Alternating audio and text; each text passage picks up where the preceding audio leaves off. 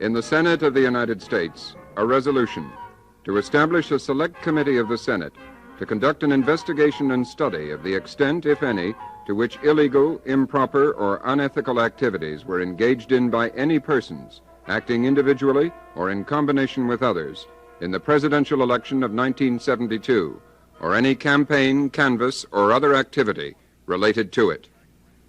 From Washington, NPAC brings you gavel-to-gavel videotape coverage of today's hearings by the Senate Select Committee on Presidential Campaign Activities. Here is NPAC senior correspondent Robert McNeil. Good evening from Washington. In a few moments, we're going to bring you the entire proceedings in the first day of the Senate Watergate hearings. Hearings to bear the truth about the wide range of illegal, unethical, or improper activities, established or still merely alleged, surrounding the re-election of President Nixon last year. As the hearings progress, we shall see cross-examination of men who were once among the most powerful in the land, as the Select Committee tries to answer the ultimate question: how high do the scandals reach, and was President Nixon himself involved? Senator Sam Ervin, the chairman, has promised startling revelations, but the hearings open today in an atmosphere of calm deliberation to lay the groundwork for the big witnesses to come. There was some humor, but a tension in the packed hearing room that reflected a general awareness of the gravity of the political and constitutional issues involved. These hearings came about because Senator Ervin and his colleagues in the United States Senate decided in February that Watergate and all that goes with it was not being cleanly and vigorously investigated. There had been no major resignations from the White House back then, no revelations from James McCord, no new witnesses before the grand jury in Washington, no exposure of the improper conduct involving Pentagon Papers figure Daniel Ellsberg, no indictments of 2 former cabinet members, among other sensational developments. So a lot more is known now than when the committee came into being, but the committee's basic job remains the same. And as Senator Ervin said at a press conference last week, the legislative branch has a big stake in how it works. It's a matter, he said, of renewing confidence. I hope that's one of the byproducts of the investigation, that in addition to determining whether there's a need for new laws in this field, I hope that the committee will act in such a way that in conducting this investigation, do it so fairly and so fully that people will have some faith in at least one branch of the government restored. And the hearings unrolled today as Senator Ervin wished them to, a calm, chronological account, identifying the people and their relationships, carefully courteous to the witnesses, and very attentive to their constitutional rights. The Republican Vice Chairman, Senator Howard Baker of Tennessee, has been working in close harmony with Ervin, despite the extreme delicacy of their relationship, each representing a different party. Ervin, the 76-year-old Democrat who claims no higher political ambitions. Baker, the young and admittedly ambitious Republican, often mentioned as a presidential possibility. The party issue was on Baker's mind when I talked to him 2 days ago. Only one way that my party, the Republican Party, could be mortally wounded with certainty, and that would be for the public to think that we Republicans don't have the courage, the stamina, and the determination to clean our own house. So it not only is not embarrassing, it's an absolute requirement that we pursue every fact wherever it leads us, and that every face which may emerge from that mosaic of fact emerge, and that we do it with enthusiasm, but that we do it even-handedly, and that we have a fair and impartial exposition of the facts, but that we establish absolute credibility as Republicans that we are going to take care of this situation ourselves. But Ervin and Baker aren't the only senators in on this big act. There are 5 others on the 7-man committee, and as you will see, they are also taking an active part in the questioning. But this is to be expected. It's a major historical event. It's on national television, and all of them are lawyers. Taking them one at a time and in the order of their seniority, they're Herman Talmadge. He's 59 years old, a Democrat, member of one of Georgia's most powerful political families. Herman Talmadge served as governor of Georgia for 9 years, and he's up for re-election next year. As is Edward J. Gurney, also 59 and a Republican, the first of his party to represent Florida in the Senate since Reconstruction. He's a Harvard Law School graduate, a small city mayor, and a man who has avidly supported President Nixon in the past. Daniel Inouye, a 48-year-old Democrat from Hawaii, was a public prosecutor in Honolulu. He was wounded in World War II. He's up for re-election in 1974. Lowell Weicker, a Republican from Connecticut, 42 years old, wealthy heir to the Squibb drug fortune, was elected in 1970 with 42% of the vote in a three-candidate race. Joseph Montoya, 57-year-old New Mexico Democrat, was first elected to the New Mexico State Legislature when he was 21, was lieutenant governor of his state, and a congressman before going to the Senate. The lineup, thus, is 4 Democrats and 3 Republicans. Each was selected to serve on the committee by their respective party leaders in the Senate. The other main actors are Samuel Dash, the chief counsel, 48 years old, a professor of law, a former Philadelphia district attorney, and a trial lawyer for the Justice Department. The counsel for the minority Republicans is Fred Thompson, 30 years old, a Nashville, Tennessee lawyer, former federal prosecutor, and he was Senator Baker's campaign manager last year. Here are some of the things that seem to us significant in today's testimony and which you might like to look for yourselves. Evidence of the close relationship between the White House and the Committee to Re-elect the President. Testimony about the power of H.R. Haldeman in the White House. Accounts of the shredding of documents after Watergate. The removal of sensitive files from the Re-election Committee office. And the apparent very early involvement of the FBI and federal prosecutors in the hours after the Watergate burglary. Now for a lineup if you want to plan your viewing tonight. The senators began with their opinions about what is to be learned and how they would go about learning it. Senator Ervin spoke of healing wounds, and Senator Baker warned about passing judgment. The first witness, Robert Odle, then explained how the committee to re-elect the president was organized, with John Mitchell making the decisions. Under questioning, Odle denied destroying files, but showed Gordon Liddy how to run a paper shredder. It was Odle who hired James McCord, and he tried to reconstruct a conversation with McCord's wife the day of the break-in. Then Odle described a telephone call to his superior, Jeb Magruder, following the arrests. Following that call, he and Robert Reasoner took home some of Magruder's secret files. Odle said he helped set up and finance a rally to support the president on his mining of Haiphong Harbor. He was followed on the stand by Bruce Kehrli, a presidential assistant who explained how the White House staff was organized. Kehrli also told the senators which men reported to Mr. Haldeman and to Mr. Ehrlichman and had contact with the re-election committee. And finally, Police Sergeant Paul Leeper described how he and John Barrett found the 5 burglars inside the Democratic National Headquarters at Watergate. The historic caucus room, 72 feet long, floors and walls of marble, was jammed today with cameras, newsmen, 200 seated spectators, and more standing. This room has been the scene of most of the important Senate hearings of the past. And at 10:02 this morning, Senator Ervin gabbled open hearings that may well become just as historic. I think, Sam, you got copies of the resolution. Thanks for putting in the record. What? You got copies of the resolution. We didn't write that. The committee will come to order.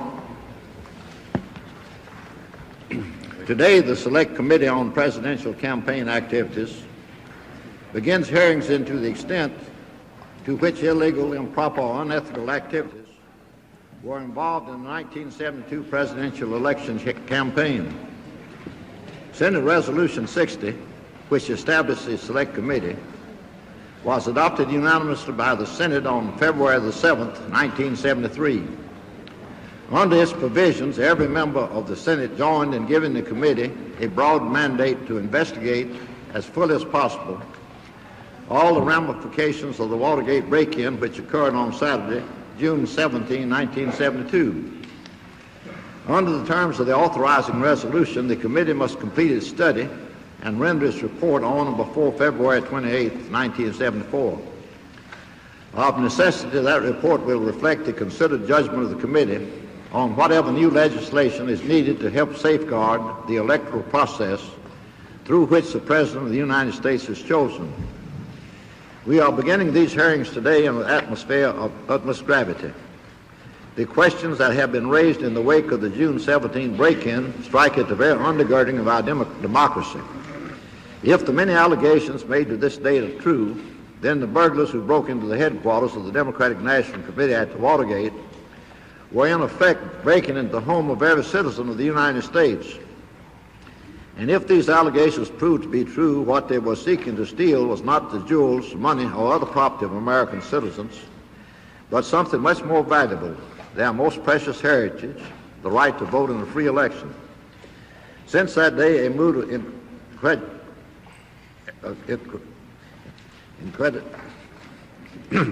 incredulity has prevailed among our populace, and it is the constitutional duty of this committee to act expeditiously, to allay the fears being expressed by the citizenry, and to establish the factual basis upon which these fears have been founded. The first phase of the committee's investigation will probe the planning and execution of the wiretapping and break-in of the Democratic National Committee's headquarters at the Watergate complex and the alleged cover-up that followed. Subsequent phases will focus on allegations of campaign espionage and subversion and allegations of extensive violations of campaign financing laws.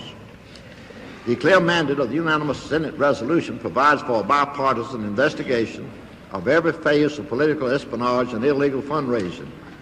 Thus, it is clear that we have the full responsibility to recommend any remedial legislation necessary. In pursuing this task, it is clear that the committee will be dealing with the workings of the democratic process under which we operate. In a nation that still is the last best hope of mankind, in his eternal struggle to govern himself decently and effectively, we will be concerned with the integrity of a governmental system designed by men who understood the lessons of the past and who accordingly established a framework of separated governmental powers in order to prevent any one branch of the government from becoming dominant over the others. The Founding Fathers, having participated in the struggle against arbitrary power, comprehended some eternal truths respecting men and government. They knew that those who are entrusted with power are susceptible to the disease of tyrants, which George Washington rightly described as love of power and proneness to abuse it. For that reason, they realized that the power of public officers should be defined by laws which they, as well as the people, are obligated to obey. A truth enunciated by Daniel Webster when he said that whatever government is not a government of laws is a despotism, let it be called what it may. To the end of ensuring a society governed by laws, these men embodied in our Constitution the enduring principles in which they so firmly believed, establishing a legislature to make all laws, an executive to carry them out, and a judicial system to interpret them. Recently, we have been faced with massive challenges to the historical framework created in 1787, with the most recent affairs having been focused upon assertions by the administration of both parties of executive power over the Congress, for example, in the empowerment of appropriated funds and the abuse of executive privileges. These challenges, however, can and are being dealt with by the workings of the system itself. That is, through the enactment of powerful statutes by the Congress and the rendering of decisions by the courts upholding the lawmaking power of the Congress. In dealing with the challenges posed by the multitudinous allegations arising out of the Watergate affair, however, the Select Committee has a task much more difficult and complex than dealing with intrusions of one branch of the government upon the powers of the others. It must probe into assertions that the very system itself has been subverted and its foundations shaken. To safeguard the structural scheme of our governmental system, the Founding Fathers provided for an electoral process by which the elected officials of this nation should be chosen. The Constitution, later adopted amendments, and more specifically, statutory law, provide that the electoral processes shall be conducted by the people outside the confines of the formal branches of the government and through a political process that must operate under the strictures of law and ethical guidelines, but independent of the overwhelming power of the government itself. Only then can we be sure that each election truly reflects the will of the people and that the electoral process cannot be made to serve as a mere handmaiden of a particular administration and power. If the allegations that have been made in the wake of the Watergate affair are substantiated, There has been a very serious subversion of the integrity of the electoral process, and the committee will be obliged to consider the matter in which such a subversion affects the continued existence of this nation as a representative democracy, and how, if we are to survive, such subversions may be prevented in the future. It has been asserted that the 1972 campaign was influenced by a wide variety of illegal or unethical activities, including the widespread wiretapping of the telephones, political headquarters, and even the residences of candidates and their campaign staffs, and of members of the press by the publication of forged documents designed to defame certain candidates or enhance others through fraudulent means. The infiltration and disruption of opponents' political organizations and gatherings. The raising and handling of campaign contributions through means designed to circumvent, either in letter or in spirit, the provisions of campaign disclosure acts, and even the acceptance of campaign contributions based upon promises of illegal interference in government processes on behalf of the contributors. Finally, and perhaps most disturbingly, it has been alleged that, following the Watergate break-in, there has been a massive attempt to cover up all the improper activities, extending even so far as to pay off potential witnesses, and in particular, the 7 defendants in the Watergate trial in exchange for their promise to remain silent. Activities which, if true, represent interference in the integrity of the prosecutorial and judicial processes of this nation. Moreover, there has been evidence of the use of governmental instrumentalities in efforts to exercise political surveillance over candidates in the 1972 campaign.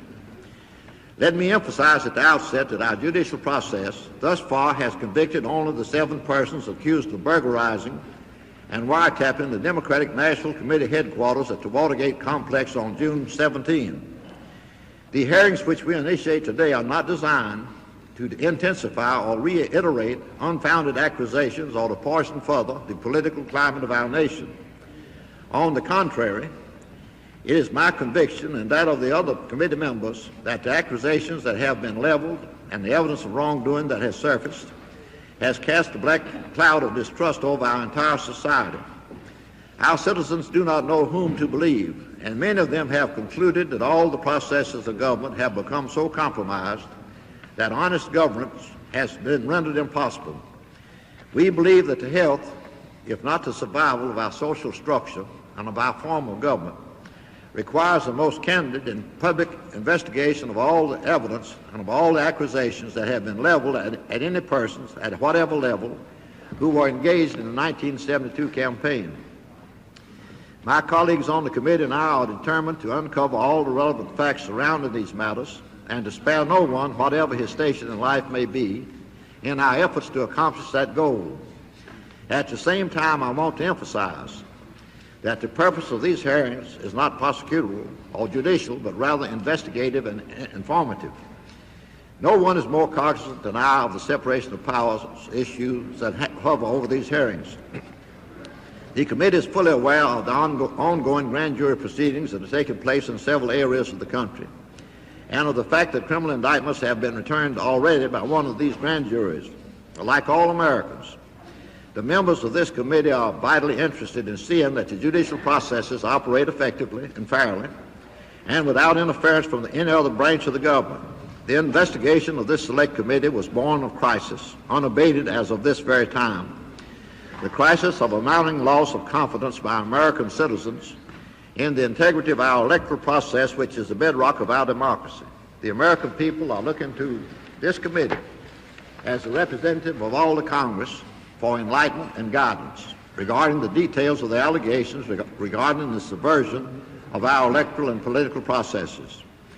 As the elected representatives of the people, we would be derelict in our duty to them if we failed to pursue our mission expeditiously, fully, and with the utmost fairness.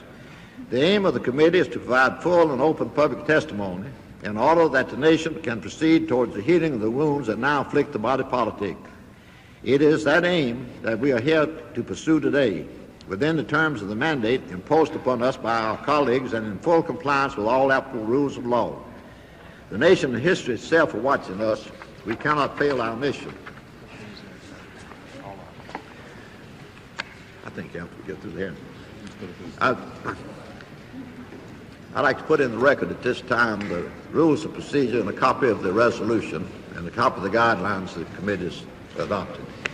And also I'd like to recognize this time the other senators so they may present their statements. And first I recognize the vice chairman of the committee, Senator Howard Baker, who has been most alert and most cooperative in the work of the committee. Mr. Chairman, thank you very much. I believe there is no need for me to further emphasize the gravity of the matters that we begin to explore publicly here this morning. Suffice it to say that there are most serious charges and allegations made against individuals and against institutions. The very integrity of our political process itself has been called into question. Commensurate with the gravity of the subject matter under review and the responsibility of this committee and the witnesses who come before it, we have a great burden to discharge and carry. This committee is not a court, nor is it a jury. We do not sit to pass judgment on the guilt or innocence of anyone. The greatest service that this committee can perform for the Senate, for the Congress, and for the people of this nation is to achieve a full discovery of all of the facts that bear on the subject of this inquiry. This committee was created by the Senate to do exactly that. To find as many of the facts, the circumstances, and the relationships as we can. To assemble those facts into a coherent and intelligible presentation and to make recommendations to the Congress for any changes in statute law or the basic charter document of the United States that may seem indicated. But this committee can serve another quite important function that neither a grand jury investigation nor a judicial proceeding is equipped to serve, and that is to develop the facts in full view of all of the people of America. Although juries will eventually determine the guilt or the innocence of persons who have been and may be indicted for specific violations of the law, it is the American people who must be the final judge of Watergate. It is the American people who must decide, based on the evidence spread before them, what Watergate means and how we all should conduct our public business in the future. When the resolution which created this committee was being debated on the floor of the Senate in February of this year, I and other Republican senators expressed concern that the inquiry might become a partisan effort by one party to exploit the temporary vulnerability of another. Other congressional inquiries in the past had been conducted by committees made up of equal numbers of members from each party. I offered an amendment to the resolution which would have given the Republican members equal representation on this committee, and that amendment did not pass. But any doubts that I might have had about the fairness and impartiality of this investigation have been swept away during the last few weeks. Virtually every action taken by this committee, its members and staff, since its inception have been taken with complete unanimity of purpose and procedure. The integrity and fairness of each member of this committee and of its fine professional staff have been made manifest to me, and I know they will be made manifest to the American people during the course of these proceedings. This is not in any way a partisan undertaking, but rather it is a bipartisan search for the unvarnished truth. I would like to close, Mr. Chairman, with a few thoughts on the political process itself in this country. There's been a great deal of discussion in the nation in recent weeks about the impact that Watergate might have on the President, the office of the presidency, the Congress, on our ability to carry on relations with other countries, and so on. The constitutional institutions of this republic are so strong and are so resilient that I have never doubted for a moment their ability to function without interruption. On the contrary, it seems clear to me the very fact that we are now involved in the public process of cleaning our own house before the eyes of the world is a mark of the greatest political strength. I do not believe that any other political system could endure the thoroughness and the ferocity of the various inquiries now underway within the branches of government and in our courageous, tenacious, free press. No mention is made in our Constitution of political parties. But the two-party system, in my judgment, is an integral and an important part of our form of government, and as important as the three formal branches of the central government themselves. Millions of Americans participated actively on one level or another and with great enthusiasm in the presidential and other elections in 1972. Their involvement in the political process across the land is essential to participatory democracy.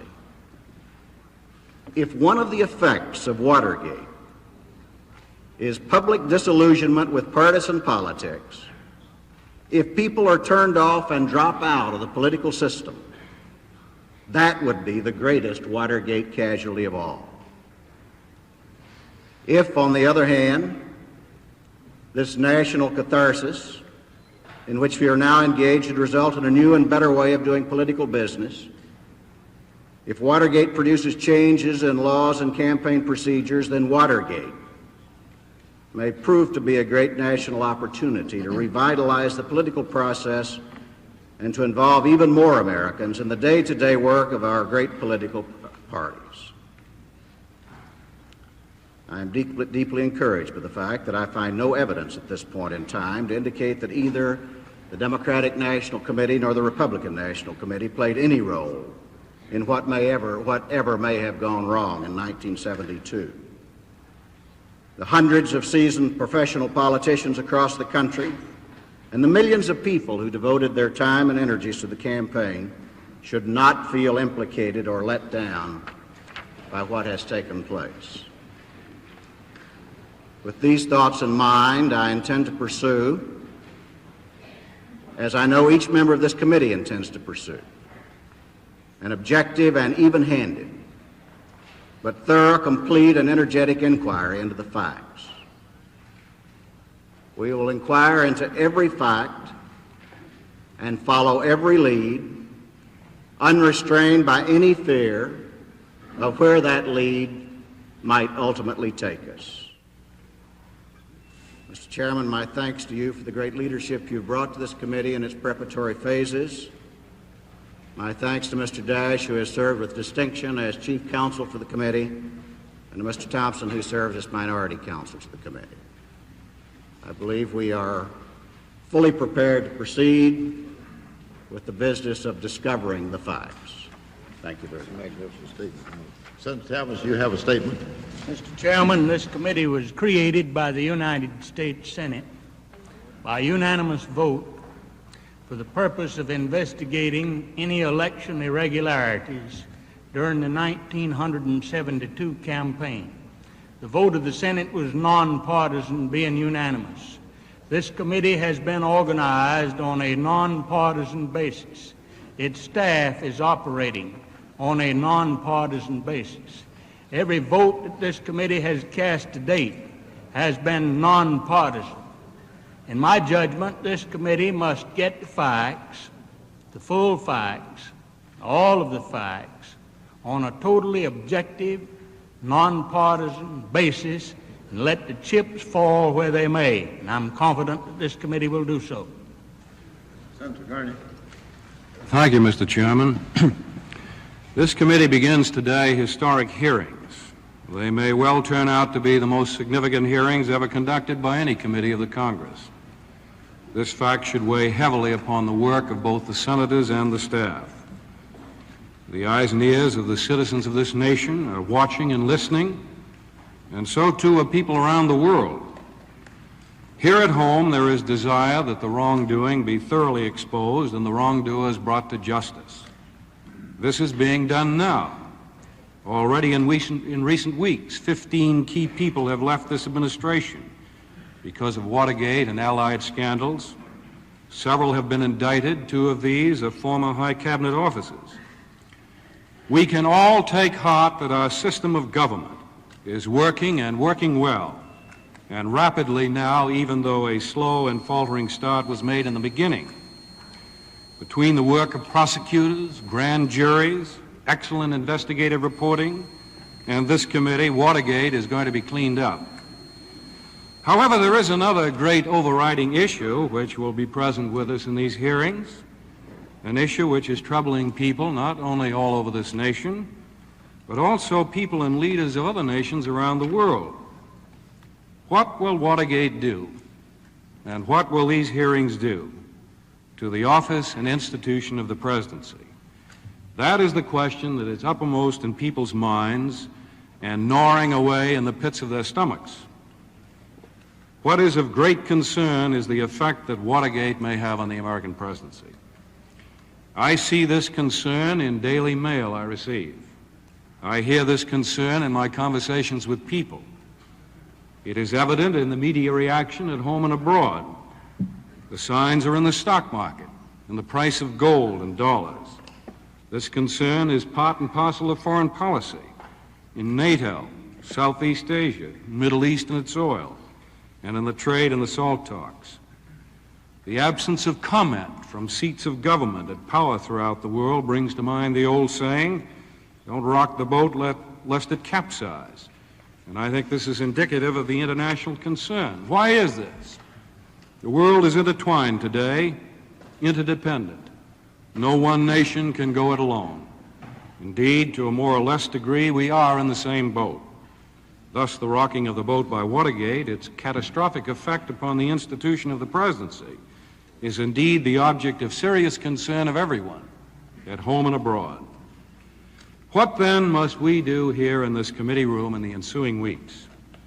Someone once said, and I quote, "The present is great with the future," close quote, and so it will be in these hearings.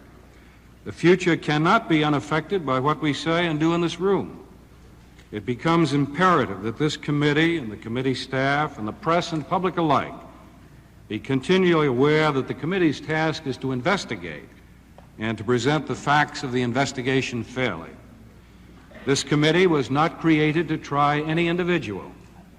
It was not created to pass judgment on any individual. Our purpose is to seek the truth, and our methods and motives must never be suspect, or we will fail in our task. A sense of history certainly rides with these hearings, and this thought should guide our work to the end that it be thorough, yes, completely thorough, but always careful, deliberate, responsible, statesmanlike to the end that the system of government and justice of a free and a democrat society, these United States, will work its will in a fair, impartial, and objective manner. By doing that, the committee hopefully can make its greatest contribution, and that is, regardless of the consequences, to reaffirm, to reassure, to reestablish the faith of the people in their government and its leaders.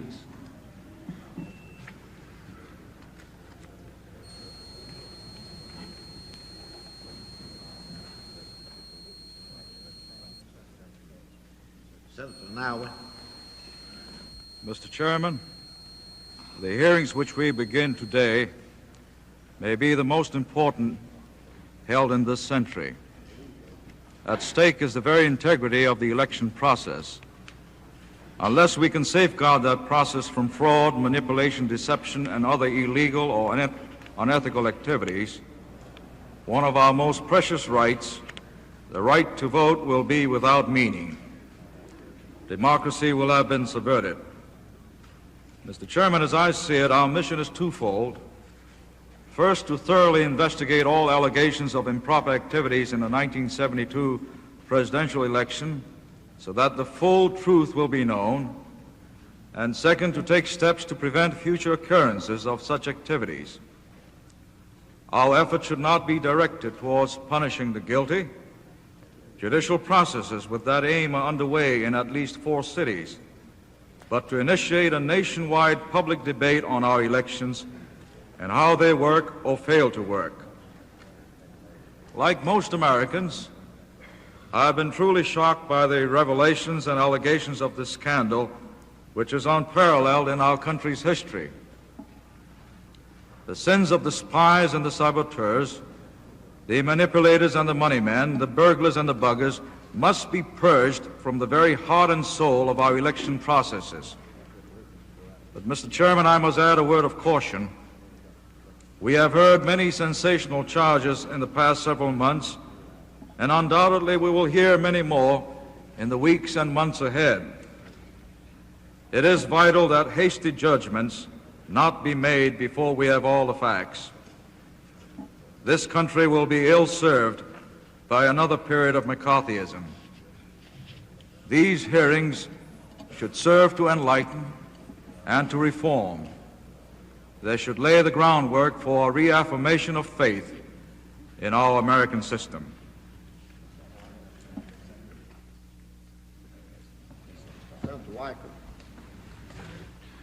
Mr. Chairman and members of the committee, the gut question before this committee is not one of individual guilt or innocence. The gut question for committee and country alike is and was, how much truth do we want? A few men gambled that Americans wanted the quiet of efficiency rather than the turbulence of truth. And they were stopped a yard short of the goal by another few who believed in America as advertised. So the story to come has its significance, not in the acts of men breaking, entering, and bugging the Watergate, but in the acts of men who almost stole America.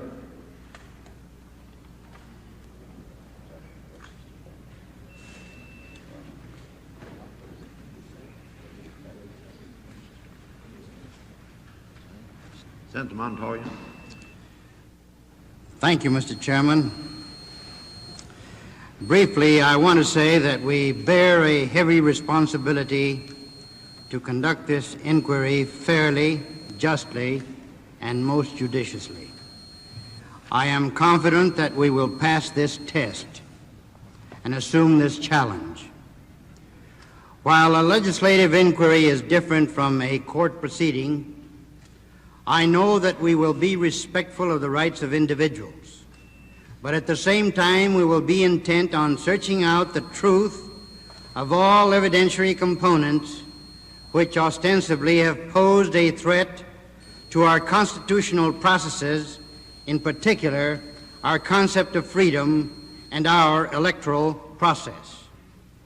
With these facts, we hope to alert the conscience and the vigilance of our citizenry and restore their faith in our electoral process. We hope that this concern of all Americans will hover over all of us as a mandate for legislation and other remedies to ensure against any future sinister invasions of the sanctity of our democratic institutions.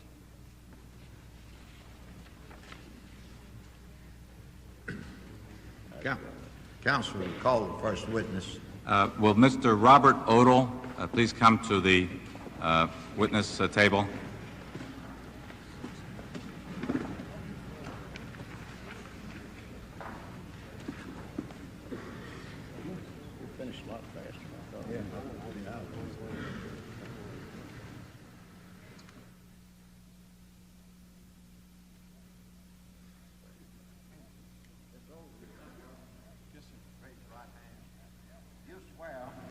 That the evidence you shall give to the Senate Select Committee on presidential campaign activities shall be the truth, the whole truth, and nothing but the truth, so help you God. I do, so help me God.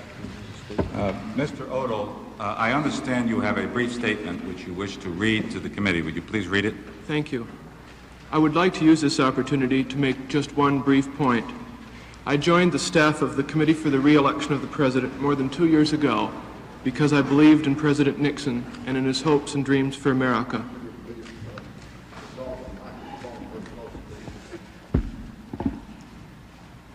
I still do. During my association with the committee, I came into contact with more than 400 members of its national staff, salaried and volunteer. It now appears tragically that some of those people have acted unethically and illegally. Indeed, 2 former members of the staff have been convicted of crimes, and if others are guilty, I hope that they will be exposed and prosecuted. These hearings will help in that purpose. The point I want to make is this, that when we discuss the committee, we should remember that in addition to those who did wrong and who did act unethically, there were 1 million volunteers across the nation and 400 people at national headquarters who did nothing unethical or illegal. They joined in the campaign because they believed in the president, a president who opened a door to China, all too long closed, a president who traveled to Russia and signed substantive agreements while there, a president who brought an end to the longest war in our history.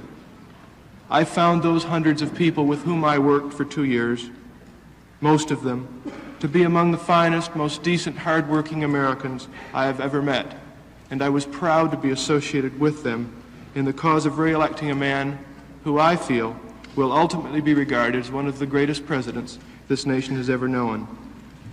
I want to associate myself with the spirit and the substance of the opening statements of the senators, which I just heard.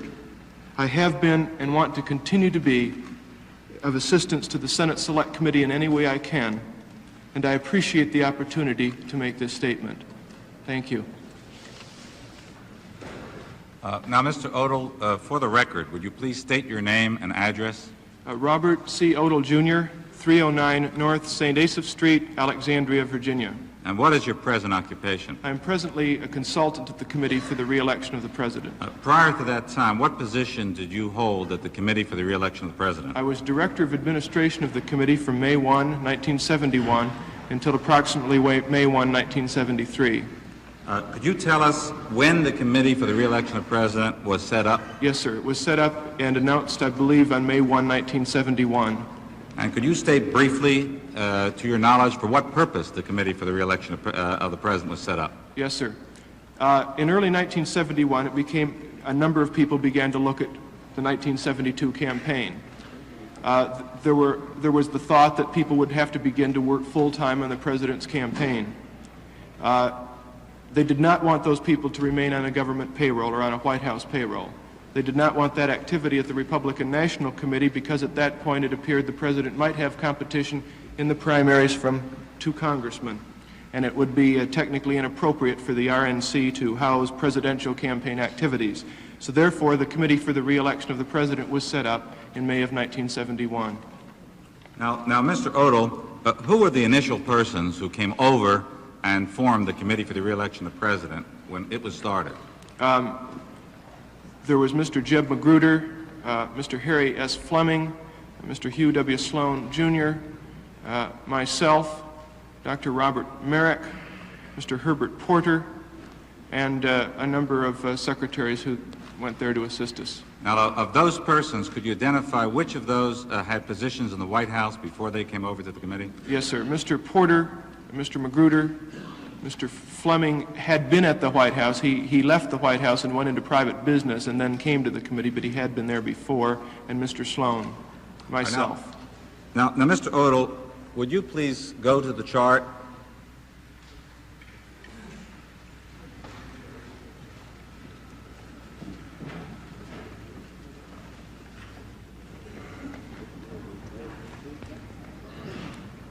Now, Mr. Odle, would you first state what that chart purports to be? Yes, this is a chart of the Committee for the Re-election of the President after in 1972, in the initial part of 1972.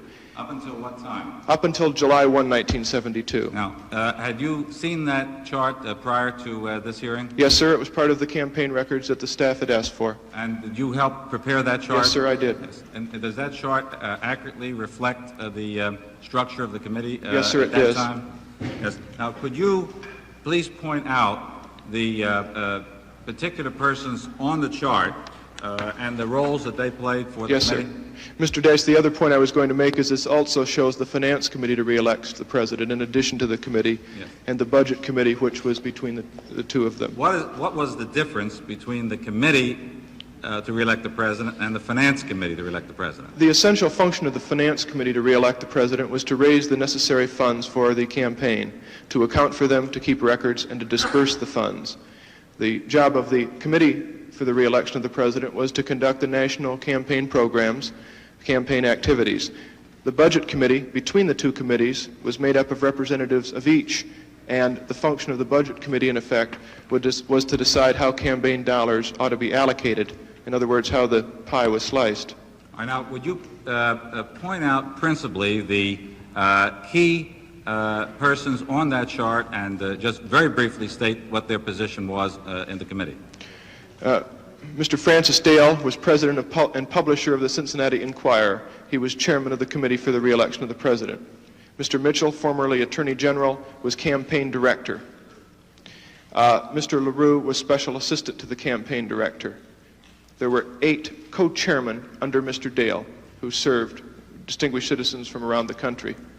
There were 3 principal divisions. The political division, 5 political coordinators.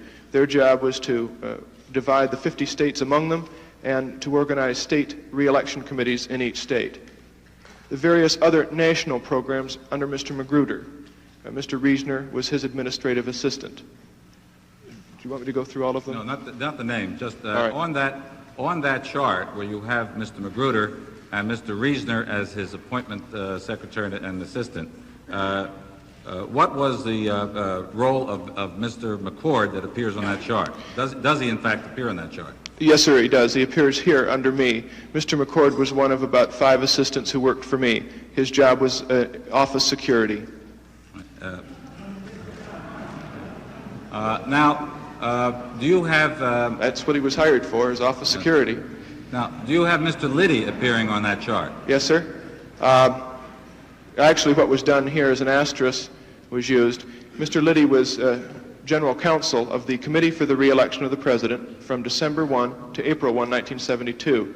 About the time that the new campaign legislation was taking effect, Mr. Liddy moved from here, to the Finance Committee, where he became general counsel of that.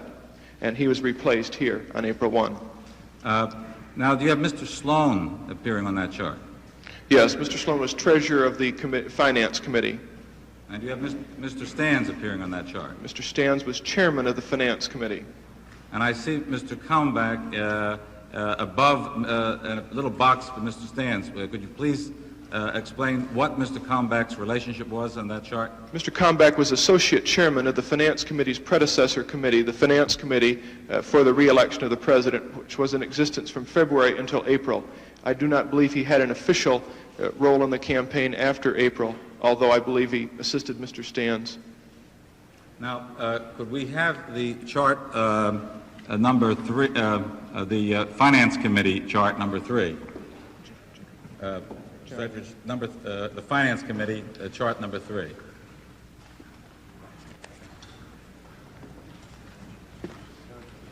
Next one.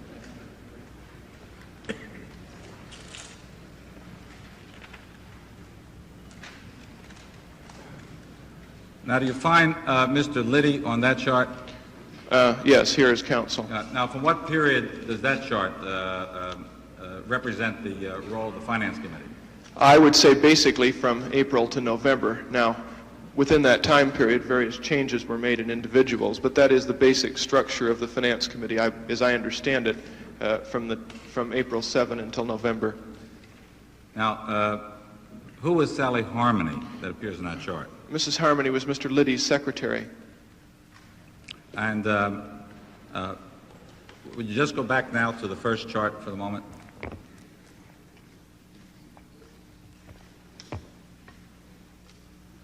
Does Mr. LaRue appear on that chart? Yes, Mr. LaRue was right here, special assistant to the campaign director. And does Mr. Mardian appear on that chart? At that time, Mr. Mardian was a political coordinator, one of the 5 in the political division. Does Mr. Malik appear on that chart? No, Mr. Malik was not a full-time member of the staff at that point. All right. Now, do you, of your own knowledge or opinion, and if it's of your opinion, would you express how you have that opinion, know on the original shift from White House to the committee, how Mr. Magruder came over to the committee? You know who appointed the various persons who came over to the committee for the re-election of the president? My understanding at that point in time was that Mr. Haldeman and Mr. Mitchell had asked Mr. Magruder to assume that position. Who appointed Mr. Sloan, to your knowledge? I believe at that point Mr. Haldeman asked Mr. Sloan to come over. I can't say, sir, that I know that he appointed him, but my best knowledge at that point was that Mr. Haldeman had asked Mr. Sloan to come to the committee. Well, is it your opinion that Mr. Mitchell and Mr. Haldeman were playing principal roles in selecting the key people for the committee? Yes. I've no further questions. We've been listening to Robert Odle, the Director of Administration for the Committee to Re-elect the President, discussing his work. In a moment, the committee will continue its probe into how decisions were made inside the campaign committee. While we take a brief pause in our videotape playback, a question to viewers. Is this type of unabridged programming the kind of programming public television ought to be doing? We'd like to hear from you about that. If you care to write to this address, NPACT, P.O. Box 300, Washington, D.C. 20024. NPACT's coverage of the hearings will continue after we take a pause for station identification. Unabridged coverage of these hearings is provided as a public service by the member stations of PBS, the Public Broadcasting Service.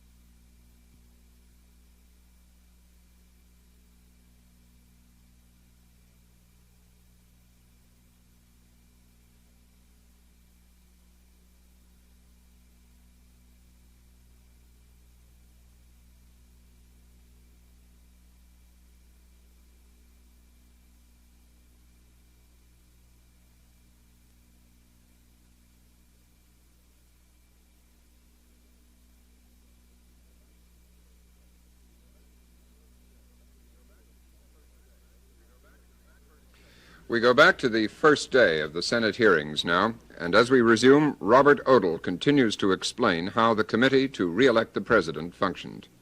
As far as I'm concerned, if you desire to do so.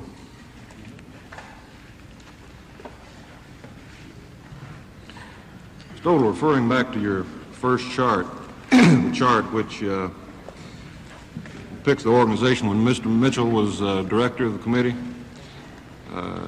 in your budget committee there, I believe you said your budget committee was comprised of members, both the finance committee and the committee to re-elect. Is that correct? Yes, sir, it is. What about Mr. Malik at that present time? Where was he employed? Mr. Malik came to the committee on a full-time basis July 1 as a deputy campaign director.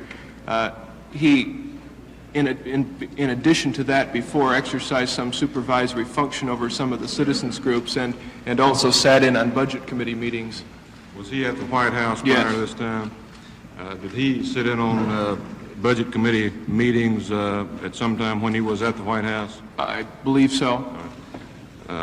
Your name is not on within this box here, but did you, in fact, Yes, attend I some did. of the Budget Committee meetings? Who presided over those meetings? I would say the campaign director and the finance chairman jointly. That would have been Mr. Mitchell up until July 1, Mr. McGregor thereafter, and the finance chairman, Mr. Stans. With regard to Mr. Stans, was his role limited to raising money, or did Mr. Stans also participate in the decisions as to how money would be allocated? Well, I think that Mr. Stans, in the budget meetings, certainly kept an eye on where the money was going. He would sometimes challenge expenditures. He would say, for example, do we really need to spend this amount of money on television advertising this next week? Yes, he was an active participant in the Budget Committee meetings. He voiced his opinion and took some participation in how the money was being spent, as well as raising the money. Yes, generally he tried to put a brake on the spending, questioning whether expenditures in the various categories were needed. Were all expenditures approved by him, or all major expenditures approved by him? Well, I would say that in the Budget Committee sessions that his agreement was necessary before we could allocate a great deal of money, say, for television advertising the following week, yes. Those kinds of major decisions.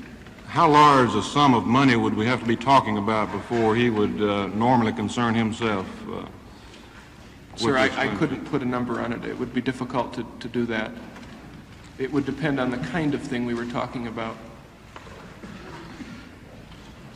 Mr. Odle, in looking at your chart when Mr. Mitchell was director and one when Mr. McGregor was director, would you say that when Mr. Mitchell was director, is it fair to assume from this organization chart that he had more, say, direct control or day-to-day control over the operations of the committee than when Mr. McGregor was director? From all the outward appearances that there were, I think that Mr. McGregor shared equally in the role as campaign director as Mr. Mitchell did. Well, you have when Mr. McGregor took over, it appears that the Citizens Division and the Political Division were then answerable to Mr. Malik, yes, the Deputy Campaign Director. That was not present Mr. Mitchell's situation, was it? No, it was not.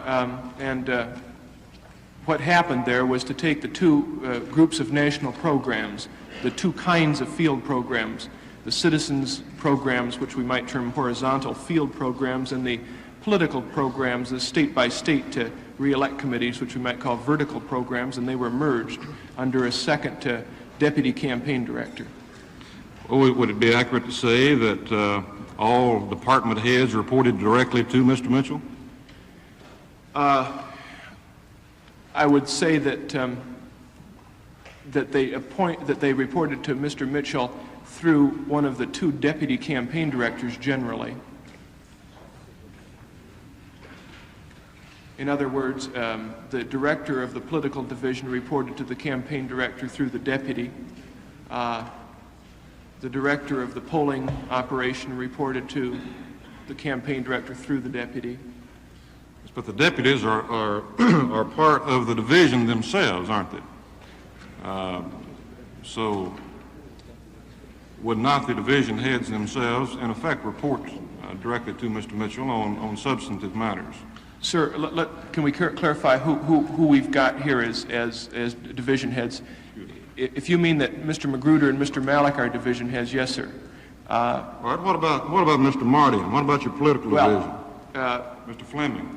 Now, which chart are we looking at right now? I'm looking at the first chart, Mr. Mitchell's all right. chart. On the first chart, yes. At that point in time, those 5 men reported to the campaign director directly. Those 5 political coordinators. That was before there was the second deputy. All right. And that situation was not present when Mr. McGregor was campaign director, as I understand. That's correct. All right. So, in effect, there was more direct control or more direct, more of a direct relationship between the division heads when Mr. Mitchell was director, according to the chart. In that sense, yes. Normally, did all decision memoranda ultimately go to Mr. Mitchell when he was campaign director? Yes. I assume that, of course, this chart does not reflect any informal relationships that might have been present between members on the committee. No, it's an organizational chart. Mr. Liddy here is under the Finance Committee. He was at the committee to re-elect, I believe, previous to what, December 10? From sometime in December until approximately April 1st, right. Correct. Do you know the reason for his transfer from the committee to re-elect to the Finance Committee? I think there were two reasons principally. The first was that the Finance Committee found itself a great deal busier in March and April because of this new federal campaign legislation. The record keeping and the work that had to be done in an administrative nature became very great. And Mr. Stans felt that a full-time counsel was needed at that point in the Finance Committee. Mr. Liddy found an office on the second floor, and he was down there working, and it was just kind of a natural thing for him to become this new counsel. In addition to that, I don't think that he and Mr. Magruder were exactly on the best of terms at that point. Was the Finance Committee physically separated from the committee to re-elect? Initially, everyone occupied one suite. Later on, the Finance Committee remained in that suite, and everybody else moved to different floors. And so, at that point in time, the Finance Committee did occupy a separate suite. I have no further questions, Mr. Chairman. Can you tell me, I think you've stated it, but I didn't quite get it all, how many men who came from the White House staff to the committee to re-elect the president? Initially, sir? Yes. Initially, in May of 1971, there would have been Mr. Magruder, Mr. Fleming, Mr. Sloan, Mr. Porter, myself, and two secretaries. And who subsequently came from the White House staff to the committee to re-elect the president? Well, sir, a number of the people that we see on those two charts did. I could point them out for you if... Suppose you go to the chart and identify the numbers the ones who subsequently came from the White House staff to the committee to re-elect the president.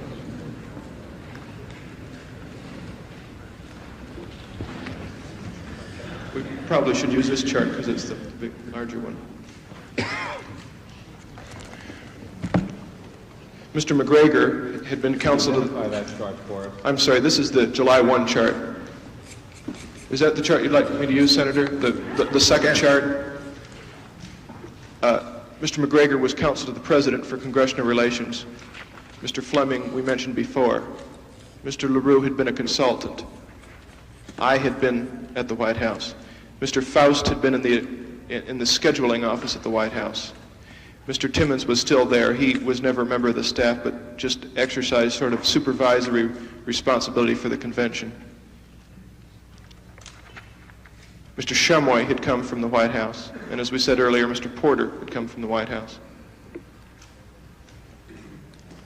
Mr. Malik had come from the White House. Mr. Chotiner had come from the White House.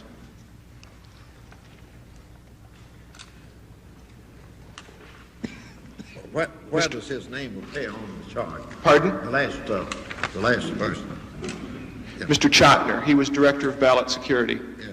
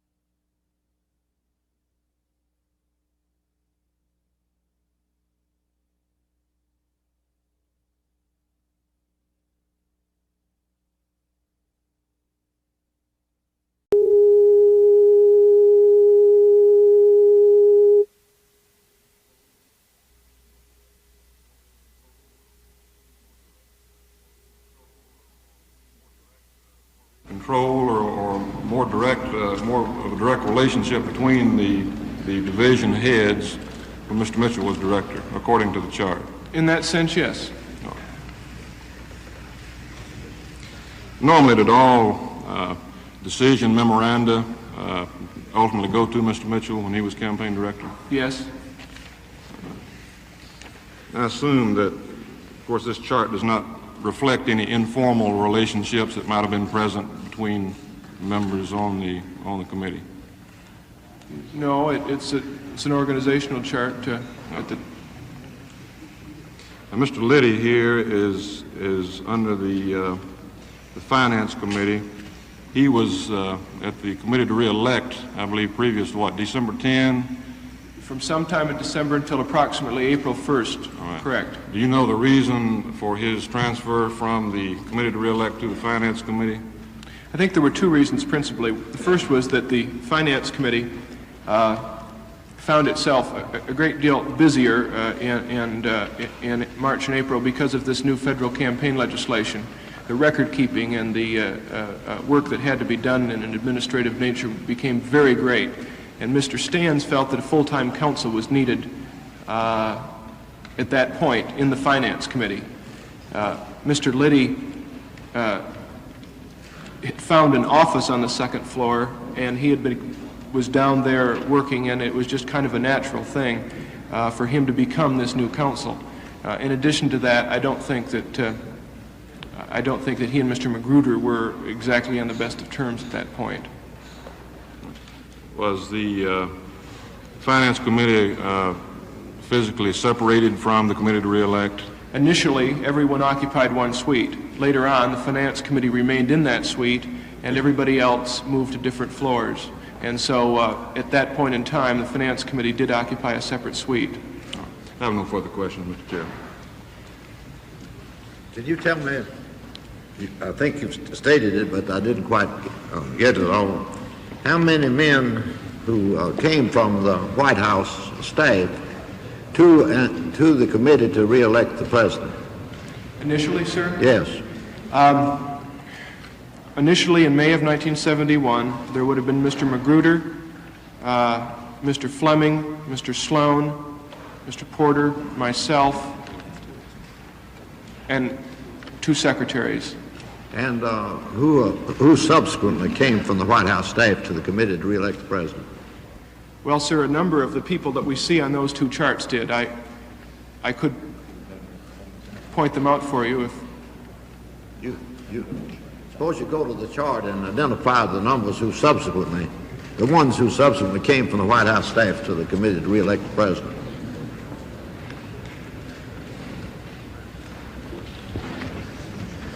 We probably should use this chart because it's the larger one. Mr. McGregor had been counsel to that chart for us. I'm sorry, this is the July 1 chart. Is that the chart you'd like me to use, Senator? The second chart?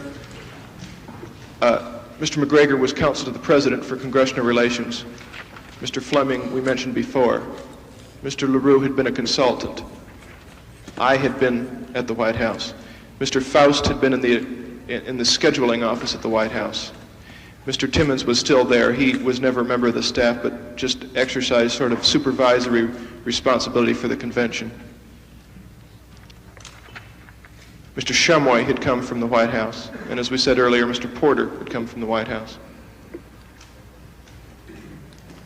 Mr. Malik had come from the White House. Mr. Chotiner had come from the White House.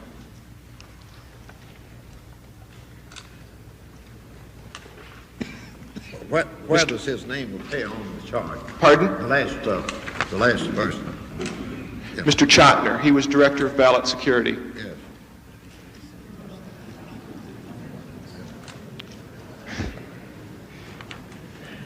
Mr. Koppinen, one of our political or regional directors, came from the White House. I believe that is all. Is it correct to say that most of the people in positions of authority, the highest authority in the committee to re-elect the president, came originally from the White House staff?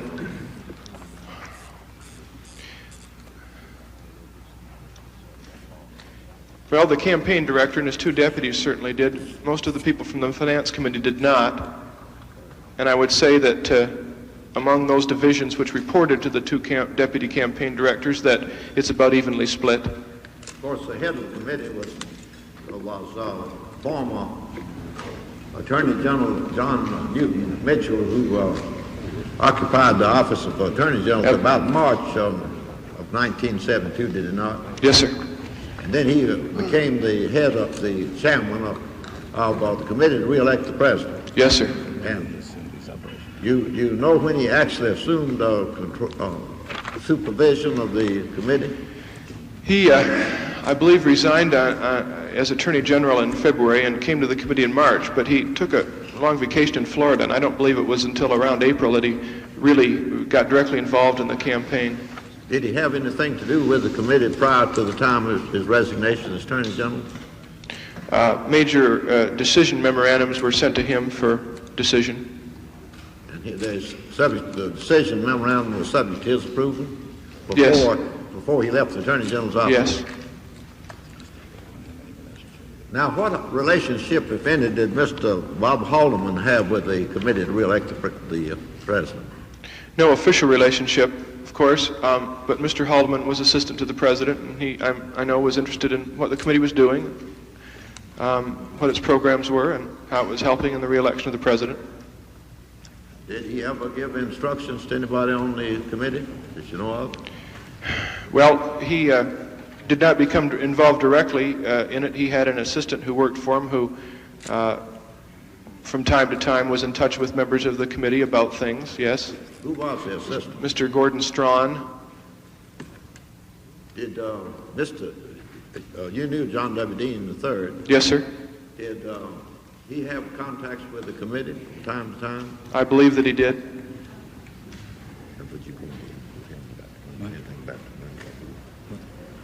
Who had authority to direct the expenditure of money on the committee to re-elect the president?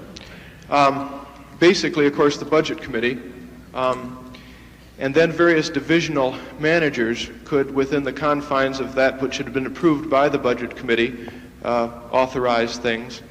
I authorized, for most of the staff members, reimbursement for travel expenses and that sort of thing. Ultimately, it would have been the deputy campaign directors, the campaign director, and the finance chairman. Now, as I understand from your testimony, Mr. Kallenbach was on the finance committee to re-elect the president prior to the formation of the committee to re-elect the president. So there were two finance committees. When Mr. Stans first came to when Mr. Stans resigned as Secretary of Commerce and came to the committee, there was a finance committee for the re-election of the president. Mr. Kallenbach was associate chairman of that committee.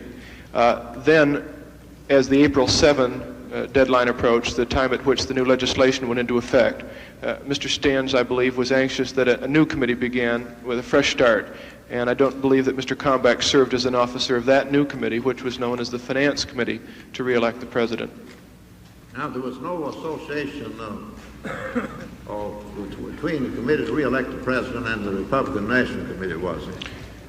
Well, technically, legally, no, in advance of the convention, but most everybody at the Republican National Committee was anxious that the president be reelected, and obviously there was a great deal of work back and forth.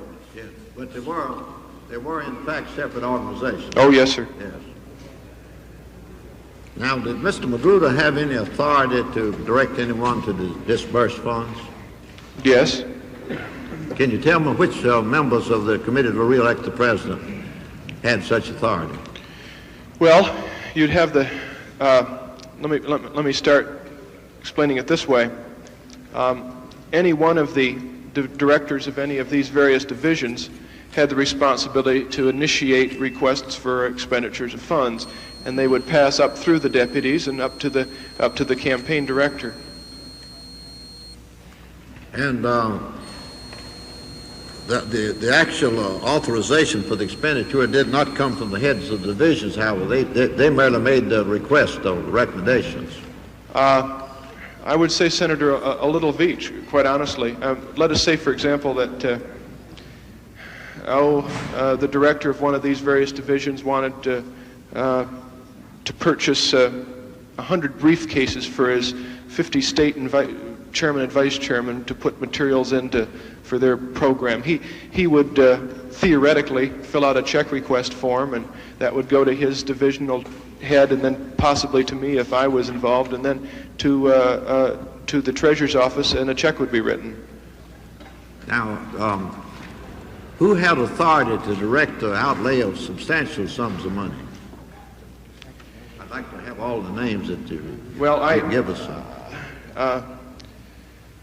I really can't answer that. I really don't know, Senator. Now, Mr. Hugh Sloan was the treasurer of the Finance Committee, wasn't he? Yes, sir. And he was the man who actually disbursed sums when the substantial sums were called for, was he not? As I understand it.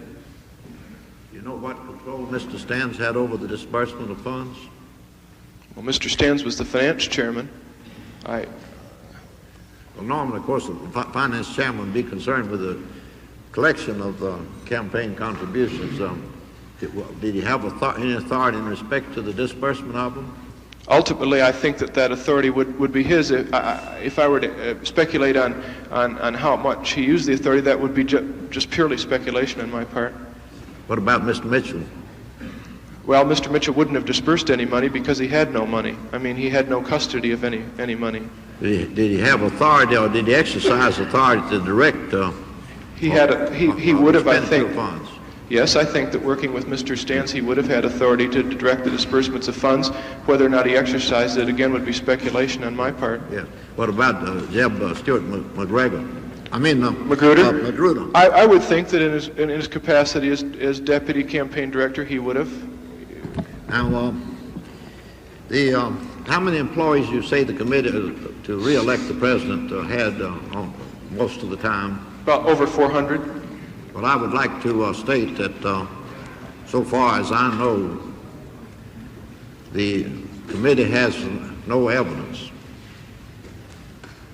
to contradict the assertion that the overwhelming majority of the men and women who worked on the committee to re-elect the president were law-abiding, conscientious citizens. And also I would like to say, as far as I know, that the statement of Senator Baker to the effect that we have no information thus far that either the Democratic National Committee or Republican National Committee had any personnel that who had allegedly committed any wrongs or any unethical acts in connection with matters the committees investigate. And I think fairness demands that statement. Senator Baker. Mr. Chairman, thank you very much. I think that counsel has done a very thorough job of inquiring of the witness the details of the organizational chart at the two relevant times in the 1972 presidential campaign. I won't burden these proceedings by trying to elaborate on them nor to extend into other areas, but there are other areas, Mr. Odle, that I'd like to talk to you about. And I understand that you are agreeable to return to this committee so that we might discuss other aspects of your knowledge and performance. Well, with that understanding then, and without implying any sinister purpose, but rather with the full understanding that you will return, there are other questions on other matters that I want to discuss with you later, but I'll forego that so that we can continue with the description of the organization of the committee. Mr. Odle, you may be seated. I have only 2 or 3 very brief questions.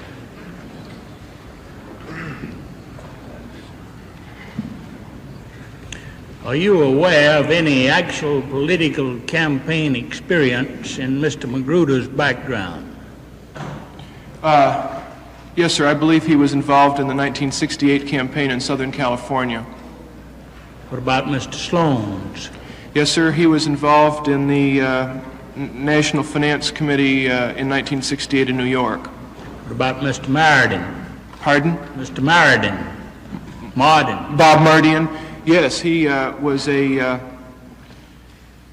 I cannot remember his exact title. He was very actively involved, I believe, in the 1968 campaign. Mr. Fleming. Yes, Mr. Fleming was too. He was one of the regional directors of the 1968 campaign. He also has been active in Virginia politics and was elected in Virginia. Mr. Porter. I don't know. I don't think so. Was that political activity of the gentleman that you mentioned there similar to the committee organization that you had in the committee to re-elect the president? Did they do similar things? Yes, were the election experiences in previous campaigns similar to what you had in the... Some of them were. In the case, for example, of Mr. Fleming and Mr. Marty, and yes. In the case of Mr. Magruder, I don't think so. Now, you testified in response to a question that there was little relationship, if any, between the committee to re-elect the president and the Republican National Committee. In view of that fact, would it be fair to say that the committee to re-elect the president was in fact a campaign instrument solely under the control of the president and his top White House staff? I would say that the committee for the re-election of the president was formed exclusively to re-elect the president, that it had that as its one concern and its one goal. To the extent there was no cooperation between the yes, sir. There was close cooperation between the two. I thought you stated in response to a previous question that there was very little cooperation. No, I meant that what I think I said and what I hope to say is that there was no technical or legal relationship between the two. In advance of the convention, it would have been improper. But I also said I think that everybody at the National Committee was doing everything they could for the president, and that in fact there were relationships between the two committees. Why was it necessary to have two committees then? Because the president was but a candidate for the nomination prior to the convention. Now, I don't think there was very much doubt that the president would triumph, but there was a distinct possibility of a challenge from Congressman McCloskey and a challenge from Congressman Ashbrook, and they're Republicans too. And it would have been improper for the Republican National Committee to be working actively as a body and officially for President Nixon, or candidate Nixon, and ignore two other Republican challengers. Was there any doubt as to his renomination? We hope not. We were working so that there would not be, but if you recall, we were faced with we were looking back at a situation, we were looking back at Senator McCarthy's challenge to President Johnson in '68 in New Hampshire and how effective that challenge was. It's been my experience that it's difficult enough to keep one campaign committee straight. When you have two in the field, it only complicates the problem. I repeat the question. You have testified there that a multiplicity of people came from the White House direct to the committee for the re-election of the president. Is it fair to say that committee was set up, organized, and directed from the White House? I would say this, that I would say that those people who were at the White House had influence over the committee. They gave it direction, they assisted it, but the campaign director, of course, was not at the White House. He came from the Justice Department. And so, you know, I don't mean to try to get around your question, Senator. I am just saying that it was not just exclusively a White House vehicle, I don't believe. There was no doubt as to where the ultimate authority lay in that committee, was there? No, sir. Thank you, Mr. Chairman. Thank you, Mr. Chairman. Mr. Odle, pursuing the line of questioning that Senator Talmadge was engaged in, do you know whether at any time the committee to re-elect ever received any instructions from Robert Dole, the chairman of the Republican National Committee? Well, Senator Dole was actively involved, of course, in the campaign, and I know he worked very closely with Mr. Mitchell and with Mr. McGregor. I don't know that Senator Dole would instruct Mr. Mitchell or Mr. Mitchell would instruct Senator Dole, sir, but they worked together. But he was not actively involved in the committee to re-elect the president? No, sir, he was chairman of the Republican National Committee. Do you know whether any Republican National Committee people were brought over to the committee to re-elect the president? Yes, sir. There were people from the National Committee working at the committee in later stages.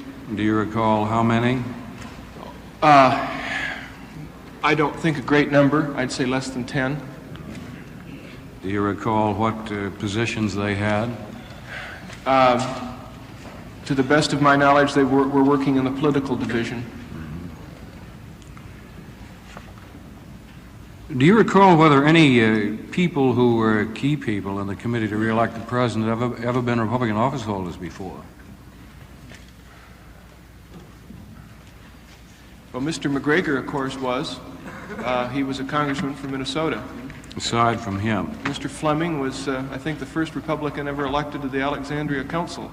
Mr. Mardian has been active in Arizona and California politics. I don't know that he's been elected. Let me look at a copy of the chart here.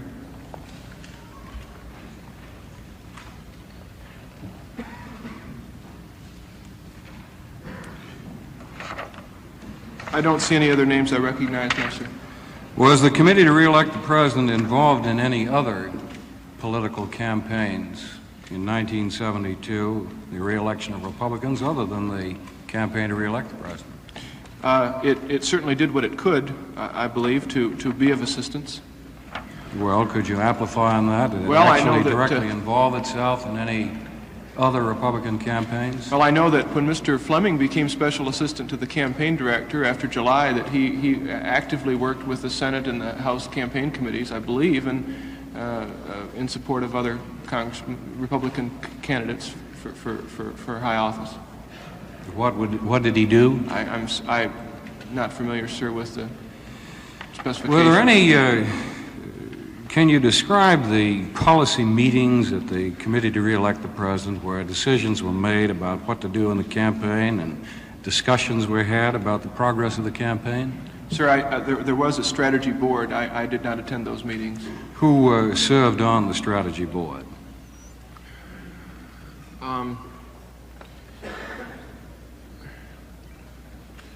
Well, there was Mr. Magruder. There was, I believe, Mr. Clifford Miller from California. I think Mr. Daly, our advertising director. I didn't go to the meetings, and I can't remember all of the people who did. Wasn't Mr. Mitchell involved in a policy meeting? I don't believe he went to those sessions. I believe those were brought to him in the forms of memoranda.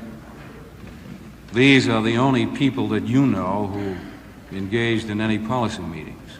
Well, those are the ones I can remember right now off the tip of my tongue who went to those. I think they were Monday evening strategy meetings.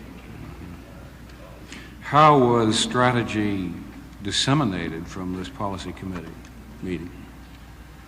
Sir, that just was not my area. I'm sorry, I really can't answer that.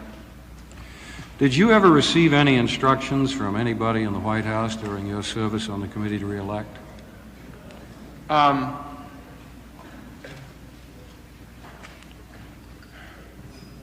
I talked from time to time with Mr. Strawn, who was the White House liaison. He made suggestions and ideas. I remember one time he said that switchboard at our committee headquarters was overloaded and overburdened, and he had a hard time getting in, and would I please hire another telephone operator? That's the only instruction I remember. There may have been others.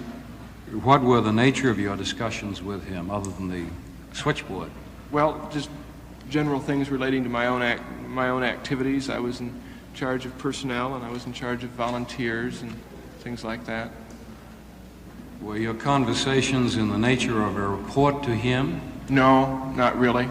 We provided on some occasions reports and copies of memorandums to Mr. Strawn so that he would know what was going on.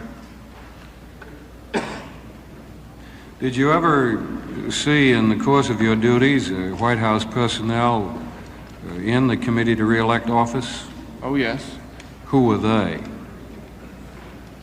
Well, various people from the White House would come over to the committee from time to time. During the committee was there for 2 years. The president came over one day and shook hands.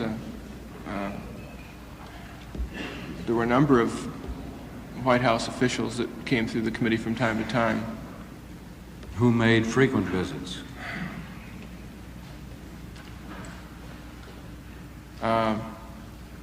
There was a convention strategy group that was looking at the convention that met at the committee. It was made Who were they? It was made up of representatives of the Republican National Committee, the committee, and a couple of people. I'm talking about the White House people. And the White House people, that's what I was going to get. Mr. Timmons came over from time to time. Anybody else in connection with the convention? Mr. Carruthers, Mr. Good. What other people came over from time to time?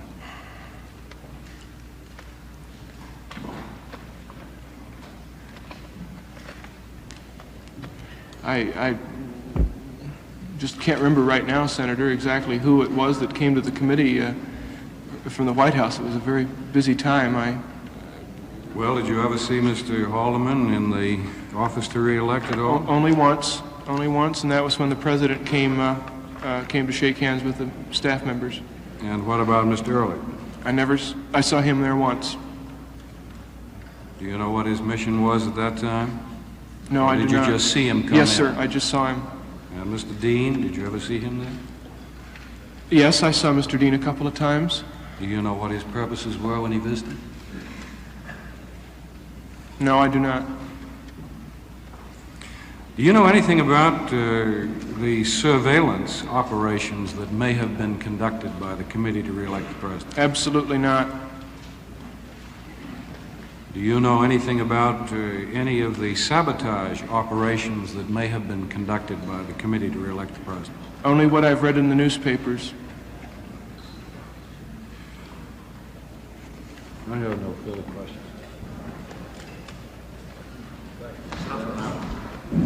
Mr. Odle, this morning's Washington Post suggests that Mr.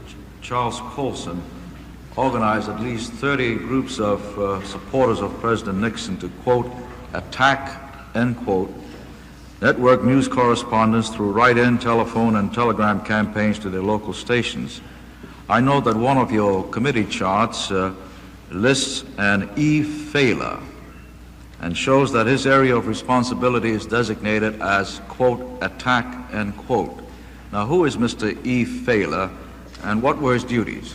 Mr. Edward Failer was basically, as the name suggests, in charge of the attack operation. The idea there was, as I understand it, and I was not close to it, the idea was to see what the opposition candidate was saying that day or that week, to get an idea of what his line was, what his pitch was that day, and then to mobilize some of the other campaign activities against that, to criticize him in effect, to say, no, you're wrong, Senator, it ought to be this way. That was the basic idea. For example, he would maybe talk to a couple of the surrogates who were members of the cabinet and others who were speaking up for the president around the country, and he would say, look, maybe we ought to use this line this week in attacking Senator McGovern. And then he might go to the press office and say, maybe we should put out a press release doing this and so.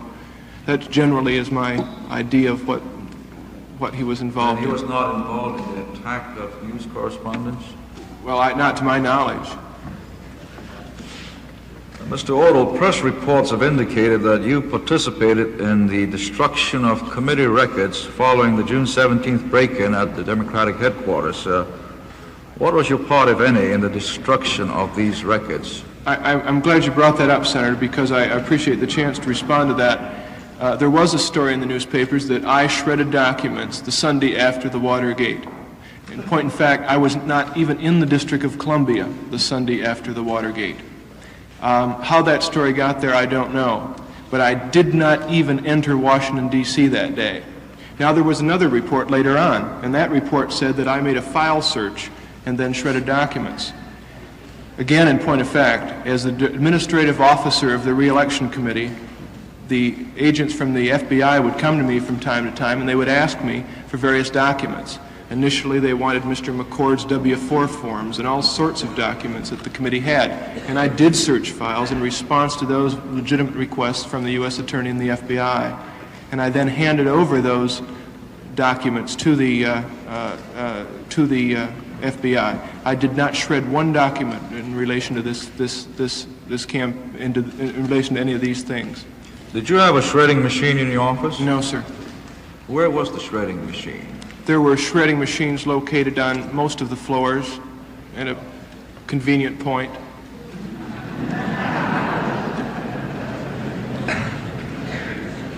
And as the administrative officer, you were not involved in any shredding? I did not shred, no, sir, I was not. I did not go around after the Watergate break-in and participate in what was termed a house cleaning. I did not do that. Mr. Alfred Baldwin has stated that he delivered copies of bugged conversations to the committee offices.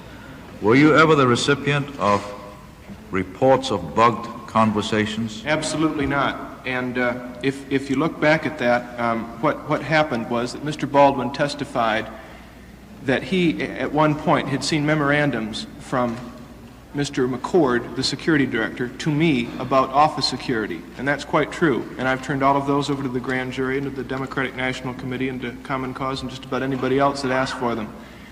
He also testified that he turned over convention memos, that Mr. Baldwin saw convention memos. But somehow that got garbled, and when it came out in the press that for some reason Mr. Baldwin had turned over logs to me and two other individuals. That is absolutely untrue, and as Mr. McCord's deposition shows, what really happened was that he wrote Mr. Liddy's name on that log and brought it to the building. Were you in any other way involved in bugging activities? Absolutely not. Is it true that you hired Mr. McCord? Yes, it is. Were you aware of his activities on June the 17th? I was not. I was not. I first heard that there was a burglary Saturday afternoon after I finished a meeting about, I don't know, mid-afternoon. And somebody came by the door and they said, "Have you heard there's been a burglary at the Democratic National Committee?" And I said to some people who were in that meeting who were not from the committee, I said, "That could never happen here because I have this guy working for me named Jim McCord."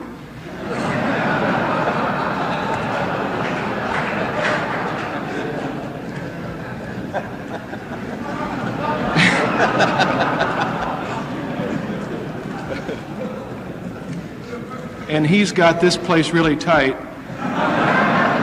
And all I can say is I'm glad McCord works for me. And then of course it became apparent what had happened, but no, sir, I did not. Then you were not aware of his associations with Mr. Liddy or? No, sir, I was not. I notice also listed is a John Caulfield. John J. Caulfield? Yes, sir. Do you know Mr. Caulfield? Yes, I do. He was the security director of the 1968 campaign. He recommended Mr. McCord. Press reports indicate that Mr. Caulfield tried to pressure Mr. McCord to remain silent on the Watergate break-in. Now, my question is, during what period was Mr. Caulfield employed by your committee?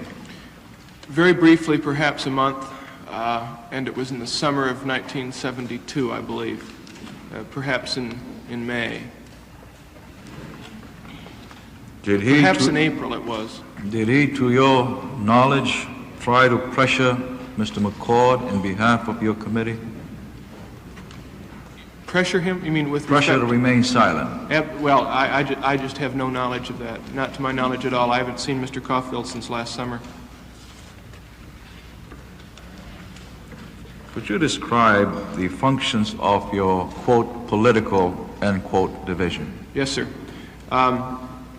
The function of the political division was to divide the states among the various political coordinators, or as they became known later, the regional directors, and to set up state re-elect committees in each state, and to monitor the success of those committees. We hear much about, quote, dirty tricks and sabotage. Where did it come in your chart, or did it come in your chart? Sir, unfortunately, the chart maker, when he made those charts, wasn't aware of those things. Were you aware of those things? No, sir, I was not. Mr. Chairman, could I request Mr. Odle to place in evidence a complete list of all the employees of the Committee to Re-elect the President and the Finance Committee, and the dates of their service and their prior employment. Could you furnish the committee that? Yes, sir, Senator. I think that the staff may have already requested it, and I think it may have been turned over, but if it hasn't, I'll be glad to do that. Well, the committee would like to have it. Thank you very much. I understand if you haven't supplied it to the committee that you will. If we haven't, we will. Yes, sir. Senator White. Thank you, Mr. Chairman. Mr. Odle, you refer to the fact that you were not in Washington, D.C. on June 18th. Is that correct? Did you participate in the emptying of Mr. Magruder's desk with Robert Reisner on June 17th? Yes, sir. Mr. Magruder asked Mr. Reisner and myself to take certain things home over the weekend. At the time, it appeared that he was concerned for the security of them. My best recollection is that I took home a file folder and he took home some other file folders. We brought them back the following Monday or Tuesday. Well, maybe, would you be good enough to describe to the committee then as to how you were alerted on June 17th, exactly what you did in responding to the alert and your activities within the offices themselves and what you did afterwards? Well, on June 17th. Yes. My greatest concern, first of all, when we found out, that McCord was involved in this thing, I was extremely concerned. I mean, here was our security director in jail because he'd gone into somebody's office in the middle of the night. My first thought was that I was suddenly in charge of the guard force. I was suddenly in charge, directly and personally in charge of all of the office security. And I remember one of the things I did that day was to call the security supervisor to make certain that we would have a guard come in that night to relieve the day guard. I was very concerned about that. I remember thinking about what we would do to replace Mr. McCord. We obviously needed somebody in that capacity.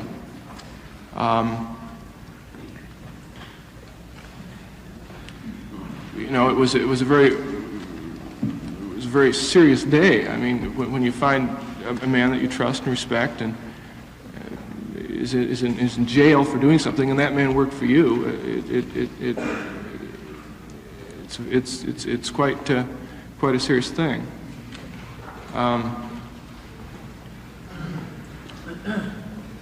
Is there some other area that you're... Well, now, first of all, who requested that you come over to the committee on June 17th? Who? Oh, I had been there, Senator. I was in a meeting that morning. It started about 9. It ended mid-afternoon. Mm-hmm. I had been there. All right. Now, who made the suggestion that Mr. Magruder's desk be empty? Well, I don't... First of all, I'm not exactly sure of the chronology of events. I don't believe that anybody made the suggestion that his desk be empty. I believe he expressed concern over the telephone from California. Who is he? He, Magruder. And at what time did he express concern? It would have been sometime late that afternoon. Mm-hmm. Can you give me, did you talk personally to Mr. Yes. Magruder? Would you please give to the committee your best recollection of that My best recollection is that he was extremely concerned that we might be subjects for similar activities, that there might be retaliation, that he was concerned for the security of the office building and the files and the papers, and he wanted certain things to be taken home over the weekend. As I remember it, Mr. Reisner took home a lot of advertising matters, I believe. Well, if we can stop there for a minute, was Mr. Reisner on the phone also? Was this? For a time he was, and for a time I was. My best recollection of it, I went out of the room for a while, I think. Well, now, did Mr. Magruder said, clean out my whole desk? No, sir, I don't believe he did, because I don't believe that was done. All right, now, then he must have specified what it was that was to be cleaned out of the desk. I believe he did. I don't believe he did that to me. I believe that he may have. I just don't remember the exact chronology of all of the things that happened that day. All I know is that the way it ended up is that I had a file and Mr. Reisner had some files, and we brought them back the next week. But did you know what was in the file? No, sir, I did not. So in other words, it was a general, not a specific order that was given to clean out the whole desk. Is that correct? I mean, how would you know that you cleaned out the right thing unless you knew what was in it? I didn't take it, sir. I believe Mr. Reisner took it and then he gave it to me. Ah, you did not clean out Magruder's desk? No, I did not. Your participation in this matter was to receive files. A file from Mr. Reisner. I believe, yes. And then what did you do with that file? I put it in my briefcase. I took some files from my own desk that I was concerned about their own safety. In fact, it was what kind of files were you concerned? Budget committee files. I see. The various minutes of these sessions that I've described earlier. I was concerned for their security, and I took them home with me over the weekend. Now, what did you do when you took this file home? Just left it at home. I put it anywhere? I think I may have put it in the closet or something. I'm not exactly certain. And the briefcase, I think I put in the closet. I beg your pardon? I think I put the briefcase in the closet. Briefcase with the file in the closet. Yeah. And then what happened to the file? Then on Monday I returned it. You returned the file? Yeah. To who? To Mr. Magruder. To Mr. Magruder himself? Yes. Best recollection, yes. Now, Mr. Odle, a few more questions. You mentioned the fact that you came into contact with Mr. Strawn from time to time. Yes, sir. Could you give me an elaboration of what from time to time means? I talked to Mr. Strawn probably 2 or 3 times a week, maybe 2 times a week. It's hard to say, sir. Mr. Strawn participate rather actively in matters over at the Committee to Re-elect the President? Yes, sir. Can you tell me why or what his specific mission was?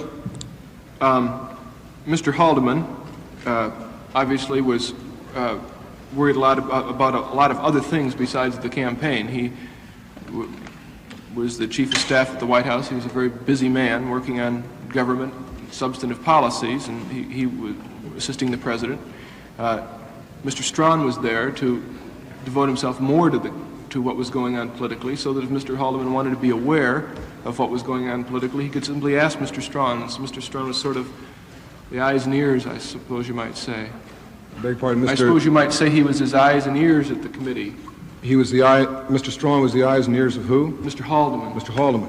He was the liaison to the committee. So that any matters that went on in the Committee to Re-elect the President, would it be fair to say that they were reported back to Mr. Haldeman by Mr. Strawn? Well, that was Mr. Strawn's role, was to try and find out all of the things that were going on at the committee and make other people and make Mr. Haldeman aware of them. Yes. Did he attend, as Mr. Strawn attend the strategy sessions? I think that he may have. Yes. I did not attend those meetings. It's hard for me to say exactly who did. All right.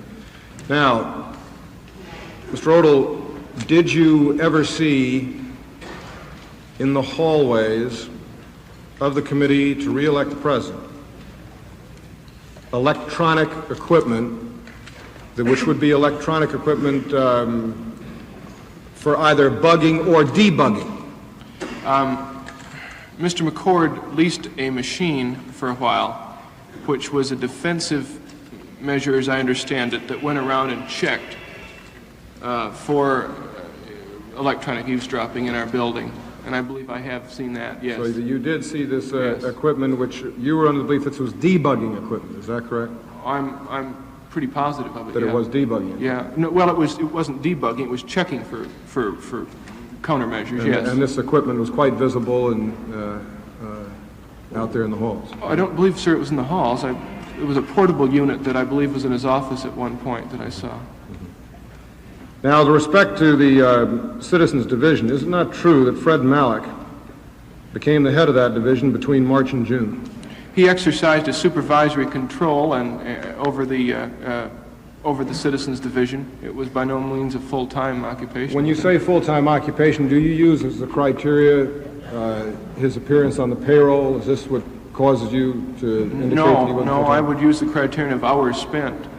and hours spent, he was in a part-time capacity.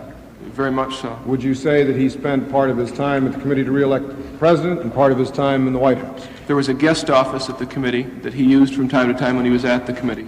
But I would say he spent up until July 1st, when he resigned from the White House and came to the committee, most of his time at the White House. Most of his time at the White House, but also time Yes, sir. at Yes, sir. the committee. Mr. Odle, were Gene Roberts and Vicki Chern secretaries to Jeb Magruder? Yes, sir. And was Sylvia Panarites a secretary for both Bob Reesner and yourself? She was a receptionist and she worked for both of us, that's correct. She did perform secretary Yes, duty she for did. both. Now, under the advertising section, is it not true that the November Group was a New York corporation operating out of the committee to re-elect the president, with Peter Daley at the head and Paul Mueller as treasurer and Glenn Saddam as secretary? Is that correct? I can testify to the first two. I didn't realize that Mr. Saddam was secretary. Now, just two more questions. In Ken Rietz's function here, which I believe is listed as youth, was Tom Bell one of his assistants? Do you know his table of organization, the people that work for him? Yes, sir. Mr. Bell was one of Mr. Reed's assistants, and he was one of the first men to join Ken's staff. Was Bob Podesta one of his Yes, assistants? sir. Were Marilyn Johnson and Connie Cudd his secretaries? Yes, sir. Did Ken Smith and Eve Auchincloss work for Reitz on the Speaker's Bureau? I'm not sure of the Speaker's Bureau. They worked for Mr. Reed's. Was George Gorton college coordinator Yes. under Reitz? He was the college director. Angela Miller in charge of the Nixonettes? Yes. And Angela Harris work on press for Reitz? She was in the press office, but she spent most of her time working on youth activities. Now, in conclusion, I've prepared a chart, Mr. Odle, which fills in some additional slots. I wonder if you might not go ahead and take a look at this chart and tell me whether it is accurate. And if it takes time to do that, Mr. Chairman, I'd be perfectly glad to go ahead and have Mr. Odle look at it and, for the record, report back to the committee.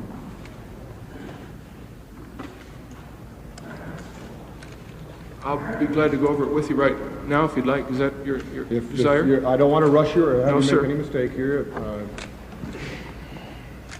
Should we start, go through it?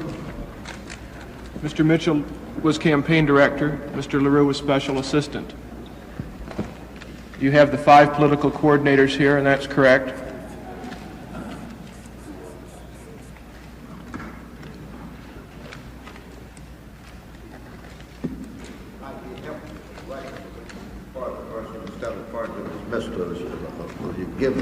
First name?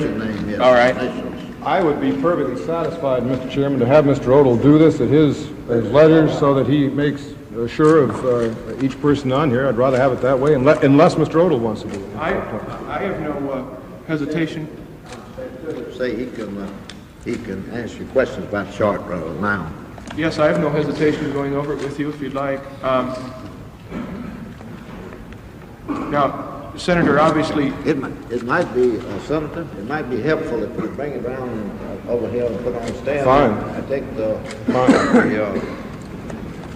ruler and point out the things as he sees it.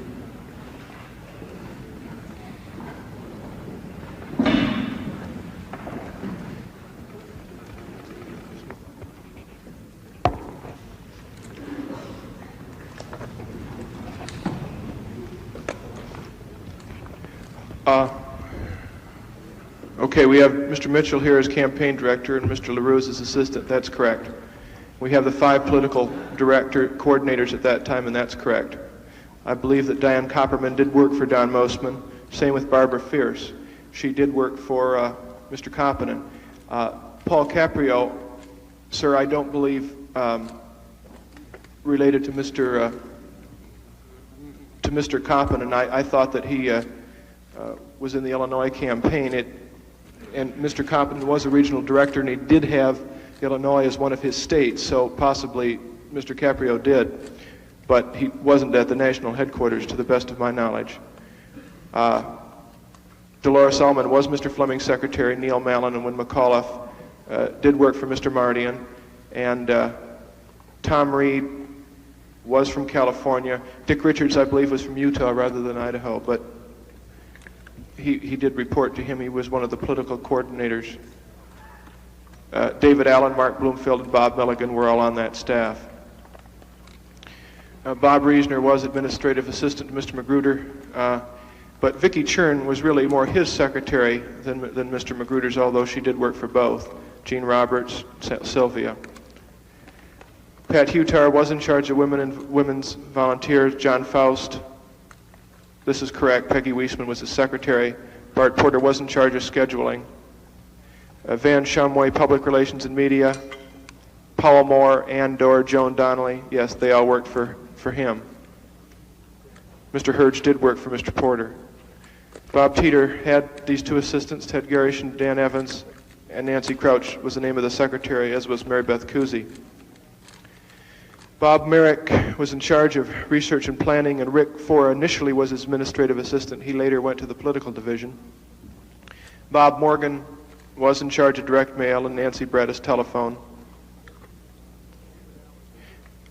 David Allen moved from here to here, but you have them both places, so that's correct. No, it may not be correct. I don't know that he did work there. I think that may be incorrect. These people all did report to Nancy Brattis. Mr. Saddam was the counsel. Pardon me, I think instead of saying these people did report, to give the names of them. Because, all right. He has to take it down. Glenn Saddam was counsel. Peter Daly was in charge of advertising. Mr. Phil Joanna and Mr. Mike Scott were two people who reported to Mr. Daly. I was in charge of administration and personnel, and these two people did report to me. Sylvia Panaritis. The reporter has to have the names. Sylvia Panaritis and James McCord.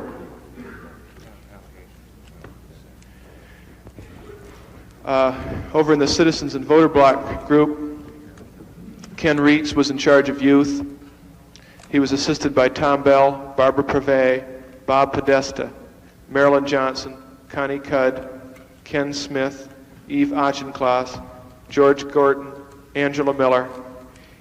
As I said before, Angela Harris technically was in the press office, but she did spend a majority of her time on youth activities. David Chu.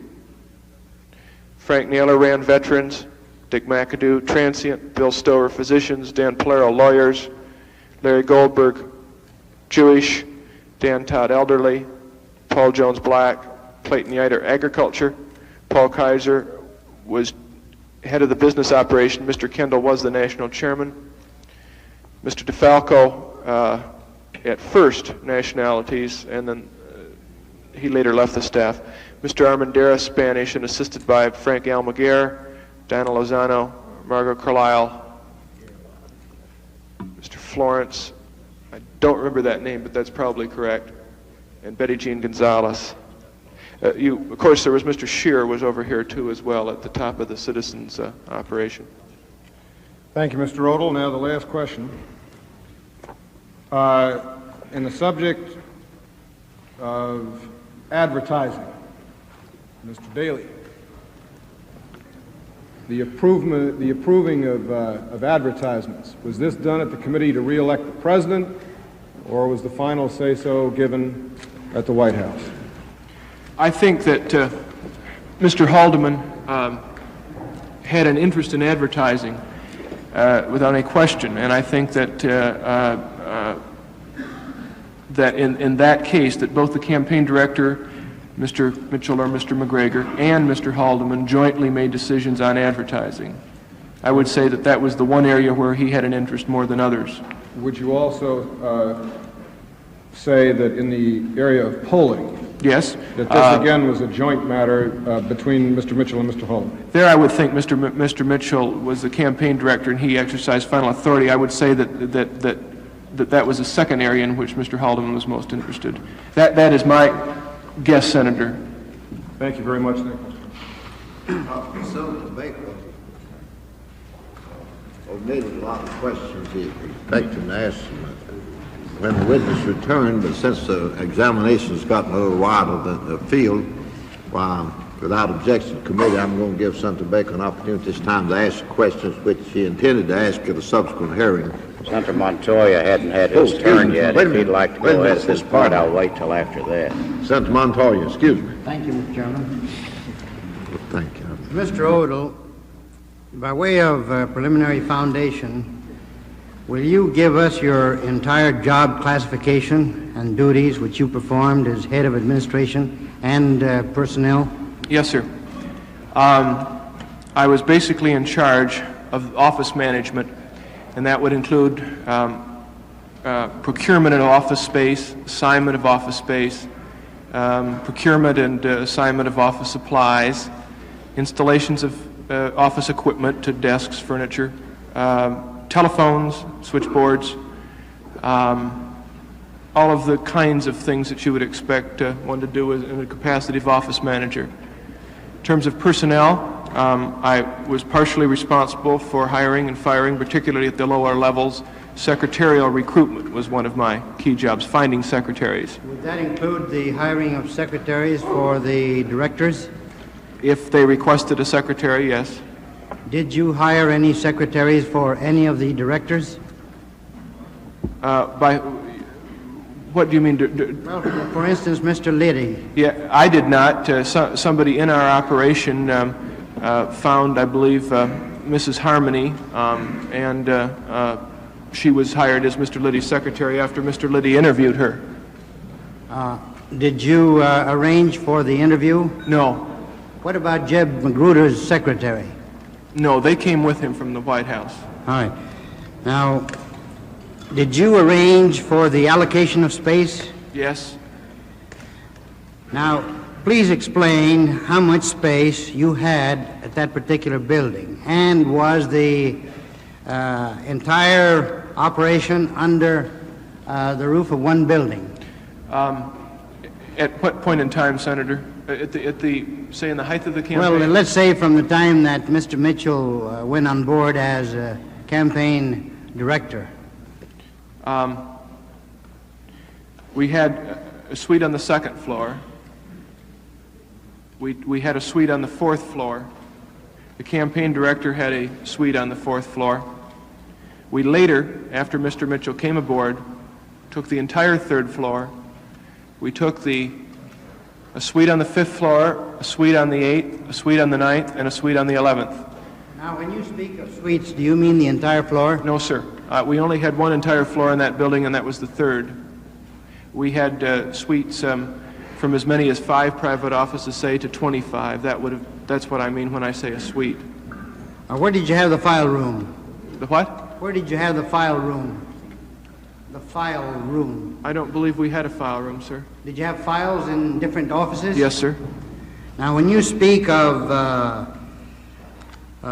files which you made available to the FBI, why were you called upon to make these files available? The subpoenas from the FBI were directed to Clark McGregor or his authorized representative, and Maurice Stans or his authorized representative. I turned out to be the authorized representative. In addition to that, I was the administrative person at the committee, the administrative officer, and it was sort of natural, since I knew the building fairly well and knew the people fairly well, that I would be asked to assume that role. Did you have keys to all these files? No. Did you have keys to the files which you opened for the FBI? No. How did you get those keys? I didn't necessarily open all the files. What I would do is they would ask for certain kinds of information, and I would go to the people who had custody of that information and with them try to find it. All right, who had custody on that occasion? Well, many of the files they wanted were financial in nature, so the custody was maintained by the Finance Committee, and I went to the people in the Finance Committee to get those files. Well, let us go to Mr. Magruder's desk. You stated that you opened his desk pursuant to a telephone call. No, sir, I did not. I never had a key to Mr. Magruder's desk. I did not open his desk. Whose files did you take from whose desk and took them home? Mr. Magruder's, but but that file drawer, that desk drawer in his desk had been opened by Mr. Reasoner, I assume. All right.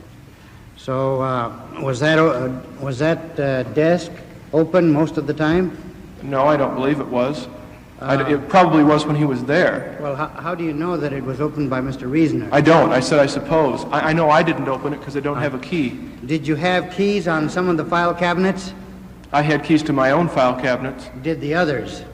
Other people would have keys to their file cabinets, yes. Where were the secret documents filed and in whose office? Sir, I didn't know that there were secret documents. Well, you did procure a secret document for the FBI, didn't you? No, they wanted things just... They were certain documents, stated documents, and you were told where those documents were. Well, Is that it?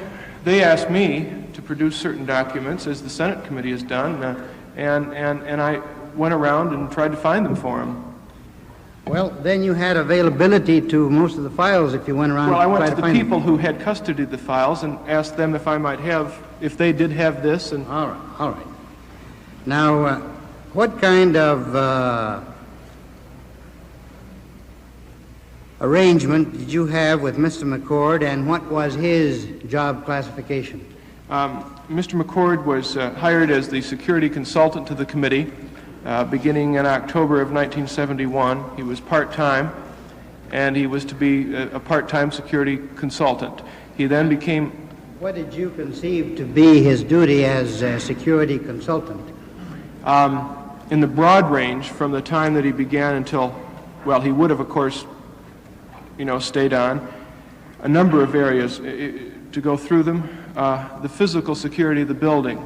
We were concerned... Was that his prime duty? Oh, it was his only duty. All right. The physical security of the building and the people in it. And did you ever pay him any money for, by way of reimbursement for travel out of Washington? Once he went to New York to inspect the offices of November Group, and once I believe he went to Chicago to look at our direct mail warehouse. When he came back, I believe he submitted expense vouchers, a weekly expense form. I initialed those, signed them to reimburse him for his plane fare, and then he would have been paid, yes. That was customary. Did you authorize him to go to those places for that specific purpose? Yes, sir. I authorized him to go to New York to inspect the offices of November Group, to Chicago to inspect our direct mail warehouse. Did he go anywhere else for which he received reimbursement from the committee? He went to Miami to look at the Hotel Doral, and I suspect that he would receive reimbursement from that, yes. You had to okay all his reimbursements, did you not? Theoretically. Unless he was paid in cash by some other individual who had available cash for that purpose. Did anyone have such cash available? Not that I knew of.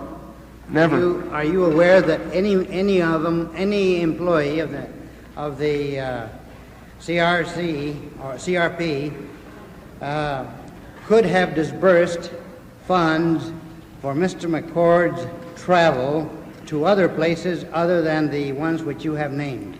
No, I was not. And when I read in the newspapers that he had cash, I was very surprised because the way the system was set up, those things were to go through me.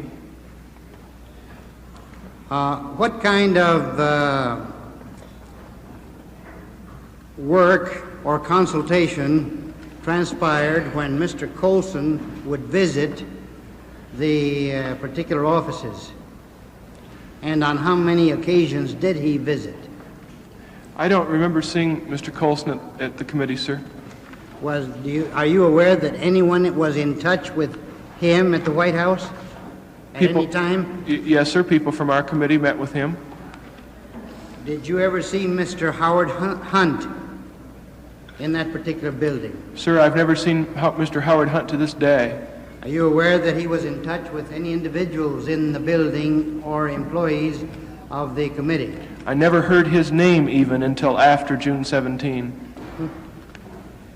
How long did you keep Mr. McCord on the payroll after the Watergate bugging? About 1 minute.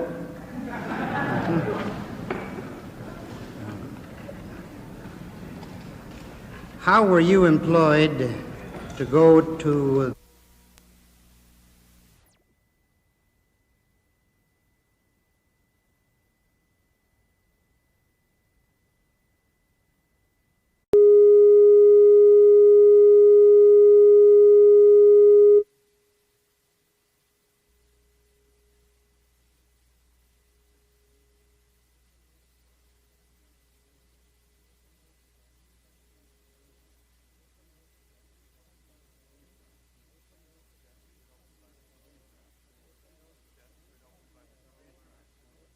Desk had been opened by Mr. Reisner, I assume. All right. So was that desk open most of the time? No, I don't believe it was. It probably was when he was there. Well, how do you know that it was opened by Mr. Reisner? I don't. I said I suppose. I know I didn't open it because I don't have a key. Did you have keys on some of the file cabinets? I had keys to my own file cabinets. Did the others? Other people would have keys to their file cabinets, yes. Where were the secret documents filed and in whose office? Sir, I didn't know that there were secret documents. Well, you did procure a secret document for the FBI, didn't you? No, they wanted things just... They were certain documents, stated documents, and you were told where those documents were. Well, Is that it?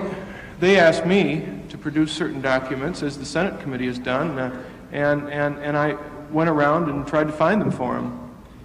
Well, then you had availability to most of the files if you went around. Well, I went try to the find people them. who had custody of the files and asked them if I might have, if they did have this. And all right. Now, what kind of arrangement did you have with Mr. McCord, and what was his job classification? Mr. McCord was hired as the security consultant to the committee beginning in October of 1971. He was part-time, and he was to be a part-time security consultant. He then became... What did you conceive to be his duty as a security consultant? In the broad range, from the time that he began until, well, he would have, of course, stayed on, a number of areas. To go through them, the physical security of the building. We were concerned... Was that his prime duty? Oh, it was his only duty. All right. The physical security of the building and the people in it. And did you ever pay him any money for, by way of reimbursement for travel out of Washington? Once he went to New York to inspect the offices of November Group, and once I believe he went to Chicago to look at our direct mail warehouse. When he came back, I believe he submitted expense vouchers, a weekly expense form. I initialed those, signed them to reimburse him for his plane fare, and then he would have been paid, yes. That was customary. Did you authorize him to go to those places for that specific purpose? Yes, sir. I authorized him to go to New York to inspect the offices of November Group, to Chicago to inspect our direct mail warehouse. Did he go anywhere else for which he received reimbursement from the committee? He went to Miami to look at the Hotel Doral, and I suspect that he would receive reimbursement from that, yes. You had to okay all his reimbursements, did you not? Theoretically. Unless he was paid in cash by some other individual who had available cash for that purpose. Did anyone have such cash available? Not that I knew of. Never. Are you aware that any of them, any employee of the CRC or CRP could have disbursed funds for Mr. McCord's travel to other places other than the ones which you have named? No, I was not. And when I read in the newspapers that he had cash, I was very surprised because the way the system was set up, those things were to go through me. What kind of work or consultation transpired when Mr. Colson would visit the particular offices? And on how many occasions did he visit? I don't remember seeing Mr. Colson at the committee, sir. Are you aware that anyone was in touch with him at the White House at any time? Yes, sir. People from our committee met with him. Did you ever see Mr. Howard Hunt in that particular building? Sir, I've never seen Mr. Howard Hunt to this day. Are you aware that he was in touch with any individuals in the building or employees of the committee? I never heard his name even until after June 17. How long did you keep Mr. McCord on the payroll after the Watergate bugging? About 1 minute.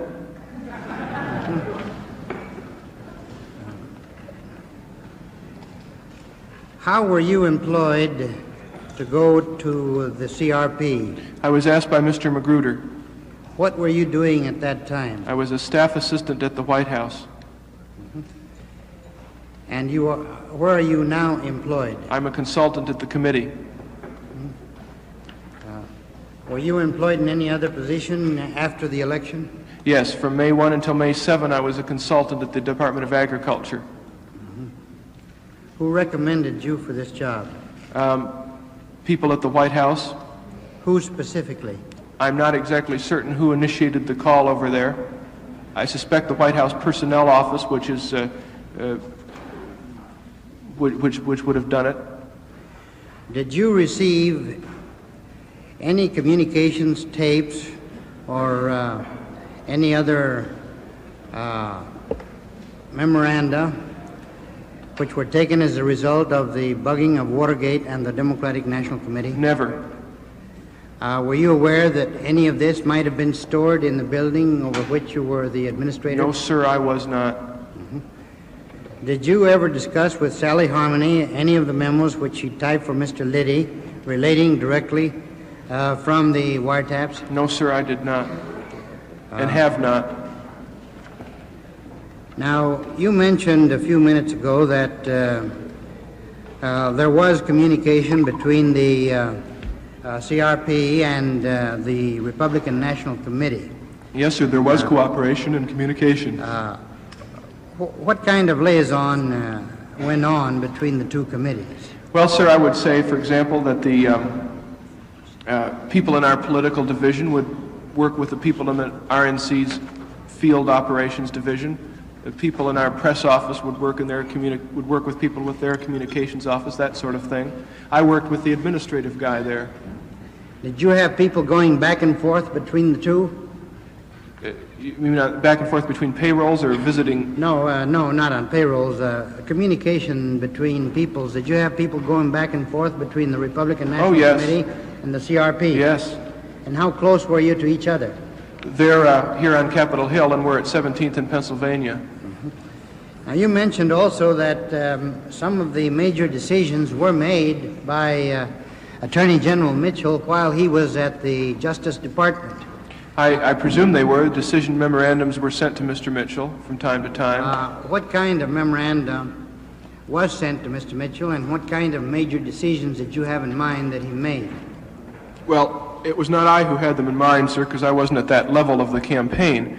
But, for example, we were involved at that point in staffing, and some of the decisions were who should we bring aboard to do this job or that job, and things like that. It's hard to think back. That's almost 2 years ago. But I would say the major campaign decisions. I'll read you this memorandum and ask you if you know anything about it. It's from the Citizens for the Re-election of the President, Washington, July 3rd, 1971, styled confidential. Memorandum for the Attorney General. Subject, grantsmanship. Subject what? Grantsmanship. Do you know what that means? I'm not certain. That means the business of making grants in government for political consideration and for political credit. And it reads as follows.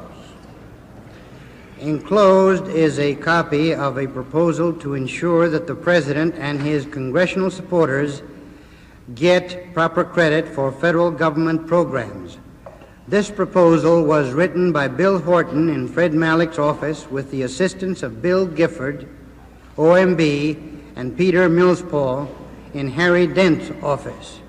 If implemented, this should be an effective method of ensuring that political considerations are taken into account. Signed, Jeb S. Magruder, with his initials. And the enclosure is the memorandum. Could the memorandum be given to the witness, please? You will now be presented with the memorandum.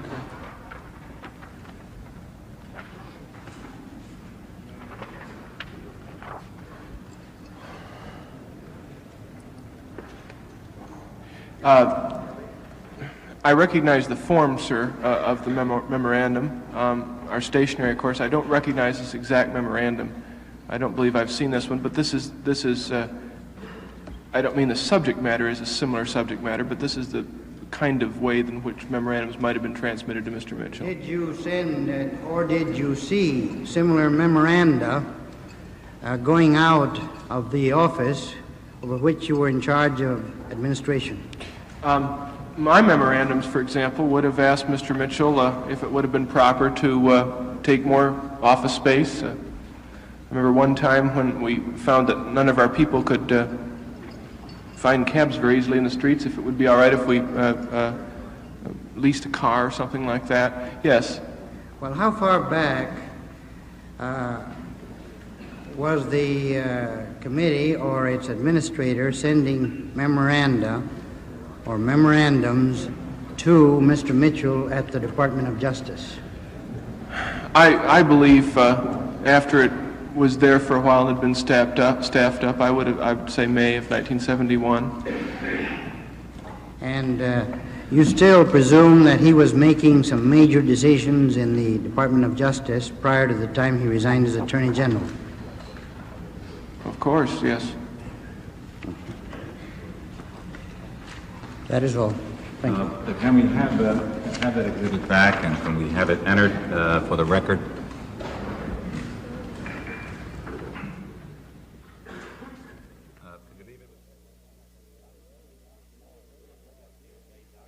And while they take a look at that campaign document, we'll pause briefly. By the way, we'd like to hear what you think about this unabridged coverage, and here's an address for your postcards and letters. It's Post Office Box 300, Washington, D.C., 20044. INPAC's coverage of the hearings will continue after we take a pause for station identification. Unabridged coverage of these hearings is provided as a public service by the member stations of PBS, the Public Broadcasting Service.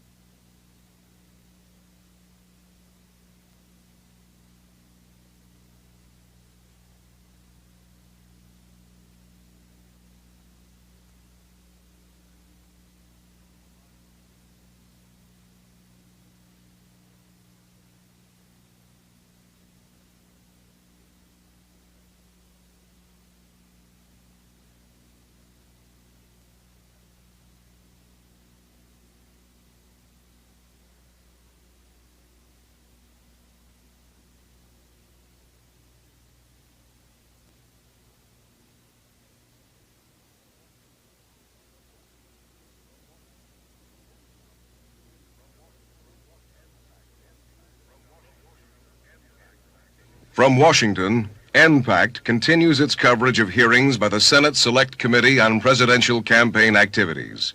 Here again, correspondent Jim Lehrer. At this point, Robert Odle is being questioned about a strategy memo from the White House to the Re-Election Committee as the hearings continue. For the record.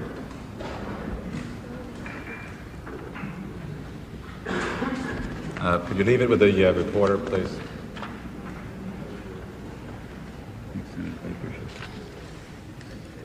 If you finished, I'll recognize Senator Baker at this time so he can ask the questions which he refrained from asking when he originally queried the witness. Mr. Chairman, thank you very much. I had first understood that we were going to cover only the organizational chart with this witness and the various interrelationships from that standpoint. I must say I'm delighted that we've gone further into the substance of the subject matter, and we've covered a great deal of testimony that might have been covered in a later appearance by this witness. But in view of that, it seems to me that it's appropriate at this time to pursue some of the things that I otherwise might have asked earlier on. Mr. Odle, I am particularly interested in June 17th. And if you don't mind, and without at great length, tell us where you were on June 17th. At the committee offices. And did you come there at 9 o'clock in the morning? Approximately, yes. And did you stay there all day? I stayed there most of the day, yes, Was there any irregularity in the procedure of the office or anything that caused you concern at that time with reference to the activities of the office? Oh, yes. I mean, obviously. Would you begin to describe in your own way what happened on June 17th? Let me give you some examples. The security office telephoned me, and who security office. Who? One of the guards in the security office. You know who that was? I'm sorry, I don't. Tell me what happened then. He said, Mrs. McCord is on the telephone. She's looking for a lawyer. We don't know who she's looking for. Can you help her? And I said that I didn't think that I could, but put her up to me. She said something to the effect that Jim has been involved in a project that has failed. He's in jail, this Watergate thing. Jim has been involved in a project which has failed. Wait a minute, which has failed, and what else? And he's in jail, and it's this. He's been in the Watergate or something. I can't remember the exact words. Well, now, it's very important that you try. I know it's important, Senator, because it was reported in newspapers as having said, your project has failed. And, Senator, she did not say that. You know who she is? She is Mrs. McCord. All right. And the statement by Mrs. McCord, as you recall it, was that Jim's project has failed. Jim has been involved, something along those lines. What was your reaction to that? Well, one of real shock. Did you ask her what project? No, I didn't go into it because I'd been down. I'd heard earlier from someone in the press office that there was a possibility that McCord was involved, let's go back a step and tell me what you heard in the press office. Well, I heard from the press officer that day that it appeared that McCord was somehow involved in this thing. In what thing? In the Watergate thing. In the Watergate break-in? Yes, sir. Can you give me any more detail, and can you identify who told you that? It was Mr. Powell Moore, who was the press officer that day. And what did he tell you? He just kind of insinuated and didn't say a great deal more that Mr. McCord had been involved in that activity. Did he tell you he was in jail? He suggested it. What do you mean he suggested it? Senator, I can't remember the exact, I really cannot remember exactly well, that in all fairness, let's do it this way. Did you come away from that interview with the impression that Mr. McCord was in jail? With a suspicion, yes, I would say, yes. Did you ask that press officer what happened or why McCord was in jail? Later on, after I had talked to Mrs. McCord, I believe that I did. But you didn't on the first interview I don't believe with that the I press did, officer. Senator. Right. I have a very hard time reconstructing the chronology of that day. You left the press office and you went to your office? Yes, well, yes. I received the call from Mrs. McCord in my office. Was that the first call you received? I'm sorry? Was that the first call you received? I only talked to Mrs. McCord once, I believe. Was that the first call you received after you arrived at your office on June 17th? Sir, I just can't answer that. I don't know. All right. You have no recollection of any other call? That's correct. And the switchboard operator put you through to Mrs. McCord, and Mrs. McCord said Jim's project has failed and he's in jail. Now, what else did you say? That's when it hit, Senator, I guess. What I'm saying is, that's when I realized that a man I felt very strongly about was in prison. I mean, that's, I guess, when it hit. What happened next? Well, she wanted to know if he was employed by the committee as a paid full-time member of the staff or if she was a consultant, because I think a bail bondsman was asking. So I checked and found that it was full-time member of the staff and told her that. Then she wanted to know about the lawyer, and I just didn't know anything. I didn't know who the lawyer was. What do you mean about a lawyer? You mean she wanted to know if she could reach a certain lawyer. She gave me a name, and I said that I couldn't help her because I didn't recognize the name. Can you tell us the name of the lawyer? It started with an R. It could have been Raftery or Raffery or something like that. Do you have any idea why she asked about that particular lawyer? No, sir, lawyer? except that that name appeared in print a few days later. It was the first time I had heard that name. Have you since learned who that lawyer is? No, I don't believe that I have. Did she ask you to recommend a lawyer No, when sir. you couldn't identify that name? No, sir. Did she ask you for money? No, sir. Did she ask you for any assistance? No, sir. Did she ask you for anything? Only the information as to whether or not he was employed or a consultant. That she was at a bail bondsman's office, or that the bail bondsman wanted to know if he was a full-time salaried employee of the committee to re-elect the president? Something along the latter lines and exactly what she should say. And you indicated that he was. She mentioned a lawyer's name. On the payroll. And that was the end of the conversation? That's right. All right, what next happened on June 17th? Again, I have a hard time with the chronology. One of the things that happened, and I very honestly don't know if it happened before or after the phone call, was I saw Mr. Liddy as I testified at the trial. Did he call you or No, did you sir. call him? I didn't. Nobody called anybody. I saw him in the hall. I see. And he asked me where the paper shredder was. What? The paper shredder. All right. Paper shredder, which is it's a very famous big paper shredder. Was there a big paper shredder Yes, and a sir. little baby Yes, sir. paper shredder too? Pardon? Was there more than one? Yes, sir. All right, and he asked where the big paper shredder is. Right. There was a Did big you ask him why you wanted to know? No, sir, I didn't. I said it's in there. Did he have anything with him? Not at that time. He later came out and said, "How do you work it?" And I said, "You press the button." And then later on, I saw him with a pile of papers, perhaps a foot high. And what was he doing with it? He was on his way into the shredding room. Did you see him shredding the paper? No, but I assumed that he was going to shred them. Do you shred papers of that sort in that quantity regularly? No, sir, I don't. Does anyone? Well, I would say this, that there was a concern for security and people, let me put it this way, Senator, it didn't seem that highly unusual at that point. What seemed high, in retrospect, I recognize the importance of it. I see what was going on, it appears. But at that time, you didn't inquire why he No, wanted sir. to know where the big shredder was. No, you didn't sir. inquire what that foot-high stack of documents were. Pardon? You did not inquire what that foot-high stack No, of sir. documents was. No, sir, I did not. But he shredded them. Yes, sir. Did you help him shred them? No, sir. But you did tell him how to operate Yes, the sir. machine.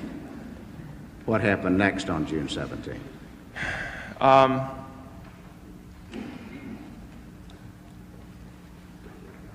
Well, let me work backwards from the time I left. Before you do, you made a statement just now that you were not overly concerned at the moment about this destruction of documents, but now in retrospect you see their importance, but you were concerned for security. I think that's the paraphrase, a fair paraphrase of your testimony. Why were you concerned about security? What sort of security? Against what? Sir, I wasn't concerned about, I didn't mean to say that I was concerned about security at that time. Respect to Mr. Liddy, I said I was concerned about security in the context of the campaign, and that's why we had a big paper shredder. We were concerned about that. That was my job. Was that security concern heightened by the events that far on June 17th? For a time it was. I was concerned personally that I found myself in a position where I was directly and personally responsible for running a guard force and protecting the offices and people in those offices, and I didn't have a background in security, and I didn't quite know, I didn't have the guy to rely on that I'd had in the past. What was the general atmosphere in the office at that time? Were lots of people running around shredding papers or No, making sir. phone calls or whatnot? No, sir.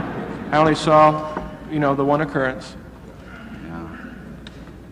Now, what happened next on June 17th? Well, later on in the day, there was a man that visited the committee. He asked to speak to somebody in authority, and I was around there, and I talked to him. He identified himself as a plainclothesman from the police department and said that he just wanted us to know that Mr. McCord was in jail. What did you say? I said, I know Mr. McCord is in jail. Was there any further conversation? No, I don't believe that there was. Do you know the He name? felt badly about it. I don't. It was brought up to me a while ago in an interview. You say he felt badly about it? He felt badly about it. Yes, he did.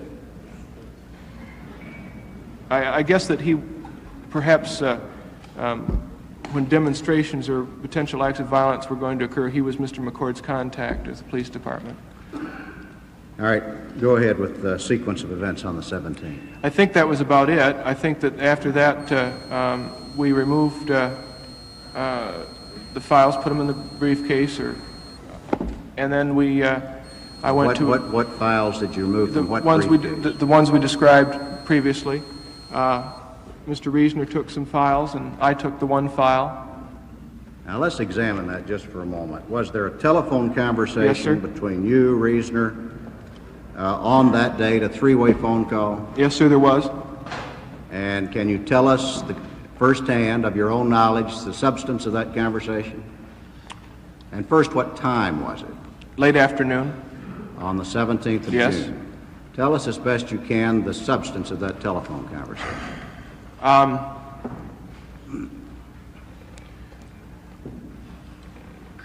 I really...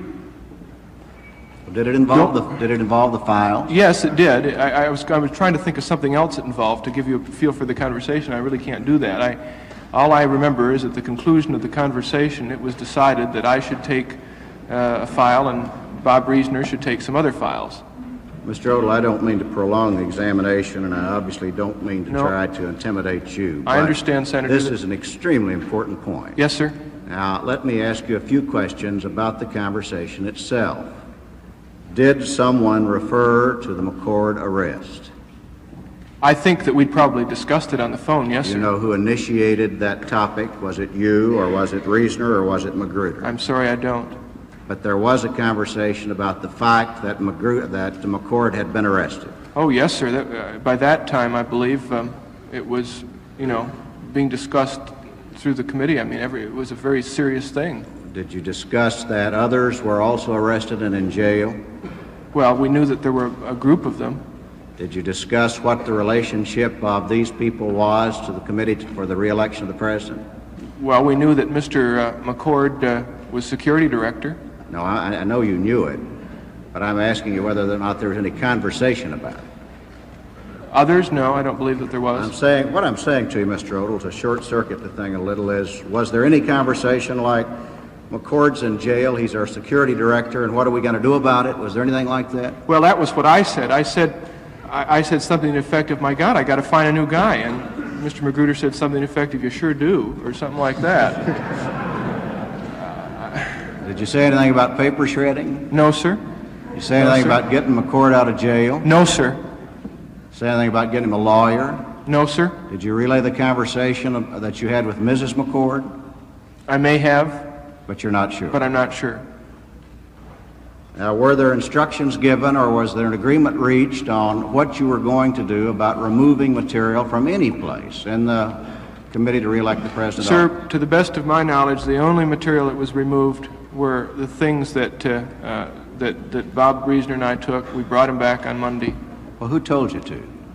I guess Mr. Magruder did. I mean, that was pretty obvious from the way in which the conversation, as I reconstruct the conversation. Who initiated that idea?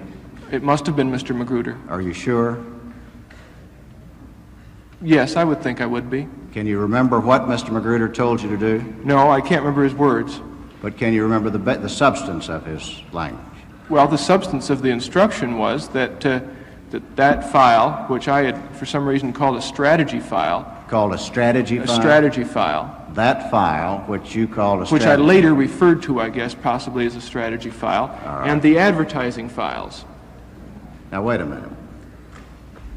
Did Magruder or Reasoner mention a file by name, by category, or classification, a strategy file or any other file? I thought that the word strategy was used, yes. Did you know what he was talking about? No. Did you know where it was? No. All right, what further information was imparted by Magruder or gained from this conversation? Just that file and that the advertising files were to be removed and brought back on Monday. There was a concern, I believe, on his part and certainly on my own for the security of that building.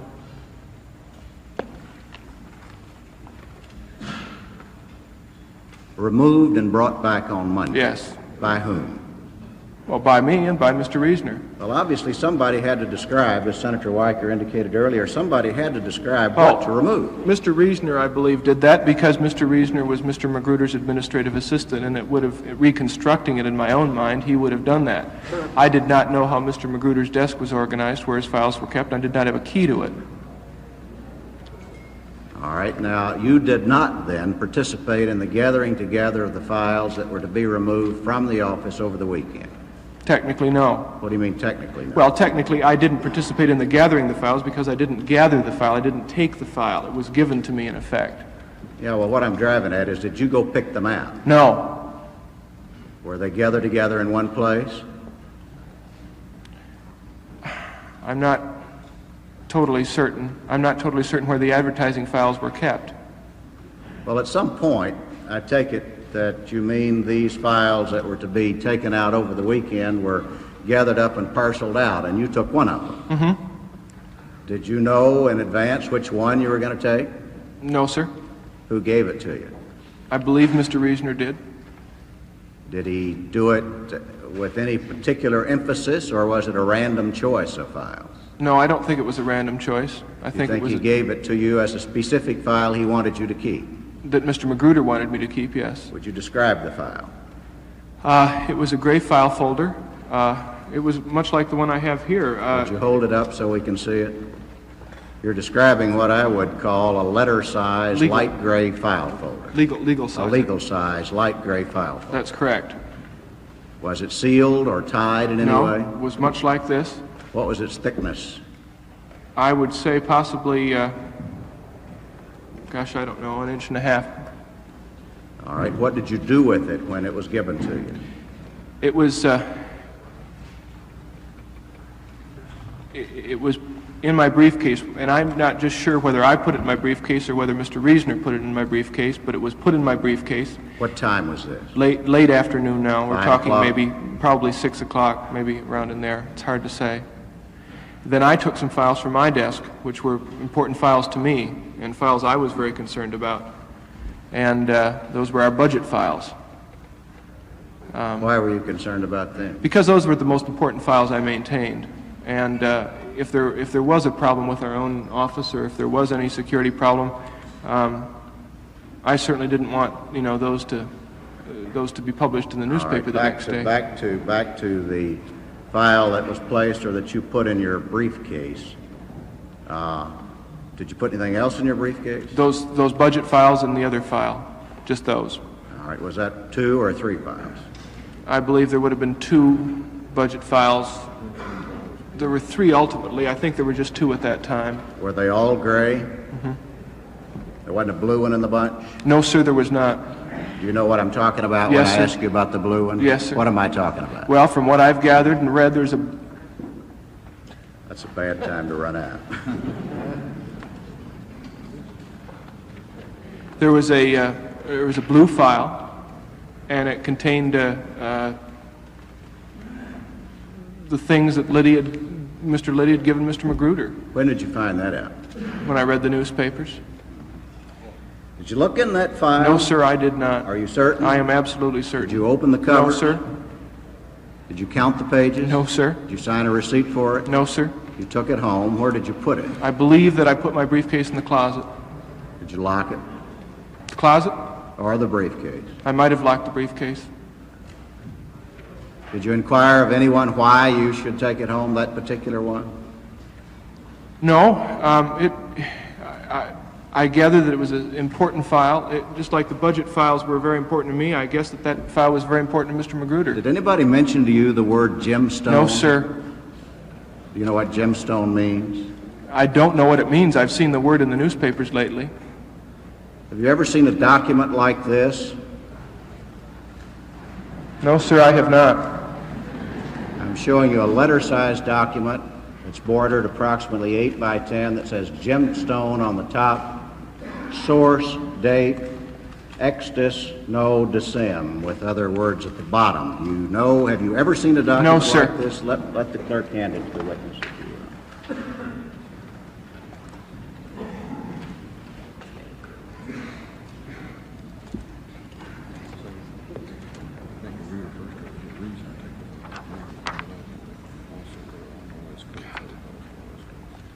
No, sir. Mr. Chairman, might the record be noted for this as an exhibit?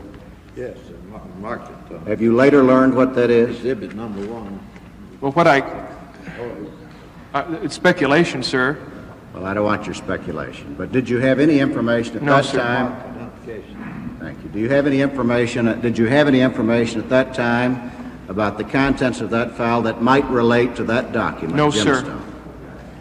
Did you ever later learn what was in that file? No, not until very recently. Well, do you know now what was in it? Well, I can speculate what was in it. You suspected that the gemstone material was in it? I suspect that things which have no place in a political campaign were in it. Yes, sir. Right. Now, once again, Mr. Odle, I'm not trying to entrap you. I'm trying to establish the contents of that file. You've told us you don't, that on June 17th you did not know, that over the weekend following June 17th you did not look. My question is, did you later learn of your own knowledge what was in that file you took home with you? Never of my own knowledge. No, sir. Were you ever told by a responsible official in the committee to re-elect the president? No. Or by anyone else? No. Was Reasoner ever requested to take that particular file home? I don't know. I don't know how it happened. Maybe it... In the course of that three-way conversation, was there a suggestion that Reasoner take it, and did he decline?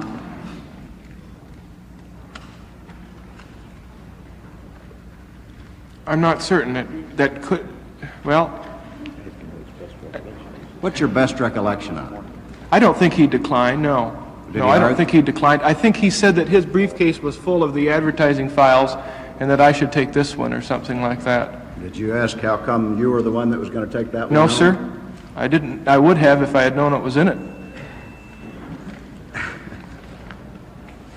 I'm about through, Mr.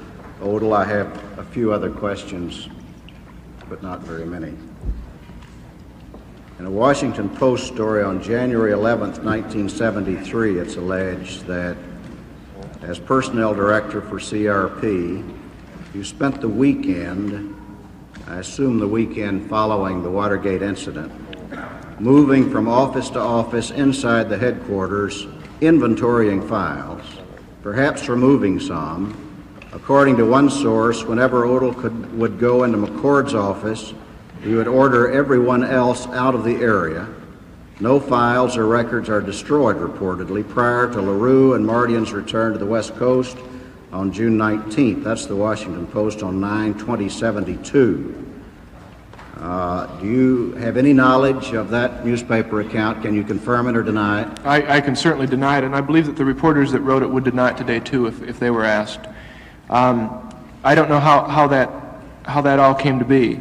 I destroyed no piece of paper, not one shred of paper in connection with the Watergate. Now let me make a couple of things perfectly clear.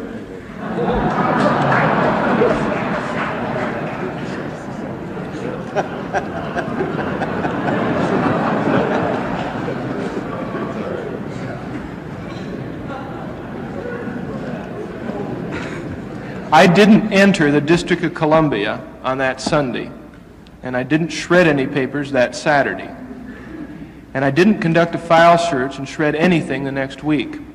What I did was to be as helpful to agents of the FBI and the grand jury, and since then Common Cause, the Democratic National Committee, the Senate Select Committee, and a lot of other committees, to go through the committee and provide documents. Now, last night, for example, one of the staff members of this committee said, Mr. Odle, I know you're going to be busy tomorrow, you have to go to the Senate, but before you do at 10, could you go through the files and get us floor plans of 10 different committee floors and bring them to us because we need them for some function? That is an example of the kind of thing I've been doing since last June. And we're grateful for it. We Pardon? thank you for it. Well, I'm glad to be cooperative. I've become a professional witness lately and a bit of a professional file provider, and that's fine. But when one goes through offices and finds files, that does not necessarily mean that he takes those files and shreds them. It could mean that he turns them over to the grand jury, which is precisely what I was doing. Now, in terms of going into Mr. McCord's office, Mr. McCord didn't have a private office. It was a security office, and it was an area where there were a lot of guards sitting around drinking coffee and smoking and talking with one another. There came a time with FBI agents where we wanted to go into that office, and the FBI wanted to meet one of the men in there and talk to him. And then the FBI wanted to go through the files. And sure, we asked all of the people to leave the room. I think that's enough. I have one more. But Senator, you know, it's just incredible a number of times that those kinds of things have been in the newspapers. If I could just mention one example, which is kind of typical, and this is not the fault of anybody here or anyone else, and I don't even think it's the fault of reporters because I don't think that they've been malicious. But there was a story in the Post, and it was a column, and it said that a diary was found, a diary belonging to Eugene Martinez. And that diary belonging to Eugene Martinez had in it initials, R-O, H-P, and J-M. It said this could be coincidence, but those are probably the initials of Robert Odle, Jim McCord, and Herbert Porter. What later turned out to happen was that diary was captured by FBI agents on June 26, a week after the burglary. Those were the initials of the FBI agents. Those were the initials of the FBI agents who had initialed it for their own purposes of evidence. But yet the retraction that appeared in Washington was not one that I saw. And as we go through this thing, we find time and time again where people who have been tried to be helpful have found themselves in the newspapers for just totally innocent acts, and acts which we undertook to be of assistance. Mr. Odle, I think you've been extremely cooperative, and I might say that the reason I'm asking you about these newspaper accounts is precisely for the reason that you speak of, because so far the people of the United States have based their judgment, if they have a judgment, on newspaper accounts, television, and radio reporting, as they properly should. Right. And the press has done us $1 billion worth of staff work and investigation, but a legitimate function of this committee, it seems to me, is to find out what witnesses say about particular allegations made in the press. I have only one other that I'd like to ask in that respect. I refer to an article in the Washington Post on December 23rd, 1972. The synopsis of it is, Robert C. Odle reportedly gave to Jeb Magruder a confidential, eyes-only memorandum purporting to set out all payments made by CRP to McCord.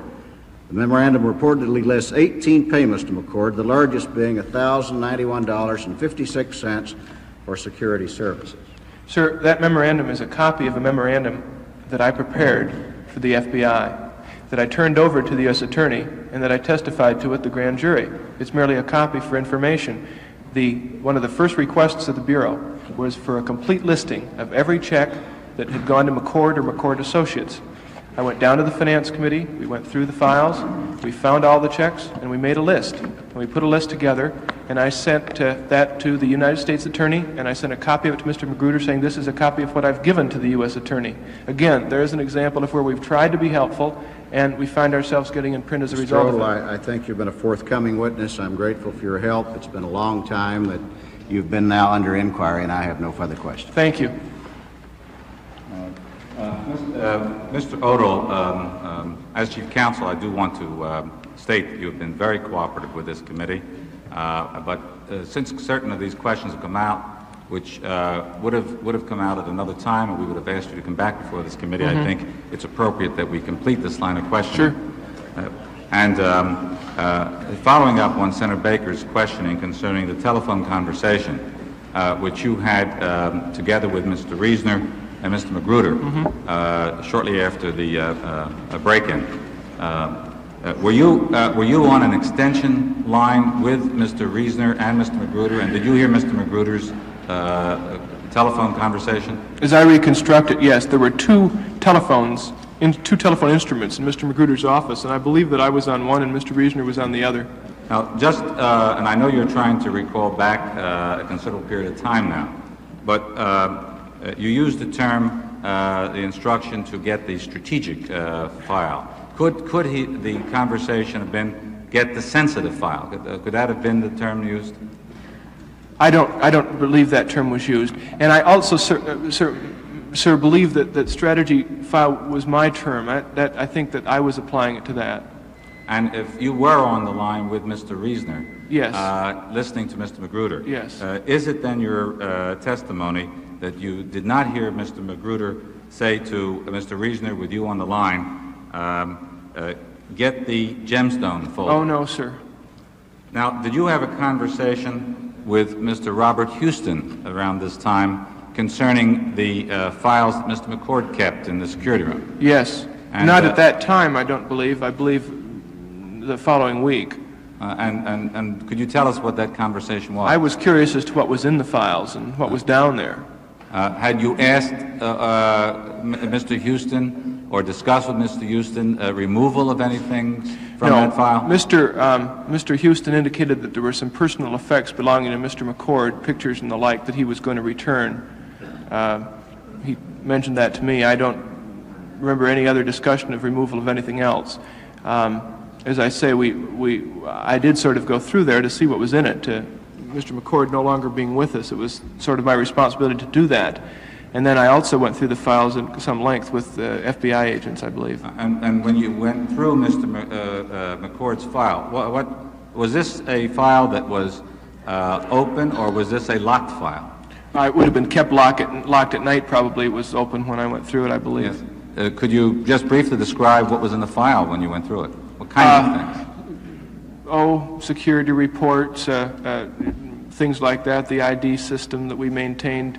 When people left papers out on their desk or forgot to lock their file cabinets, there were security reports written up, the normal kinds of things. Did you notice any electronic equipment? Yes, there was electronic equipment there, but it was basically the kind of stuff, as I remember, that we used at the committee, for example, the alarm system. The various doors of the committee offices were alarmed, and there was a central alarm system there, so if one of them was open in the middle of the night, it would ring, and that sort of thing, and the closed-circuit television. And it's possible that machine which he leased to check for countermeasures would have been there. Were you aware of any tapes that were in the file? No. Did you see any tapes?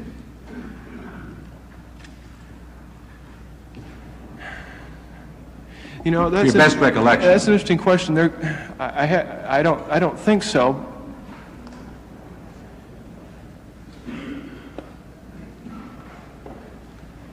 There might have been, but I don't remember.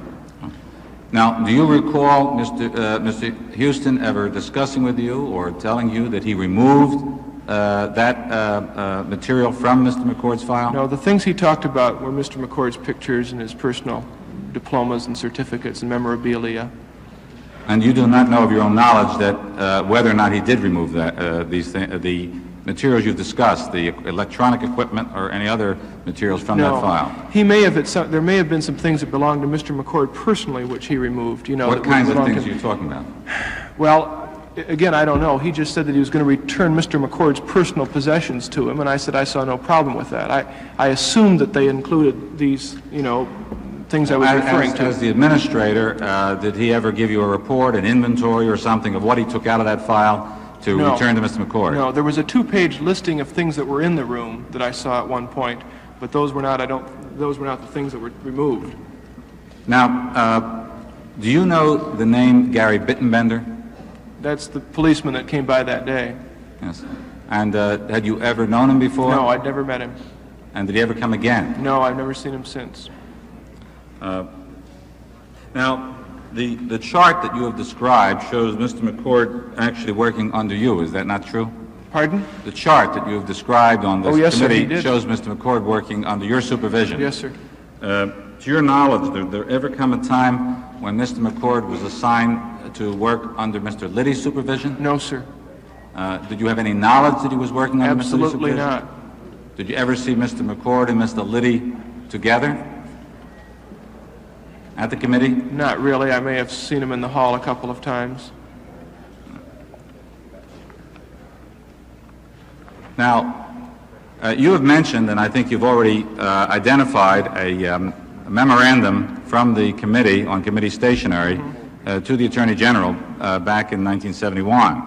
I think you've also indicated that Mr. Haldeman through Mr. Strawn kept a fairly constant liaison with the committee. Yes. Are you aware of memoranda from the White House to the committee discussing the political campaign program and strategy from time to time?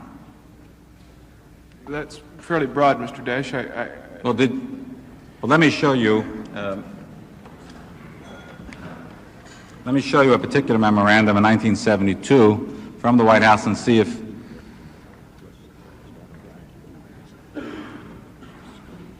Could you just read the not the material, but what that memorandum is captioned, who it's from, and to whom it is? It's from Mr. Fred Malek to Mr. Magruder, and it's coordinating functions for the campaign organization. And on what stationery is that? White House stationery. And what date is that? February 9. And you were at the committee at that time, were you not? Yes. Are you familiar with that kind of memorandum that would come over from the White House? Well, I have not read this memorandum, but I would not think it unusual for somebody at the White House to say to somebody at the committee what their thoughts were with respect to the campaign structure organization. People at the White House wanted to see the president reelected. I don't know that there were hundreds of such memorandums, but they wouldn't, without reading it wouldn't strike me as unusual. Would you want to briefly read that memorandum to yourself?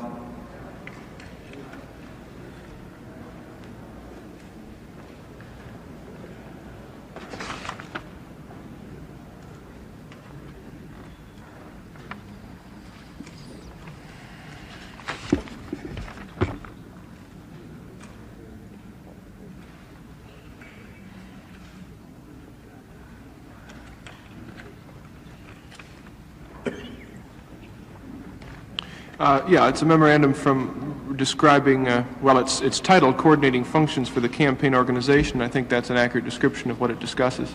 And does it relate to the role of the Attorney General in the committee strategy? Yes, it does. And would you say that that memorandum is merely a suggestion, or does it go further than that?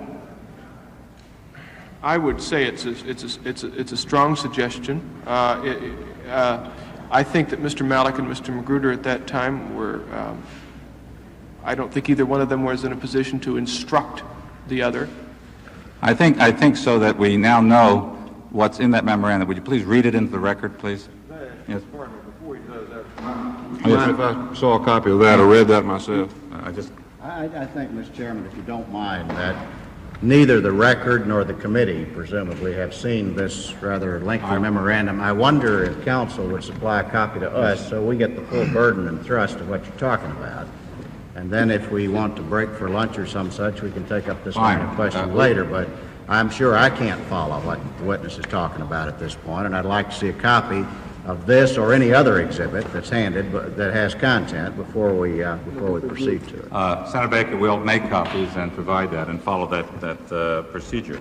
Now, by the way, in going over the chart, what was the role of Mr. Bart Porter? Mr. Porter was Director of Scheduling. And Mr. Powell Moore? Mr. Powell Moore was Assistant Director of Public Affairs. And now, at the time, have you met, or do you know, or did you ever work with Mr. Krogh in the White House? I knew Mr. Krogh at the White House, yes. And while you were at the White House, did you ever attend a Justice Department task force meeting with Mr. Krogh, Mr. Mardian, and the FBI? No, sir.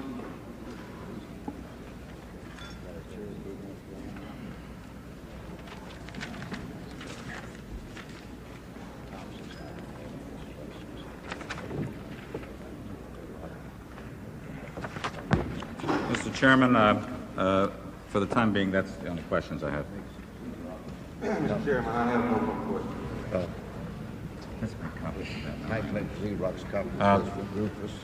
Could Mr. Odle, could you briefly come back prior after the lunch, just so that we can, the members of the committee can see this memorandum and we can perhaps inquire into it?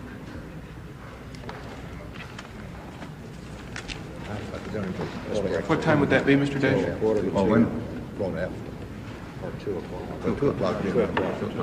2 o'clock? I might state this gavel was given to me by the chief of the Eastern Band of Cherokees to preside over this meeting. The committee will take a recess till 2 o'clock. Very good. Fred, you're taking care of all that.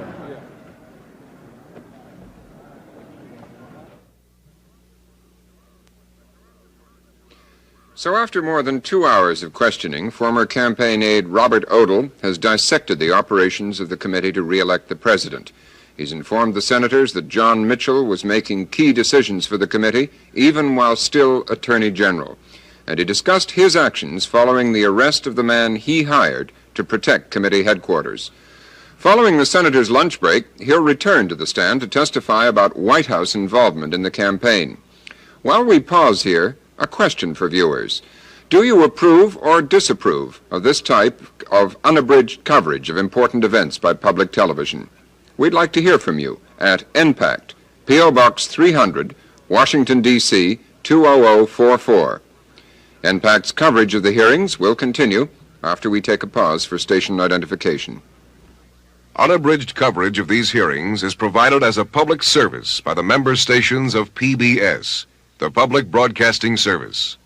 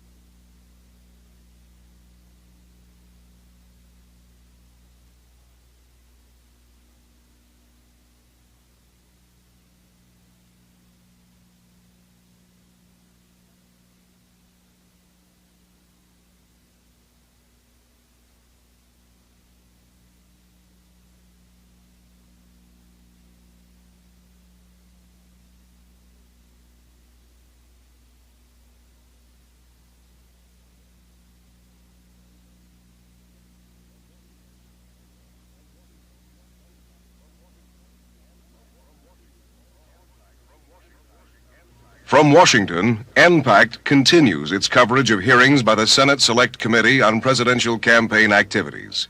Here again, correspondent Robert McNeil. As the hearings resume, campaign aide Robert Odle returns to the witness stand.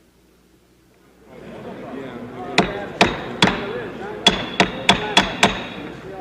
committee will come to order. Council was asking questions of Mr. Odle when we recessed.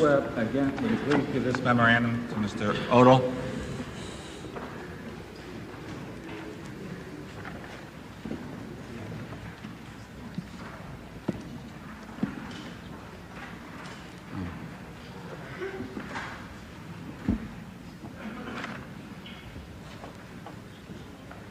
Now, Mr. Odle, I think all members of the committee have received a copy of the memorandum. And if there's no objection, I would like you, if you would read that into the record. Mr. Chairman, I might say I have an objection to the memorandum. I did not have any before we were set lunch. I indicated my desire to have a copy, which council has now supplied. I understand, Mr. Dash, that this material was supplied in response to subpoena ducus tecum on the committee to re-elect the president. Yes, and Mr. Vice Chairman, it was received last night, and that particular memorandum was given to me by my staff just prior to my asking the question. Well, I have no objection. Then I'm sure we'll have copies in advance thereafter. Certainly will. Thank you, Mr. Dash. Now, Mr. Odle, would you please read it, and in reading it, would you please indicate the classification that apparently appears on that memorandum? Okay. It says confidential eyes only, memorandum for Jeb Magruder from Fred Malek, subject coordinating functions for the campaign organization, stated February 9th, 1972. I have given further thought to our conversation of last night and to your February 7 memorandum to the Attorney General. Since I do not yet have an in-depth knowledge of the campaign operation, it is difficult for my observations to be precise. Nevertheless, I do have some reservations about the recommendations contained in that memorandum, which can best be expressed in writing. Planning. My reservations on your recommendations pertain mainly to the suggested planning process, but also to the responsibility for implementation. Mr. Dash, you want me to read the entire memorandum here? You want me to read the substance in the entire memorandum? Is that? I think yes, please. It's not that long. Planning process. As you know, the Attorney General has asked me to devise a management audit system by which he can track overall progress and identify major problem areas for corrective action. Naturally, an integral part of such a system is the establishment of benchmarks by which progress is to be judged, or in short, a plan. Based upon my preliminary thinking on this, I have tentatively concluded that the planning system should incorporate the following characteristics. The principal focal point of the planning should be the states, with the emphasis given to key states, rather than the functional areas such as voter block activities, telephone, direct mail, etc. Planning by state will help to highlight and direct management attention to progress on building voter support to carry individual states, the key to victory. Planning of the functional activities within a state should be based upon a clearly defined strategy for obtaining the needed votes for carrying that state, spelling out, for example, the needed vote margin by distinctive geographical areas and the organizing and persuasion tactics which will be utilized. As is implicit in the above 2 points, the planning should provide a sound basis for tracking progress and identifying problem areas for corrective action. The line officials who will be held accountable for results, principally the state chairman, should feel as though they have the lead in developing the plans affecting their areas of responsibility. Naturally, exercising quality control, the National Campaign Organization must ensure the plans fit the overall re-election strategy and capitalize on polling information. From our conversation, I would say you generally agree with this. However, from reading your memorandum, your position on these principles is not clear. I believe they should be clarified prior to proceeding with development of a planning system. Responsibility for implementation. I believe there is a strong argument for having Bob Merrick perform this function in view of his sound knowledge of the campaign operations and his access to research information. However, it is important for the controller to be intimately involved, since these plans will provide the basis for tracking progress and identifying problems. To do this effectively, the controller must ensure that the plans provide a sound basis for monitoring campaign effectiveness. Also, he must be thoroughly familiar with their content.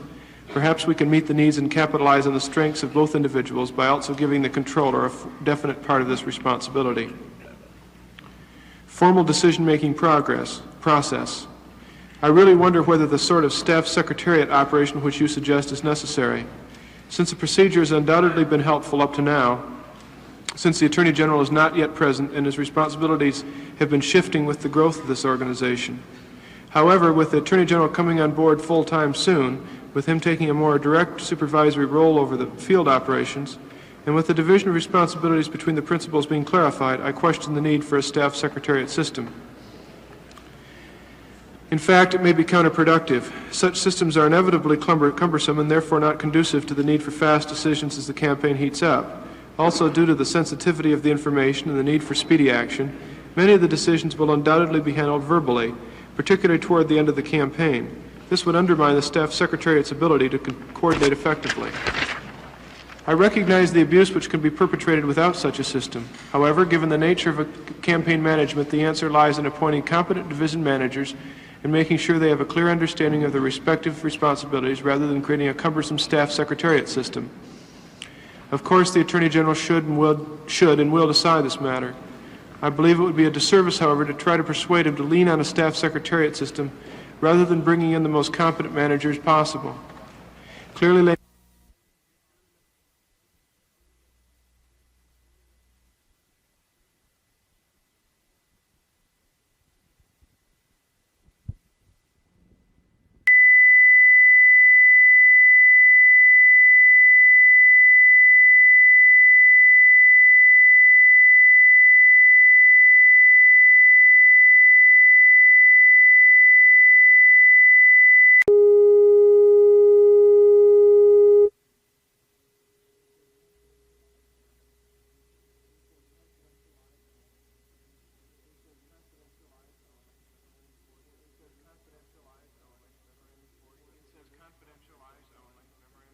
it says confidential eyes only, Memorandum 4, Jeb Magruder from Fred Malek, subject coordinating functions for the campaign organization, stated February 9th, 1972.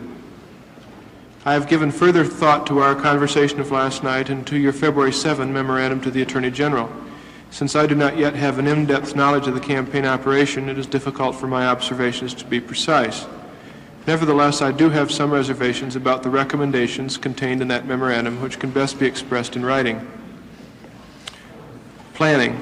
My reservations on your recommendations pertain mainly to the suggested planning process, but also to the responsibility for implementation. Mr. Dash, you want me to read the entire memorandum here? You want me to read the substance in the entire memorandum? Is that? I think yes, please. It's not that long. Planning process. As you know, the Attorney General has asked me to devise a management audit system by which he can track overall progress and identify major problem areas for corrective action. Naturally, an integral part of such a system is the establishment of benchmarks by which progress is to be judged, or in short, a plan.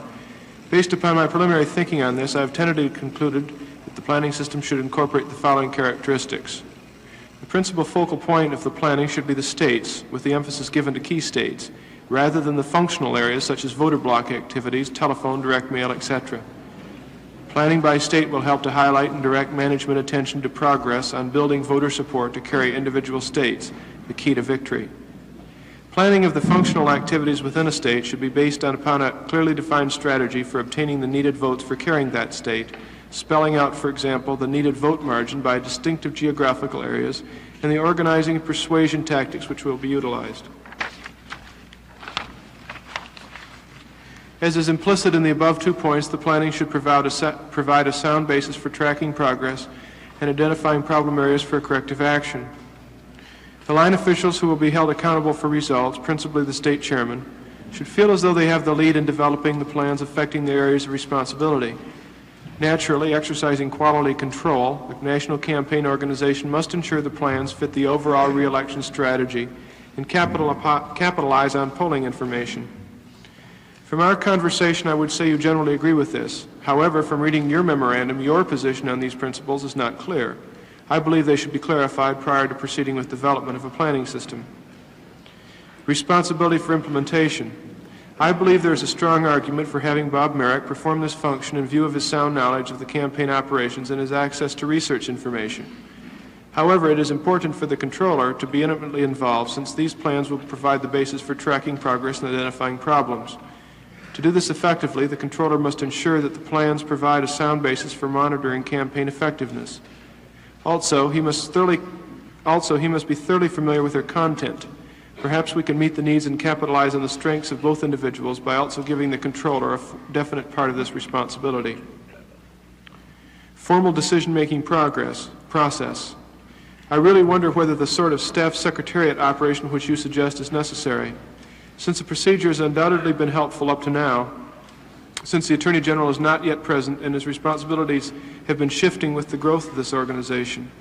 However, with the Attorney General coming on board full-time soon, with him taking a more direct supervisory role over the field operations, And with the division of responsibilities between the principals being clarified, I question the need for a staff secretariat system.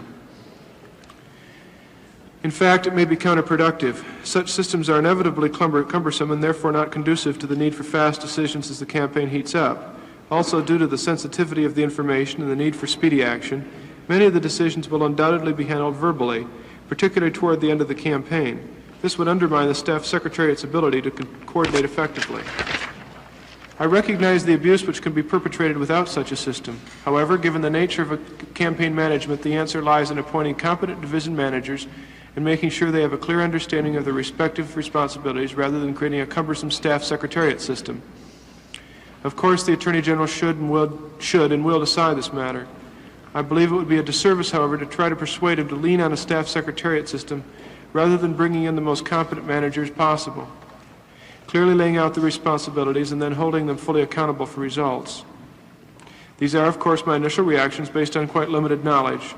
Please note I am not now stating how it should be done, but merely laying out possible problems that need to be addressed before we get locked in. Because of the above reservations, I recommend you either pull back the memorandum or ask the Attorney General to delay acting on it pending a further coordination with me. Another option would be for me to inform the Attorney General of my reservations and ask him to defer the decision. However, I do not think this is desirable and would prefer that you and I work it out in the spirit of cooperation that must become our trademark. Frankly, I was taken by surprise last night. After a discussion on Friday about the need for teamwork and at my openly discussing my role, I was surprised that you unilaterally submitted to the Attorney General recommendations having a profound impact on my area of responsibility and my working relationships with him. This was the reason for my rather vigorous reaction. In any case, we covered that ground fairly thoroughly last night, and I'm confident that in the future we can work together on matters of this sort and resolve or spell out any differences prior to submitting recommendations. All right. I won't ask you any further questions of that memorandum, Mr. Odle. It wasn't your memorandum, but I'll just put to you on the question of the memorandum that come from the White House and the format. And could that memorandum be submitted and identified as an exhibit?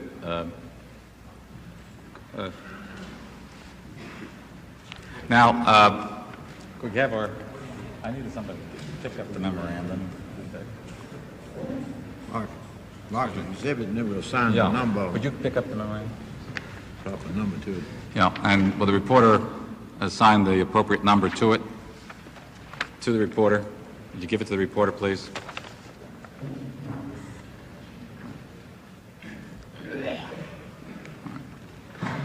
Now, would you give this? I only have one further memorandum and question for you.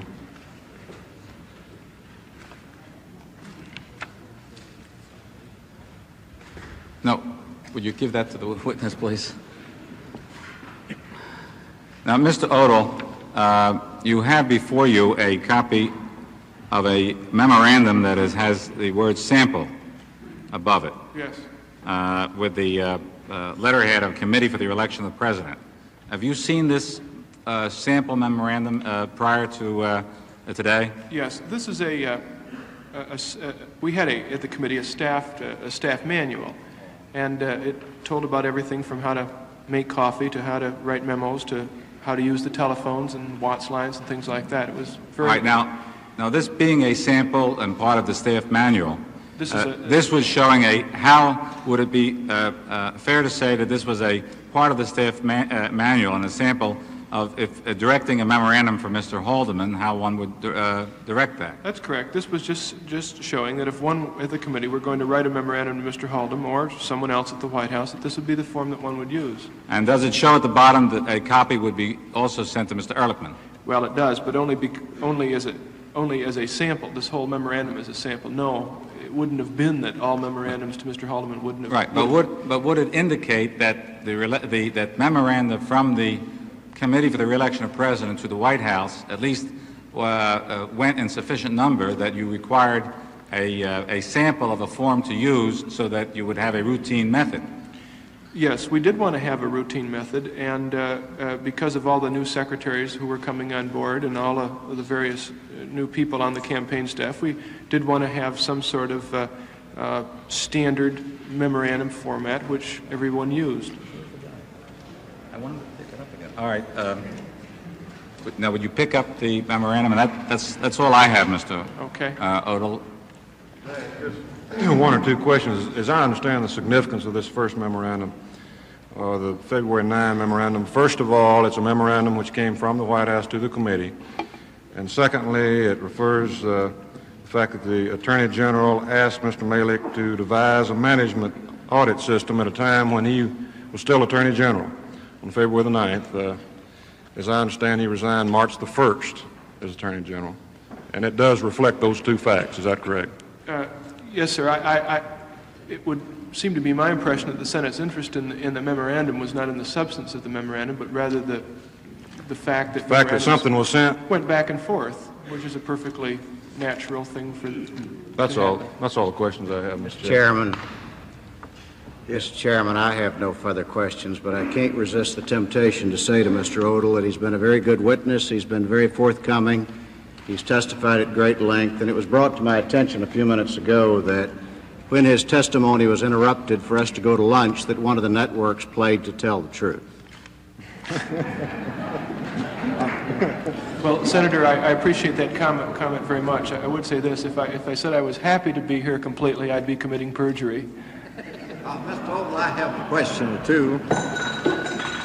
You stated this morning that G. Gordon Liddy and Jeb Stuart Magruder went out on the best of terms. Yes, sir, that was my impression. Do you know what was the cause of the lack of goodwill? Well, I can give you one reason, and probably not that important, but I moved Mr. Liddy's office at one point from the 4th floor to the 8th floor, and Mr. Liddy very vigorously objected to that and tried to get me to change it, and I said, I'm just not going to do that. I can't. I need the space. And he appealed that to Mr. Magruder, and Mr. Magruder said, I don't want to get involved in office space. Whatever Odle says about office space is what I'm going to do. And they had a number of serious battles about the location of Mr. Liddy's office. I mean, that's just one example. I think that Mr. Liddy was a little bit older than Mr. Magruder and possibly didn't like working for a younger man, but that's speculation on my part.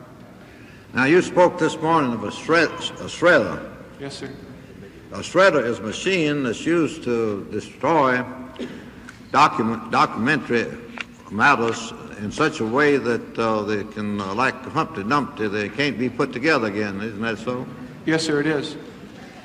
And it's used to destroy useless papers, and it's also used to destroy papers which the destroyer wishes to have concealed from identification and reading, isn't it? Well, I would suppose so. It was used primarily during the campaign so that people wouldn't come into our offices and maybe co-opt the cleaning crew. You know, that happened in the '68 campaign to the Nixon campaign in that very same building. A columnist in Washington came in and talked to the cleaning people and said, we would like your waste paper. And so that was just one way of seeing that that columnist didn't get our waste paper. Yes.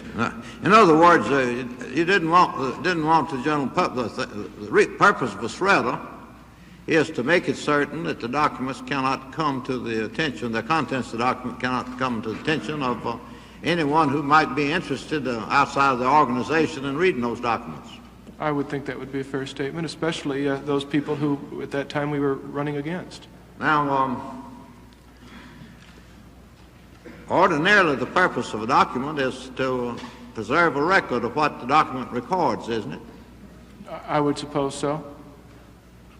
And what is the purpose of making a record and then destroying that record? Well, sir, I don't know that there was. I would think that the basic purpose of that shredding machine we were talking about was to pick up the waste paper in the evening and not the documents. You know, let me just say one thing.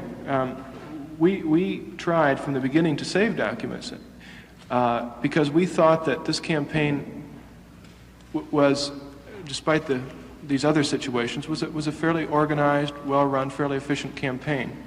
That seems funny now, I know, but we did think that, and we wanted to save the documents because we thought it might be interesting for a scholar to look back at 100 years and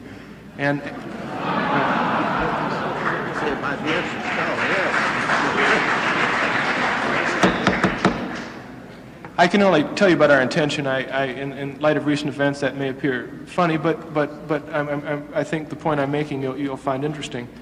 So we did save documents, Senator. We saved many of them, and you know right now there are 1,500 cubic feet of committee documents that have been available at various times to the United States Attorney, the FBI, the Grand Jury, Common Cause, the Democratic National Committee, and the Senate Select Committee.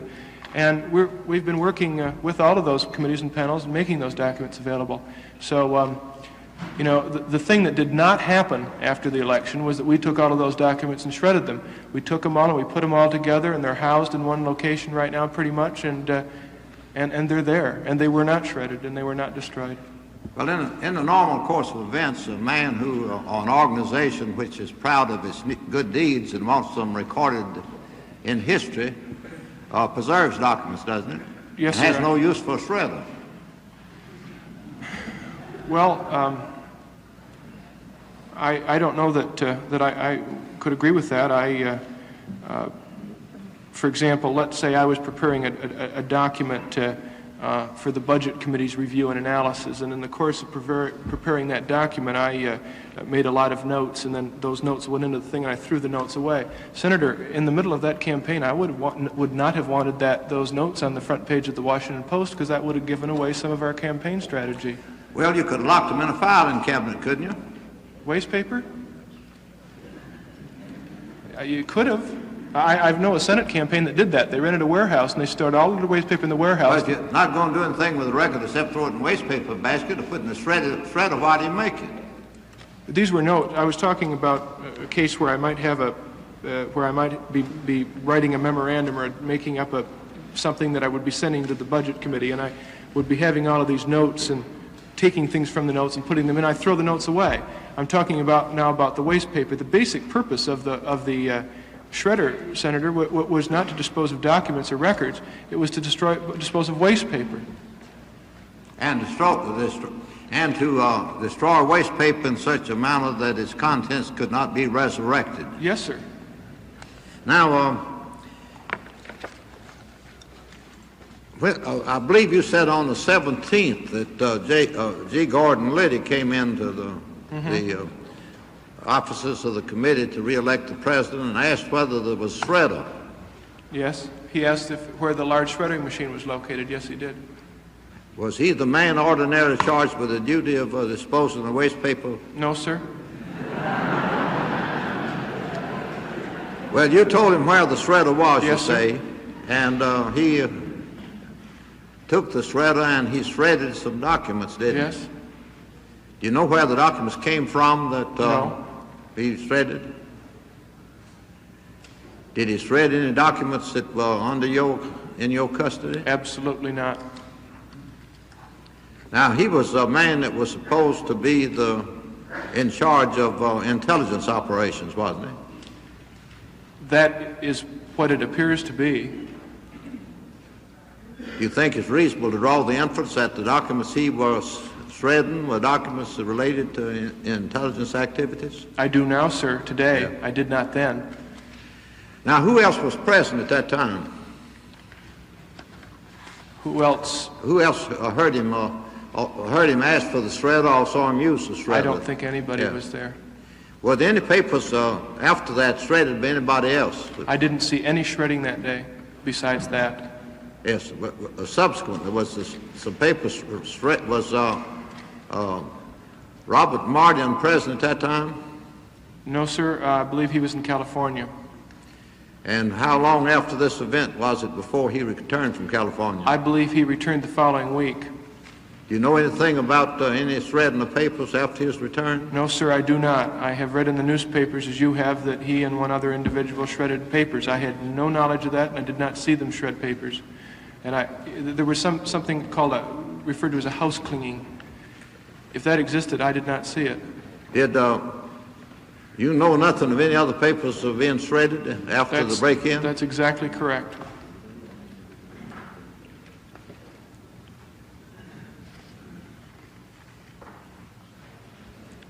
Do you know whether there was anybody kept a record in the committee for as to amounts of money that was disbursed for intelligence work? No, sir, I don't. I assume the Finance Committee people whose job it was to keep records kept records. I was not involved in that area. Have you found, in your searches in assisting the FBI and the various committees you mentioned, have you found any papers which disclosed how much money was paid to G. Gordon Liddy? No, or sir. to E. Howard Hunt? No, sir, I have not.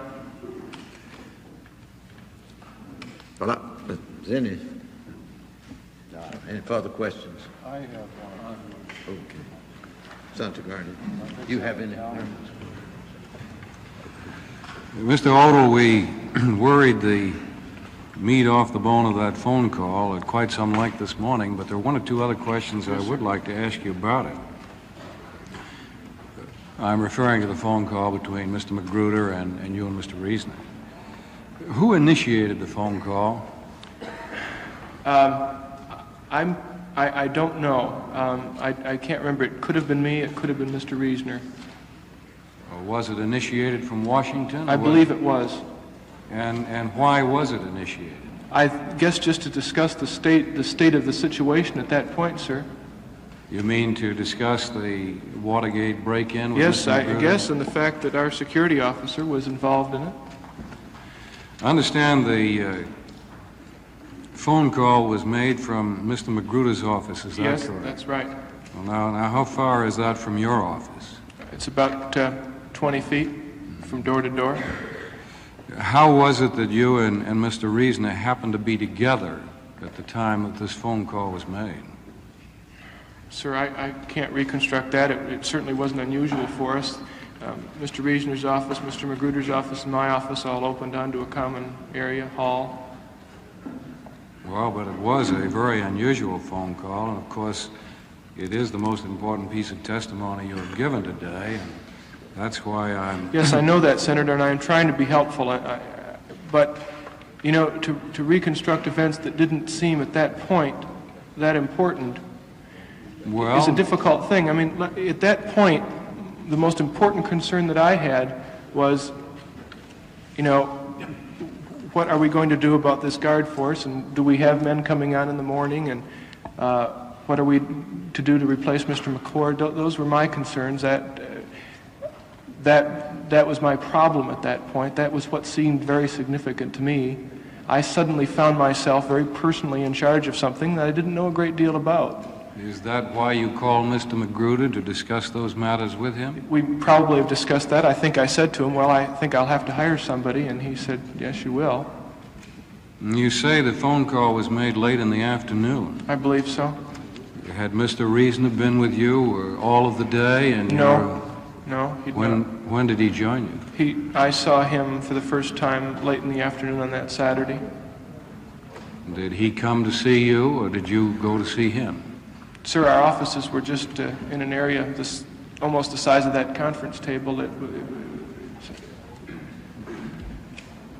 But you didn't discuss any matters with him until late in the afternoon?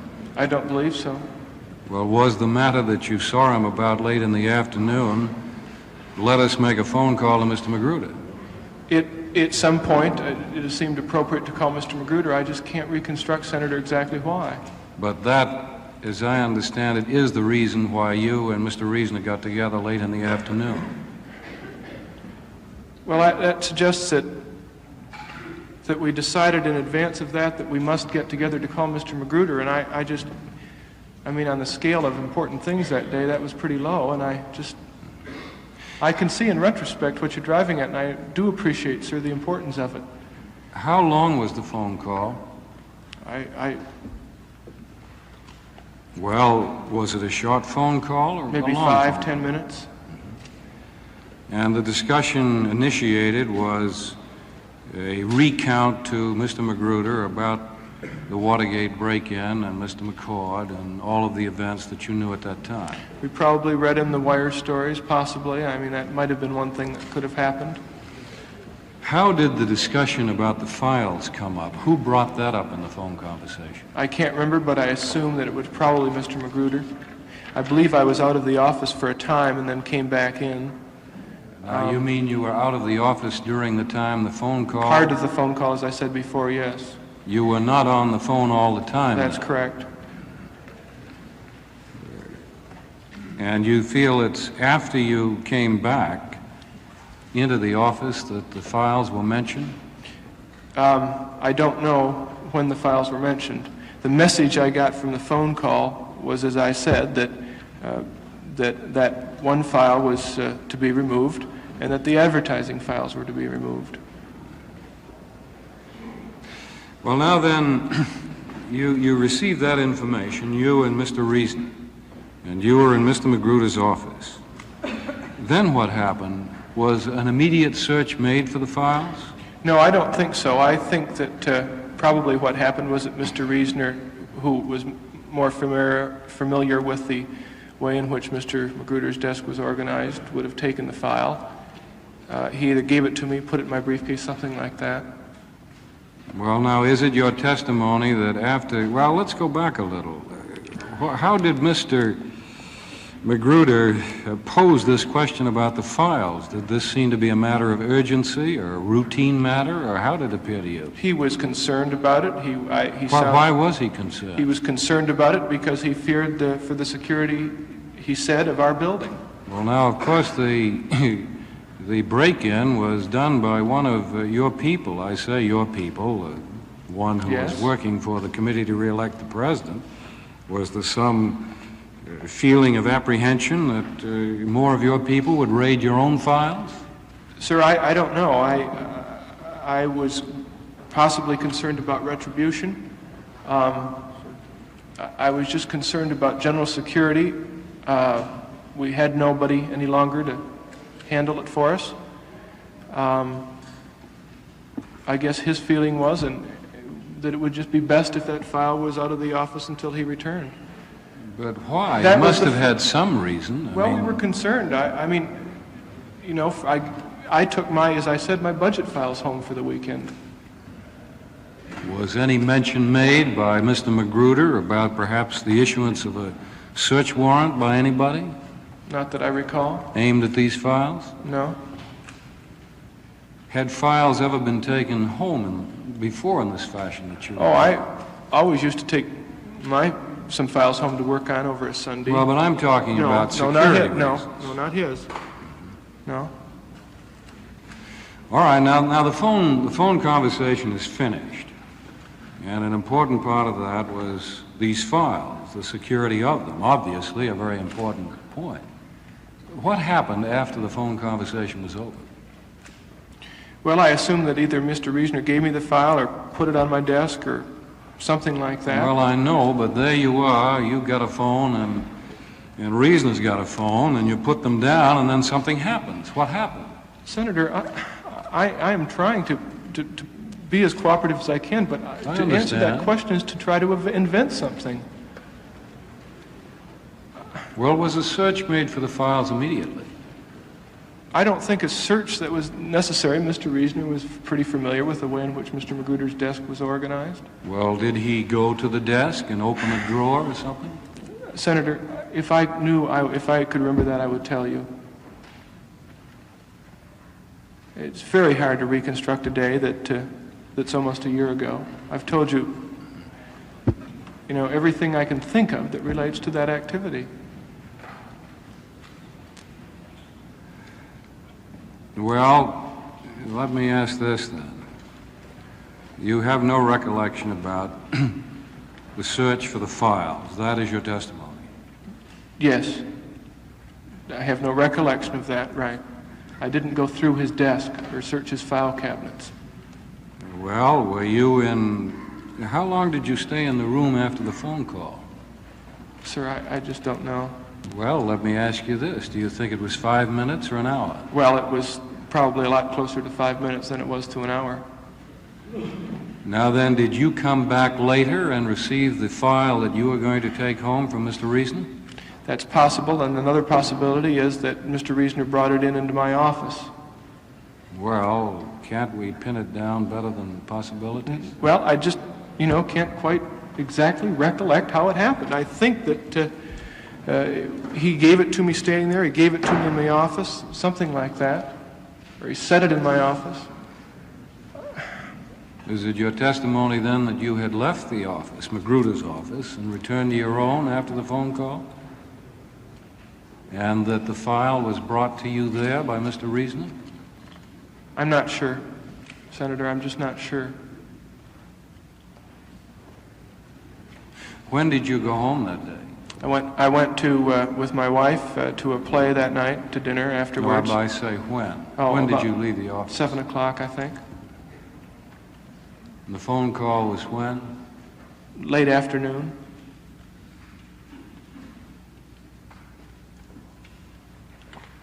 Now, what about the size? I understand there were two files, one that you took and one that Mr. Reasoner took. Is that correct? I believe he took more than one. I think he took a number of advertising files. I believe that they filled up his briefcase and he also. Well, now, why is that? Why do you have that recollection? Did he have these files in his hand at the same time he had the file that you were going to take? And no, I think that what happened is he had mentioned at one point that his briefcase was full of these files. Was this when he was in your office? Or when I was in Mr. Magruder's office with him.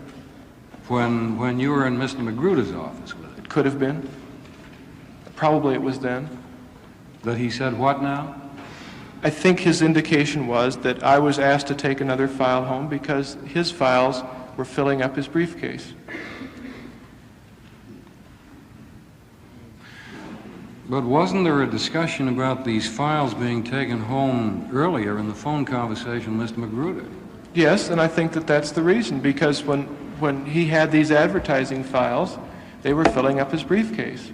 But was it your understanding at the phone call that you were going to take part of the files too? Is that right?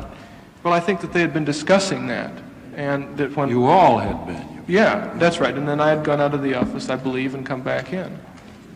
So it really wasn't a matter of a lot of files in one briefcase. It was a matter of both of you were going to take some files home. Yes, but I think that perhaps the reason for that was that he had all the files he could carry, or he felt he could carry. What did he say to you when he handed you the file that you were going to take home? Do you recall? Did he say anything? Well, did he say, guard this carefully, or what? I don't have a recollection of that. Well, did you understand that you were to guard it carefully? Or I felt it was an important file. And my recollection is that you carried the file home and put it in a closet with a briefcase. And Yes. stayed there during the weekend. Yes. And then you brought it back Monday morning? Yes. Well, describe that now. What happened when you I brought it back, and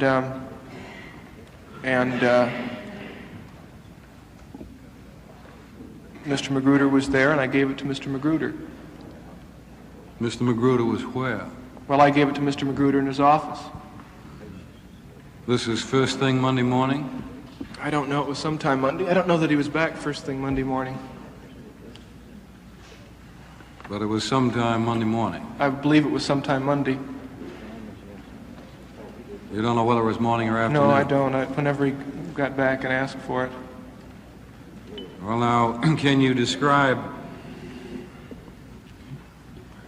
the circumstances surrounding the return of the file? Here's a file that you're protecting over the weekend because this is important. You bring it back Monday morning. It seems to me that you would be concerned about what to do with it, so tell us about it.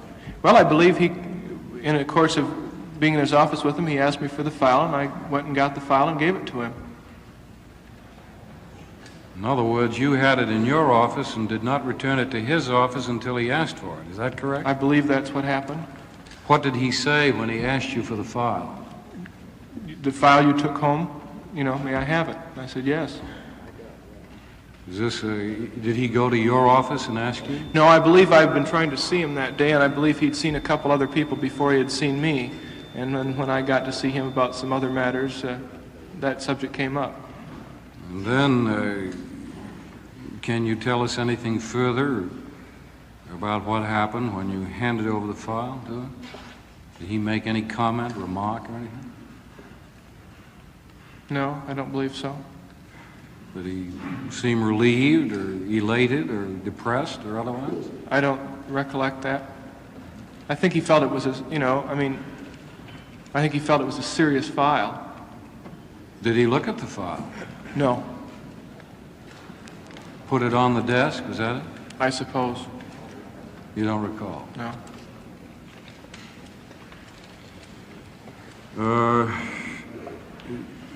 You mentioned that you were a consultant now at the Committee to Re-elect. What is that job? I'm working on the winding down of committee offices, working on some of the bills that are to be paid, selling furniture, that sort of thing, attempting to wind it down. I've also been spending a great deal of time, as I say, with the various committees looking into these matters and providing documents and things. Does your job consultant mean that you're no longer a paid employee? No, I am salaried on a daily basis. Just one other question. Did you handle any cash payments at all during your time with the Committee to Re-elect the President? Yes. At one point in time, during the time after the President had mined the harbors at Haiphong, and the campaign committee was organizing in support of that activity, totally incidentally, I received $3,000 to $4,000 from Herbert Porter, which the money that I transferred to a couple of people. Who were they? Well, I remember one of them was Paul Jones, the director of our Black Vote Division, I think. One of the problems during the Haiphong thing was that we were spending money for things like buses and box lunches and other things like that. What were the buses being used for? The buses were being used to bring people to Washington to rally in support of the President's mining of Haiphong, which, as you know, at that point was a very major issue. What did these people do after they came to Washington? Well, I assume they rallied and then they went home. Where did they rally? There was a rally on the Capitol steps, and there were some other activities in the metropolitan area. There was a vigil, I remember, at the Capitol building in support of that Haiphong thing. And who was in charge of that? Well, everybody was working on it, sir. The entire campaign apparatus that week went to work in support of what had happened. It was a very crucial time in the campaign. That policy was a very important and crucial policy, and everybody was working on it. Well, you mean all 400 people? Oh, yes, sir, absolutely. We did it publicly, and we did it overtly, and we did it honestly, and we were, incidentally, that is one thing. There's been some suggestion that what was done there in support of the President's mining at Haiphong was a dirty trick, or was something that we tried to hide, or was something like Watergate. It certainly didn't seem that way to us. We did it openly, publicly. We sent out memos to the staff about it. We called people on the telephone and asked them if they felt the way we did to send a telegram. We didn't order anybody to do it. I don't think there was anything wrong about it. The campaign committee kind of came together that week. Everybody pulled hard, worked hard. We didn't have that many presidential primaries, and we didn't have that much of an opportunity to test our state organizations out in the field, and that event gave us an opportunity to do that. But wasn't some one person in overall charge of this operation? Well, I think the campaign director probably was at that point. No other person than that? At the campaign committee? Yes. No. And the campaign director? I'm sorry. I would say that since the entire campaign was involved with this activity, that the campaign director, Mr. Mitchell, would have been in ultimate charge of that. Jeb Magruder, of course, was working on it. I worked on it full time. What did you do? I had the meetings. I organized different things. I went around to different people to check up and see how they were doing. I helped to write the reports on what we were doing, that sort of thing. Well, now back to the cash payments that we started out on. You mentioned one cash payment was made to a Paul Jones. And as I understand, that was in connection with this Haiphong operation? Yes, it was. Now, who was the other cash payment to? Well, there could have been other cash payments. In other words, it could have been that Mr. Jones got all of it or part of it. I can't remember anybody else that I actually gave the cash to. We were only talking about $3,000 to $4,000. And I know that I believe, and I could be, giving Mr. Jones a problem he doesn't deserve, because it could have been somebody else than I gave Mr. Jones a check that I would have obtained from the Finance Committee. But my best recollection is that I did give him some cash, and he used that cash to charter buses. Did you get a receipt for it? No. Why, all other disbursements were made, that is, by you, as I understand it, by check, is that correct? I never signed checks. The Finance Committee was the dispersing office. They signed the checks and they made the cash disbursements. We had the power of authorization. You would authorize payments to be made? Yes. You actually did not make payments? Correct. And you cannot remember to whom else you may have made a cash payment? Of that $4,000? Yes. No.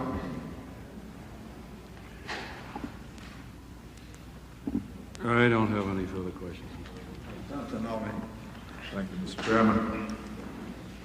Mr. Odle, I recall your testimony this morning to the effect that prior to the Watergate break-in, you had never heard of E. Howard Hunt? Yes, sir. Am I to presume from that he was not on the payroll of your committee? Yes, sir. We were asked about that, and we checked and found that he was not.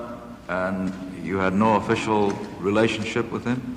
I've never seen him, met him, talked to him, or had any other kind of conversation with him. Since that date? Never. You've never met him? Never met him. It's been reported that a former secretary of the White House Domestic Council has indicated that you're an occasional visitor to Mr. Hunt after the break-in. What?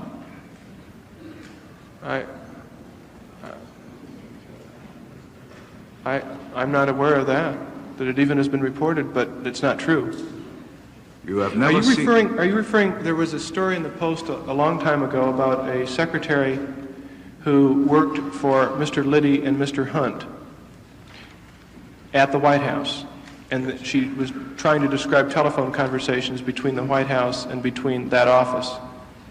And I think she may have mentioned my name. That was a story. She was also the secretary just before that to one of my best friends who worked at the White House, and perhaps that's what she's thinking of. I am saying, sir, categorically, I have never talked to Howard Hunt, met him, seen him,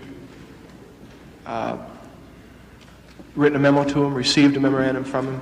So to this date, you've never seen Mr. Hunt? To this date, I have never seen Mr. Hunt. And in terms of Mr. Liddy, I met him for the first time in December at the campaign committee. Thank you, sir. Thank you, Mr. Chairman. Just a few questions, Mr. Odle. I know you've been very patient and very good on trying to refresh your recollections of the 17th. But let me see whether or not I might not be of some assistance in that regard. Is it true that on that particular evening, you and other members of the staff were in Magruder's office watching news on television? We did watch, yes, we watched the evening news. And just so that I'm trying to be helpful in placing the phone call, is it true that the phone call took place after the television news? Do you recall that? It could have, sir. I thought it took place before, but it could have taken place afterwards. Well, who was present when the call was made? I think just Mr. Reisner and myself. When you were watching the television show, was anybody else in the room with you? I think that one of the secretaries was, who was working that day, yes. And so when the call was made, was Mrs. Odle present in the room while you were watching the television show? She may have been. I don't believe she was. She arrived a little later. In any event, when the call was made, there was just you and Mr. Reisner in Mr. Magruder's office. Now, did you ask Mr. Reesner what he was doing there at that time? It's rather late in the evening. I don't remember that I did, no. I know that you don't recall the reference to gemstone, but do the words sensitive material, does that ring a bell? Sensitive material does not. Sometimes we used, the word sensitive does. I mean, sometimes you might label a memorandum in government or at the committee, I suppose, confidential, sensitive, possibly, but not sensitive material.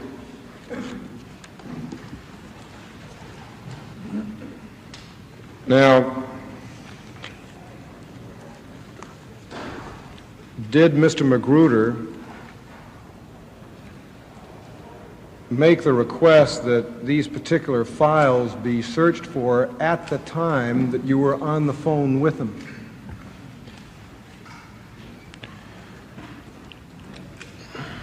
In other words, at the same moment in time that you and Mr. Reesner were in this call with Mr. Magruder, was that the point in time I don't think the request was made to search for the files, and did a search go on while Mr. Magruder was on the line? I don't think so, no. But that recollection is pretty hazy. Is there any recollection that you have that you indicated to Mr. Magruder during that phone conversation that the files which he referred to, in fact, were now in hand, that they'd been found? Sir, I don't think that they were lost. I mean, I think that Mr. Reesner was fairly familiar with the way in which Mr. Magruder's office was organized. I don't think that they had been misplaced or anything. I don't think it would have been difficult for him to locate the files he was referring to. So that you have no recollection whatsoever, then, of searching for particular files while you were on the phone with Mr. Magruder? I don't have a recollection of that. You have no recollection as to the fact that there was a question as to what sensitive material was being referred to by Mr. Magruder? No, I don't remember that term sensitive material being used. All right, then one last question. In the hiring, in the hiring of high-level personnel at the committee to re-elect the president, who was involved in the clearances? Could you name an example? Because that would, there wasn't any great strategy or set of circumstances by which people were hired. I think it would depend on the person, as to how it went. Let us say, for example, that it was in the political division. The process would be much different than if it was in some other division. All high-level personnel, would you say that they were interviewed or cleared by either Mr. Malik or Mr. Strawn? No, not necessarily. I think Mr. Strawn may have interviewed a number of them, yes.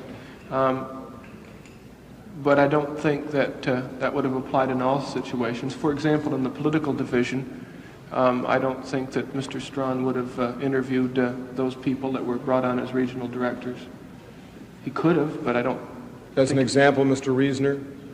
Yes, no, that's another area that's very possible. What's possible? It's very possible that Mr. Reesner might have been interviewed by Mr. Strawn. Who was in overall charge of the hiring of personnel at the committee to re-elect the president? At what point in time? At the period, let's say March, April, May, June. 72. Right.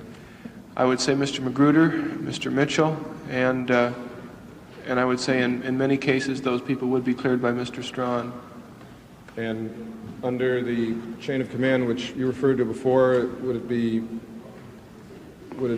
could one make the assumption that clearance by Mr. Strawn did involve Mr. Haldeman? Or was this an independent function of Mr. Strawn's?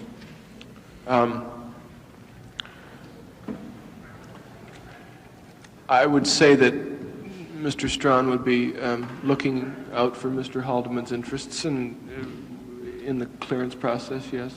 I have no further questions. Thank you, sir. How are you? Just one or two questions, Mr. Chairman. In view of the testimony which you have adduced with respect to the meeting that you had with Mr. Reasoner to try to get the files that were in Mr. Magruder's desk, let us reconstruct that scene again. As I understand it, from this morning's testimony, you and Mr. Reasoner went to Mr. Magruder's desk. Is that correct? We were in Mr. Magruder's office, and we were each on a telephone. I don't have a recollection of going to Mr. Magruder's desk, although I could have been sitting at his desk on the telephone. When I questioned you this morning, you didn't recall who had the key to Mr. Magruder's desk or whether it was locked. Is that correct? No. Mr. Reasoner would have had a key to Mr. Magruder's desk. Well, was it locked? Or did Mr. Reasoner open it I don't know. In that instant? I don't know. All right, now, you had been told during the conversation that these files were very important and that you should get them out of his desk. Is that correct? No, not that I should get them out of his desk. That they should be taken out, and Mr. Reasoner, who knew how the desk was organized. Well, who gave the instructions or who vocalized the expression that the files were important and they had to be taken away from there for security reasons? Mr. Magruder, I suppose, would have. Well, did he do this in the telephone conversation? I suppose that he did, yes. Well, weren't you engaged in that telephone conversation on another phone with him? For part of the time, yes. Well, did you hear him say that? I don't have a recollection of him using specific words to say that, Senator. What I do remember was would that be the connotation of what he said? I think that's a fair statement. All right. Now, when you and Mr. Reasoner decided to divide the files, he decided, or did you both decide, that you should take the file which was styled strategy? That was my style. I mean, that was my word. Excuse me. Why did you call it the strategy file? I don't know. I assumed because it was very important. No, sir, I did not read it. You didn't read it at that moment? No, sir, I did not. Well, why did you call it the strategy file? Because something must have been said in the course of the telephone conversation that made it appear to me that it was a very important strategic kind of file. Well, what did you recall was said during the conversation to lead you to believe that it was a strategy file? I don't know. I'm sorry. Maybe Mr. Magruder said it was a strategy file. We did have strategy meetings, and maybe it was the file that contained the minutes of the strategy meetings. Did it turn out to be a strategy file? Sir, I don't know what it turned out to be because I never looked at it. Give me a description of that file, and give me a description of the briefcase in which you transported it to your home. Well, I would say it was a file similar to the one I have here. It was legal size, was gray, color, light gray. Briefcase was a standard large briefcase. And all you knew about this file was that there was something of strategic importance in it. Yes, sir. And that it was important. Yes, sir. And that it had to be guarded. I wouldn't, well, not guarded in a sense, but Mr. Magruder was concerned for the security of it. All right. And you took it home in your briefcase, and it was an open file, and you didn't read it? No, sir, I did not. I didn't even read my budget files that weekend. Are you a very curious man, Mr. Odle? I wasn't curious enough to read it that weekend. I was more interested in reading the Washington Post and finding out what was going on down at the committee. Well, didn't you want to know what was in the file in view of the extreme interest manifested by Mr. Magruder? I don't know that the interest was extreme. I did not read the file. I don't know why I didn't. Maybe I should have. And you never found out what was in it? Well, no, but I can speculate. Well, tell me what was in it from your speculation. Well, from what I don't know that would be fair to other people. Senator, I will if you ask me to. I've been reading the newspapers. All right, I'll withdraw the question. I'll be fair with you. It's just... I'll be fair with you. Now, You say that you disbursed $4,000 in cash, Yes. and that for only part of it can you account at the present time. Well, my best recollection is giving cash to Mr. Jones. I can't remember if I gave him $2,000 or $4,000. All right.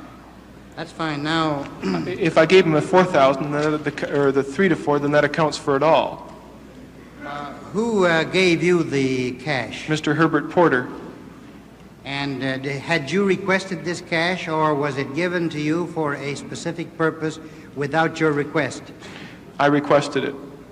What did you request it for? To charter buses to bring people to Washington to participate in the rally.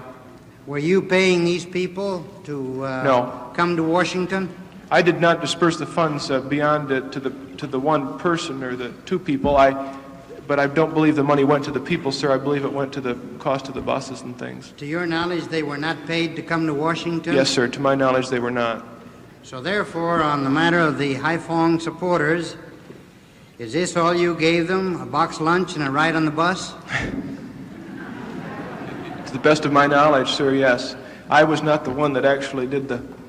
That's all, Mr. Chairman. Thank you.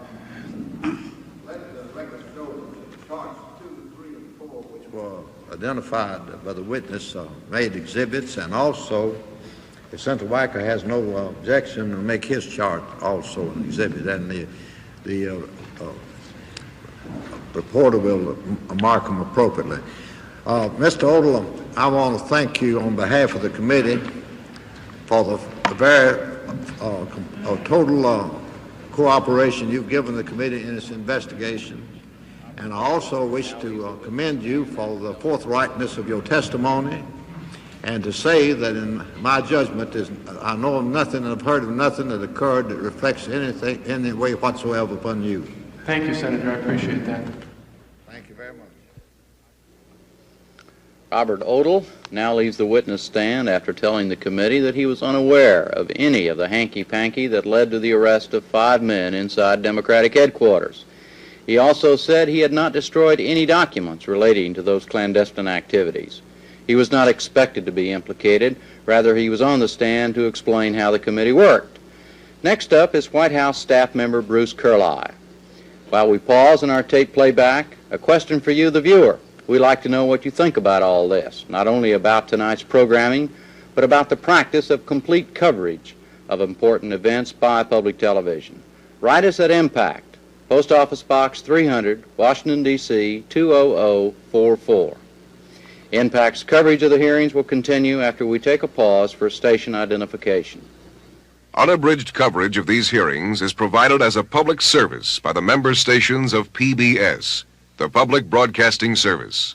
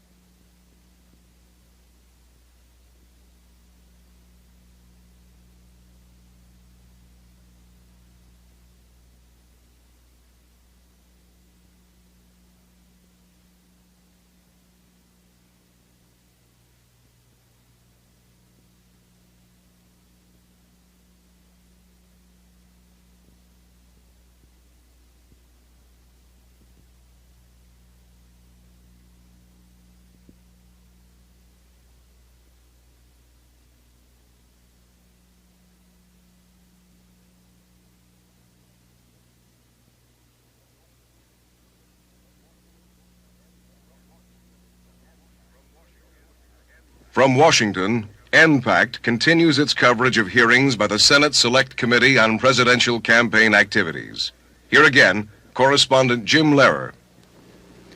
Taking the stand now is Bruce Kehrli of the White House staff, who will be giving us another chart talk, among other things. We have one witness this afternoon who has an engagement to be in a golf tournament tomorrow. It's Sergeant Leeper, and since he is to testify only to the actual apprehension of the people who were caught at the Watergate, I'm going to suggest that we be as restrained as possible in our questioning, so that since that proposition has been well established, not first. We have a short witness for Mr. Leeper, but I just wanted to say I want us to do all we can to facilitate his getting to the golf tournament tomorrow, and that would necessitate us finishing with him today. The next witness is Mr. Bruce Kehrli. If you would please come to the table. You want to swear the witness? Yeah, we can. Yes, hold up your right hand. You swear that the evidence you shall give to the Senate Select Committee on Presidential Campaign Activities shall be the truth, the whole truth, and nothing but the truth, so help you God? I do. Mr. Kehrli, do you have any statement first to make to this committee? I have no opening statement, but I do have a statement which I may want to give later on in the testimony. Yes. All right. Well, you first then, for the record, give your name and your address. My name is Bruce Arnold Kehrli, and my address is 736 South Lee Street in Alexandria. And what is your present employment, Mr. Kehrli? I'm employed at the White House. And what is your position? My title is Special Assistant to the President. Now, how long have you had such a position? I've had the title since January of this year. My position is actually that of Staff Secretary, which I've had since January 1 of 1972. And to whom do you report, Mr. Kehrli? Right now to General Alexander Haig. And prior to that time, to whom did you report? H.R. Haldeman. Now, a chart has been placed on the easel to my left. And have you seen that chart before, or something like it?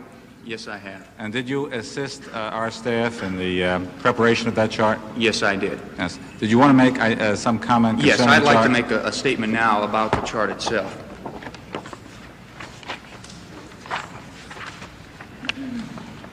The organization chart was prepared by the committee and checked with me for accuracy. It is accurate as far as it goes, but it could be misleading in two ways. First, it shows only those people about whom information was requested. It does not give an idea of the many hundreds of people who work on or around various White House staffs, some of which, like the Domestic Council and the National Security Council, are themselves administratively separate and independent entities. There are also the working relationships with members of the Cabinet and with other people in the various departments and agencies of the executive branch. In other words, the chain of command is not nearly so small or so closely integrated as the few dozen boxes and names on this chart might indicate. Second, there are often rearrangements within the White House staff, which is, in fact, a fairly dynamic organization. This is partly a function of the nature of the work, which involves not only long-range responsibilities, but also literally scores of short-term projects and informal ad hoc relationships. Since many individual staff members have a wide range of responsibilities, and each area of responsibility could conceivably have a different reporting relationship, some common denominator had to be chosen as the basis for the chart. The criterion chosen was the formal administrative chain of command. This chart describes then the fundamental relationships which existed in the White House during the months it covers, and the dates in parentheses on which the individuals left the White House payroll. I shall be glad, to the extent of my knowledge, to answer any questions the committee may have about it. Now, will you please go to the chart and take the pointer? Sure.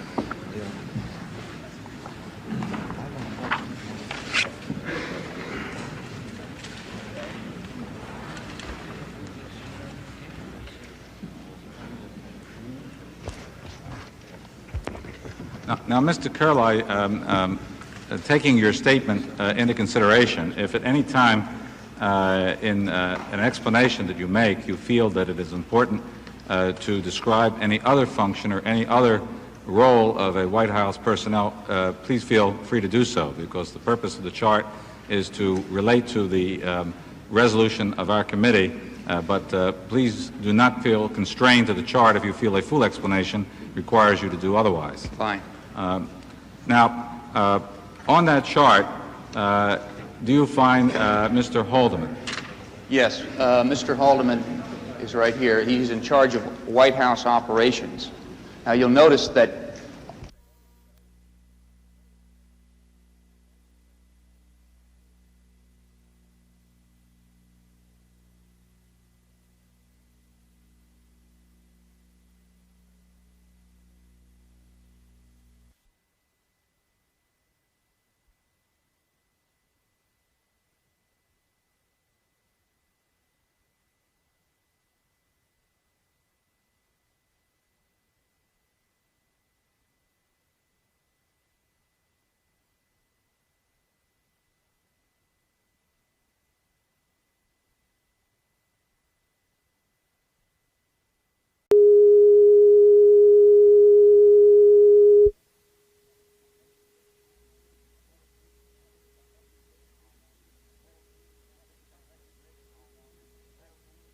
evidence you shall give to the Senate Select Committee on presidential campaign activities shall be the truth, the whole truth, and nothing but the truth, so help you God. I do.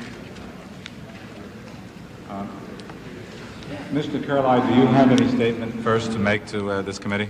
I have no opening statement, but I do have a statement which I may want to give later on in the testimony. Yes. All right. Well, you first then, for the record, give your name and your address.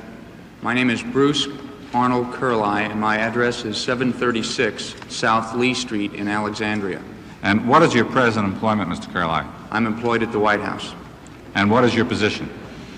My title is Special Assistant to the President.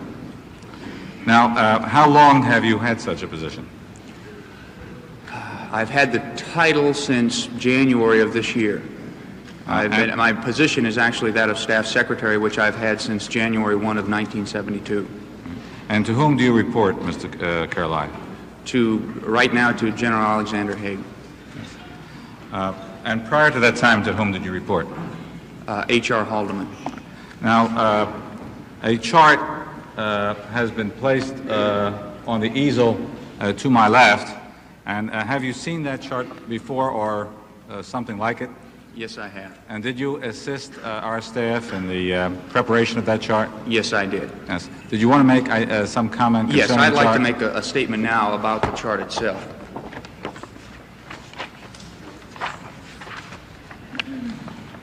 The organization chart was prepared by the committee and checked with me for accuracy. It is accurate as far as it goes, but it could be misleading in two ways. First, it shows only those people about whom information was requested. It does not give an idea of the many hundreds of people who work on or around various White House staffs, some of which, like the Domestic Council and the National Security Council, are themselves administratively separate and independent entities. There are also the working relationships with members of the Cabinet and with other people in the various departments and agencies of the executive branch. In other words, the chain of command is not nearly so small or so closely integrated as the few dozen boxes and names on this chart might indicate. Second, there are often rearrangements within the White House staff, which is, in fact, a fairly dynamic organization. This is partly a function of the nature of the work, which involves not only long-range responsibilities, but also literally scores of short-term projects and informal ad hoc relationships. Since many individual staff members have a wide range of responsibilities, and each area of responsibility could conceivably have a different reporting relationship, some common denominator had to be chosen as the basis for the chart. The criterion chosen was the formal administrative chain of command. This chart describes then the fundamental relationships which existed in the White House during the months it covers and the dates in parentheses on which the individuals left the White House payroll. I shall be glad, to the extent of my knowledge, to answer any questions the committee may have about it. All right, now, will you please go to the chart and take the pointer? Sure.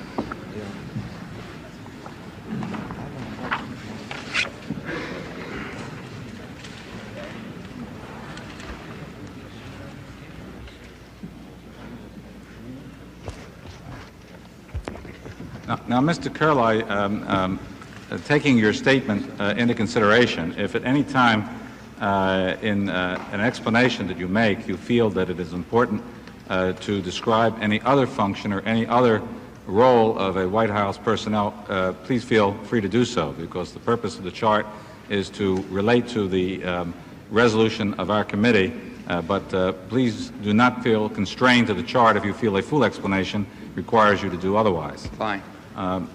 Now, on that chart, do you find Mr. Haldeman? Yes, Mr. Haldeman is right here. He's in charge of White House operations. Now, you'll notice that under Mr. Haldeman, you'll find a number of other sub-organizations, and as I said, because this chart was based on administrative relationships, this may be deceiving, and that any number of these people at any point in time may have had a different reporting relationship depending on what project or what subject area they happen to be working in. But basically, under the organization you have, and to the extent that that chart is relevant, the people who are shown under Mr. Haldeman were reporting to Mr. Haldeman. Right, but let me give you an example. For instance, we have the speechwriters here with Mr. Ray Price as the head of that group. Now, at any point in time, the President may have called Mr. Price with a specific request, not one which went through Mr. Haldeman, and Mr. Price may have responded to that request without ever going through Mr. Haldeman. Would you say he may have or would have? If the President called him. Right. Well, on occasions he would respond through Mr. Haldeman. On other occasions he wouldn't. All right. Now, under the direct line of Mr. Haldeman, would you who under that chart would be reporting based on that chart to Mr. Haldeman or through Mr. Haldeman? Well, any of these people at some point in time would report through Mr. Haldeman.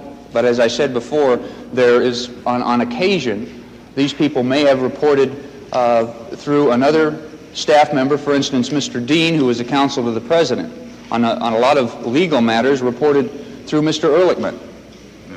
Now, Mr. Hunt is listed there as a consultant. Do you see on that chart? Yes, he is. For what period of time do you know that he served in that role? I'm sorry, I don't have his starting date. I have I was only asked to put the dates on which he left the payroll, and that would be When did he leave the payroll? That was April 1st, 1972. And Mr. Colson, what was Mr. Colson's position, actually? I don't think it's indicated on the chart. Mr. Colson was in charge of liaison with outside organizations. And Mr. Malek's role? Mr. Malek's role at this time was he had charge of the White House Personnel Office, which was recruiting and placing people within the administration. All right, now, Mr. Dean, as you said, would either be reporting directly through Mr. Haldeman, but as you indicated, he also would perhaps be doing quite a bit of his work with Mr. Ehrlichman. That's right. That's true. And so that Mr. Dean's primary responsibilities were through Mr. Haldeman and Mr. Ehrlichman. Would that be true? Yes, it would. And Mr. Chapin, what was his particular capacity and role? Mr. Chapin was in charge of scheduling the President, which included any meetings within the White House, any trips, any meetings outside of the White House, generally on a long-range planning basis.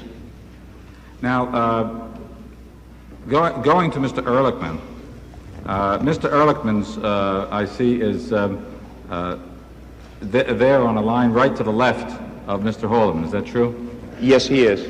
Yes, and what was his official role? Mr. Ehrlichman was an advisor to the President as well as head of the Domestic Council. Now, Mr. Krogh, what was his relationship to Mr. Ehrlichman? Mr. Krogh was a member of the Domestic Council staff.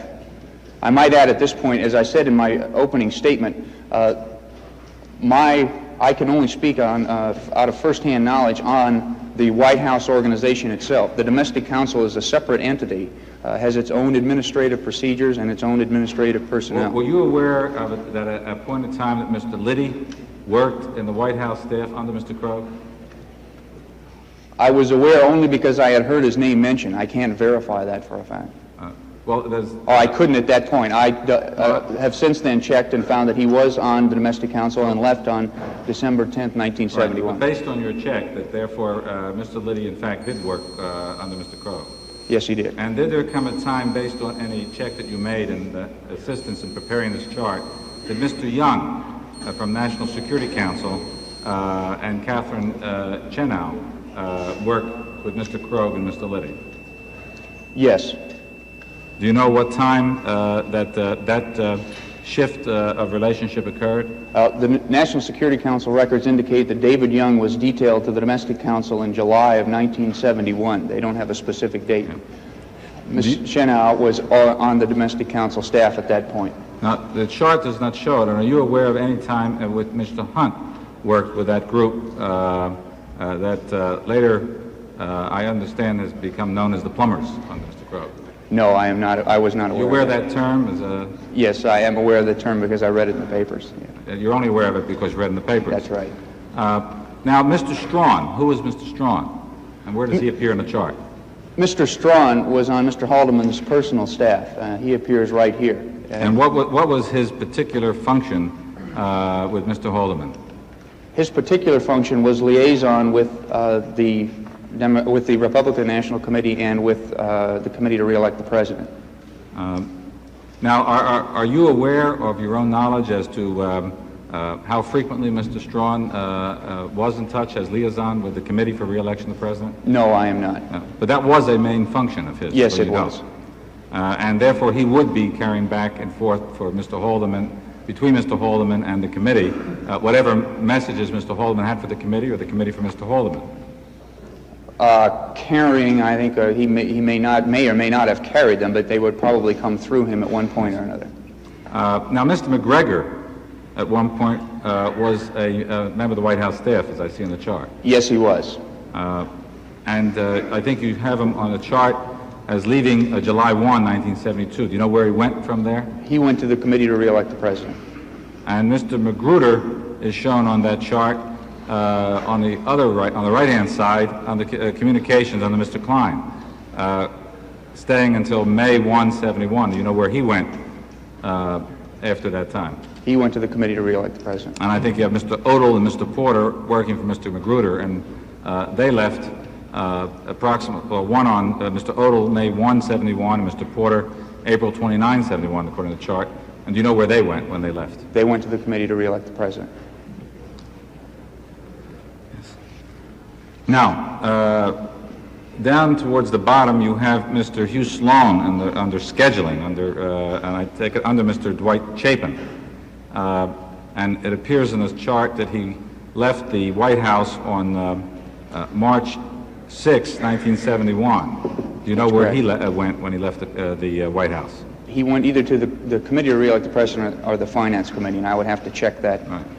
And I see on the chart also at the bottom, under, I guess, a line down from Mr. Haldeman to a box marked political, H. Dent, and then under that, Mr. LaRue, right. And a date of leaving February 15, 1972.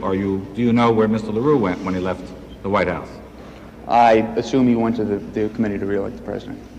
I don't have that. If the facts would show that, I'd take it. Now, are you of your own knowledge, and I know that we've asked you to come here to assist us in reconstructing the White House staff and the relationships around the time relevant to the 1971-1972 period that would cover the resolution in which we're engaged in dealing with the Watergate matter, and that this was the purpose of developing this chart. Beyond being able to describe the various relationships of these people and and their roles on the chart, do you have any further knowledge as to their relationship with the committee to re-elect the president? No, I don't. Do you know anything about the duties of Kathleen Chenow? No, I don't.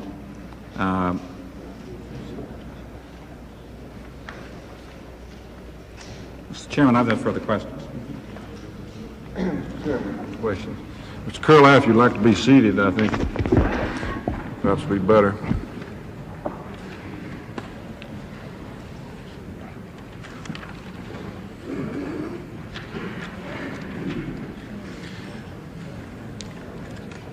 Mr. Kehrli, I'd like to ask you a few questions about Mr. John Dean, counsel to the President. According to your chart, Mr. Dean is immediately responsible to Mr. Haldeman. Is that correct? That's correct. And according to the chart, he would not have direct access to the President as Ehrlichman, Haldeman, Kissinger, and these other men who you've named would. Now I should elaborate on that point. As I said, depending on the various issues or projects that these people were working on, they would have different chains of command. On some issues, John Dean may have had direct access to the President. Sure. Could you categorize Mr. Dean's duties for us? What types of problems or situations would normally arise that would draw his attention, that would require his work? Basically, he was responsible for seeing that anything that the President sent out in terms of an official document, a proclamation, executive order, thing of this nature, was correct legally. He also was an advisor to the President on legal matters, things like executive privilege. He also dealt with conflict of interest in terms of bringing people on board the staff, and that was his responsibility. Would you say that his primary responsibility would be for providing legal opinions and approving legal documents there in the White House? Notice you have here Mr. Finch and Mr. Rumsfeld as counselors to the President, and I assume we can draw a strict distinction between the counsel to the President, Mr. Dean, and counselors to the President, Mr. Finch and Mr. Rumsfeld. Yes, Mr. Finch and Mr. Rumsfeld, as counselors to the President, performed a role that included them being spokesmen. It included a number of special projects. They didn't have any set substantive responsibilities, but were free to move into whatever area the President may determine. You mentioned the area of executive privilege a minute ago. Would Mr. Dean aid the President in formulating his legal position on executive privilege? He would advise him on it, yes. Of course, the President made a statement on March the 2nd pertaining to executive privilege when he stated that White House aides would not come down and testify before a committee normally, and another statement on March the 15th of this year when he stated that Mr. Dean specifically had what might be referred to as a double privilege. Do you know whether or not Mr. Dean had any input with regard to the President's legal position on those two statements? I can't say that for a fact. Leaving that subject, Mr. Kehrli, I'd like to ask you this. You mentioned the so-called plumbers, Mr. Hunt and Mr. Liddy, who were there at the White House at one time. As I understand it, at one time they were working on the so-called Pentagon Papers, the leaks pertaining to the Pentagon Papers situation. Is that your understanding? My understanding is that they were working on a project related to leaks, and the timing of it was such that I assumed it had to do with the Pentagon Papers. I know that David Young also worked on a commission on declassification that was set up. Of course, reports have been that these papers concern matters of national security. Do you know why Hunt and Liddy in this particular project would operate out of the domestic council under Mr. Ehrlichman in this particular area if they were primarily national security problems? No, I don't. Does it seem like a logical situation to you or an unusual situation to you, considering the nature of the domestic council and considering the nature of the work that they were doing? Well, knowing the background of Mr. Ehrlichman, and that at one point he was counsel to the President and did have, in fact, legal responsibilities, and there were legal relationships involved here, and we were dealing with the law, I wouldn't say that it was that unusual to have an organization set up like that. Mr. John Caulfield is not on your chart, I don't believe, is it? Yes, he is. Is Caulfield on the chart? All right. He's under Mr. Dean. Would it also be accurate to state that Did you mention in your testimony previously his relationship to Mr. Ehrlichman? Mr. Caulfield? If any, yes. No, I didn't. Would it be accurate to state that often he dealt with Mr. Ehrlichman on matters? I don't know. You don't know that? I have no further questions, Mr. Chairman. You know, Mr. Kachigian, I believe that's the way Kachigian? Yes. Yes, sir. What was his assignment? He was a writer. And he came in under Mr. Price, was one of the writers along with Mr. R. Price and Mr. Buchanan? Yes, sir. That's on the question. Something. Mr. Chairman, thank you very much. Once again, I understand that our operating format is to utilize this witness's testimony for the purpose of establishing an organizational chart within the White House. I have a number of questions that I wish to put to the witness that are not related to the organizational chart as such. But in the interest of trying to conserve time and stick to that operating format, I would ask instead if the witness will agree to return at a later date so that I may ask him other questions that are not related to his testimony today. Yes, sir.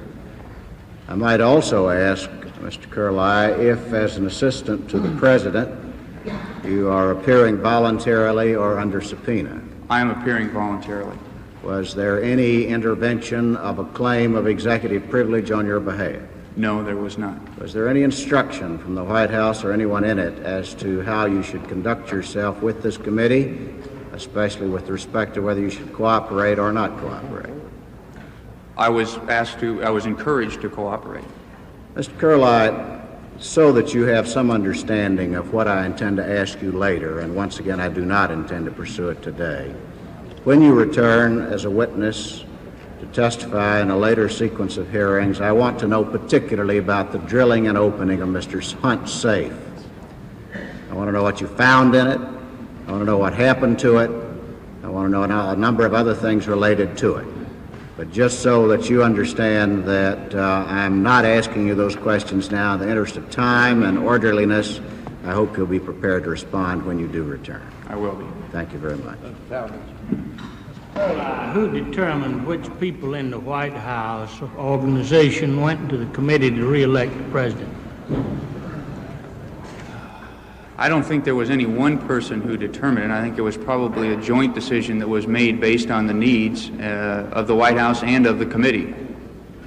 If the committee had a need and there was someone at the White House who was not in a position that, or was in a position rather that they could leave and they felt that they could do a better job at the committee, then they were able to go to the committee. I don't think there was any one being that said, you will go. But if there were more than one person that made the determination, who were they?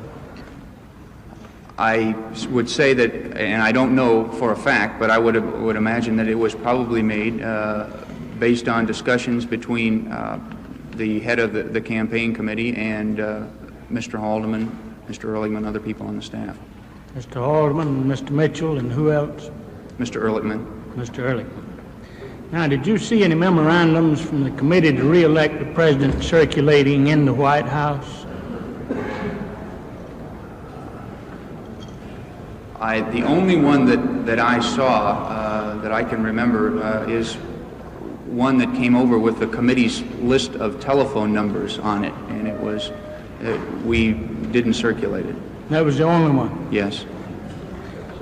Did you ever see or have knowledge of any communication, either written or oral, between Mr. Mitchell and the White House staff prior to the time he resigned as Attorney General concerning campaign activities? No. Did you see any after July the 1st, the date that Mr. Mitchell resigned as campaign chairman? Not that I remember. Did you ever receive funds from the committee or the finance committee for campaign activities? No. None whatever? Well, the only, for my personally, the one point, I was the contact on the White House staff for payment of bills that were incurred by the president during the campaign. We went out of our way to a great degree to make sure that any travel, any events, anything whatsoever that the president did that could in the least way be construed as political were paid for by committee funds rather than appropriated funds. The only funds you received then were for the president's political activities and solely for that purpose? That's right. and they were dispensed for that purpose. That's right. Were there ever any regular meetings held between the White House staff and the committee officials? Not that I know of. None at all? No. Not Never that I know. on any- Not that I know of, but as I said, I was not in the mainstream of communication. Your knowledge never at any time and under no conditions? That's right. That's your answer? Yes. Thank you, sir. No further questions. Chairman. Mr. Kehrli, I want to talk a little bit about the White House organization and especially those people closest around the president. Who saw the president the most of the time, more frequently than others? Mr. Haldeman. Who else? Mr. Ehrlichman. Who else?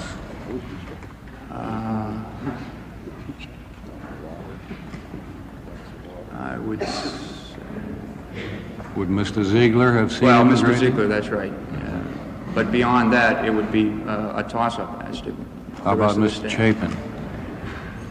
Mr. Chapin dealt primarily through Mr. Haldeman. What was Mr. Haldeman's previous employment? Pardon me, sir? What was Mr. Haldeman's previous employment? He was with the J. Walter Thompson Advertising Company. Where did Mr. Chapin come from before he The came? same company. Was he brought in by Mr. Haldeman? Yes, he was. Who was Mr. Ziegler with before he came to the White House? He was also with J. Walter Thompson Company. Was he brought in by Mr. Haldeman? Yes, he was. What about Mr. Ehrlichman? Was he ever with J. Walter Thompson? No, I don't think so. Was he a very close friend of Mr. Haldeman's? Yes, he was. What was their past friendship and association? Well, the only thing I can relate is what I have read, and they were evidently friends during their college days. Who were you previously employed by? I was with J. Walter Thompson Company. Now, who are the people who budgeted the president's time? I mean by that, who were most responsible for those people who saw the president and those people who did not see the president? Mr. Chapin was responsible for the president's schedule, and that was done on a weekly and a daily basis, a long-range weekly schedule followed up by a daily schedule. Mr. Butterfield was responsible for implementing that daily schedule. Who is Mr. Butterfield? Mr. Butterfield on the chart is on the far right, reported to Mr. Haldeman, and he had an office right outside the president's door, and he was responsible for implementing the president's schedule on a daily basis, making sure that the appointments were there on time, that when people came in, they were positioned correctly. And he reported to Mr. Haldeman? Yes, he did. And Mr. Chapin reported to Mr. Haldeman? Yes, he did. Did anybody who had anything to do with budgeting the president's time report to anybody else but Mr. Haldeman? No. Are you familiar at all in your job in the White House with the people the president saw daily during your time there? You mean, was I aware of his daily schedule? Yes. I mean, would you be generally familiar with the people that he saw? Or? I received a copy of his daily schedule, so I saw the names of the people that he saw daily. I see. That were on the published schedule. Now, he often would call other people over, and that wouldn't be on the published schedule because obviously you couldn't keep it up on a minute-to-minute basis. It was issued in the morning, and if it changed during the day, then it wasn't worth issuing a new one to everybody on the staff. Would you generally be aware of people who came to see him even though they weren't on the regular schedule? No, I would not be. My office is located in the basement of the White House, out of the traffic flow. Of those people that you are aware of who saw the president because you did see the daily schedule, did many senators ever visit the president? Yes, quite a few. And he used to have, as I remember, and he still does, breakfasts for members of Congress. But I mean on a personal basis, talking to him in his own private office, with him personally. I don't have an exact number, but I do remember senators and congressmen on the schedule, yes, sir. Were these frequent visitors? I really can't comment on the frequency of the visits. How about Republican National Committee Chairman? Was he ever on the visitors list very often? He was on the visitors list. Very often? It's difficult to say how often he was on there. Would you say more than once? infrequently? How would you term frequently? Well, you term it. I mean, you saw the schedule. I didn't. I would say once a month? Once a month is probably a good... That'd be about right. That's right. What about other Republican Party people, state chairman or other people who worked within the party? Did you ever see them on the schedule? I may have, but they weren't listed as state chairman, and I probably wouldn't recognize the names. But at any rate, the people who saw the president were carefully screened by Mr. Haldeman and those people that we have talked about here who were brought to the White House by Mr. Haldeman. Is that right? Mr. Haldeman was responsible for putting together the president's schedule, and based on, I'm sure, with conversations with the president on what time was available and how it was to be used. Would you have any idea how many people on the White House staff, how many were there now, total staff? The total on the White House staff, approximately 500. Now, there's a confusing point there, and that I'm speaking only to the White House office. And the Domestic Council, for instance, the National Security Council, Council of Economic Advisors, all of which are housed in the Executive Office Building, White House office complex, are not included in that 500. I'm talking about the 500, the staff. Yes. Who recruited most of those people, would you say? It was done, I can speak only from the time in November of 1970 when I came on the White House roles, and they were recruited by the personnel office primarily. And who's in charge of that? Fred Malek. Who brought Fred Malek to the White House?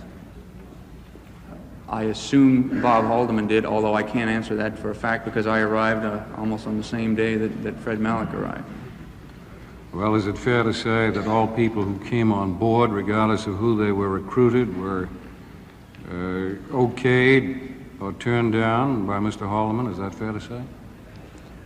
Mr. Haldeman did want to be made aware, as he was responsible for them, of all members of the White House staff, all new members. And he was made aware of anyone, by one of the staff members, if they wanted to bring an individual on. Did you ever hire anybody for your staff? No, I didn't. Did you have a staff? I do now, yes. But my staff is primarily career employees. One of my basic responsibilities is the 280 or so career government employees who serve the president, the office of the president, year in and year out. I see. Tell me, was one of your responsibilities the White House payroll? Yes, I was responsible for monitoring the White House payroll. What do you mean by monitoring? Well, whenever, for instance, any raises of professional employees were sent to Mr. Haldeman for approval, I approved all raises for people below that level, in other words, clerical type secretaries. Did you ever handle any monies that were paid to White House personnel that were not federal payroll monies? No. Did you ever handle any cash at any time? I did. We had, as I was talking before about the one of my responsibilities being that making sure that anything that the president did or that his staff did in supporting him while he was participating in a political event was covered by funds from the Committee to Re-elect the President as opposed to appropriated funds. We did have a problem at one point with, for instance, when the President would fly somewhere and they needed to stock the plane, provision it with food. The way we had it set up was to have the military people go out and purchase the food, put it aboard the plane, rather than having them, and most of them were low-level military people, put out money and have to be repaid. We brought over some cash and paid them in advance to buy this food. But these were all monies paid in direct support of the president. Absolutely. At any particular time. And you testified that you made no cash payments to anybody other than in this area that you're now describing. To the best of my knowledge, yes. Well, now what does that mean? Well, I can't remember any. Do you think that you did? No.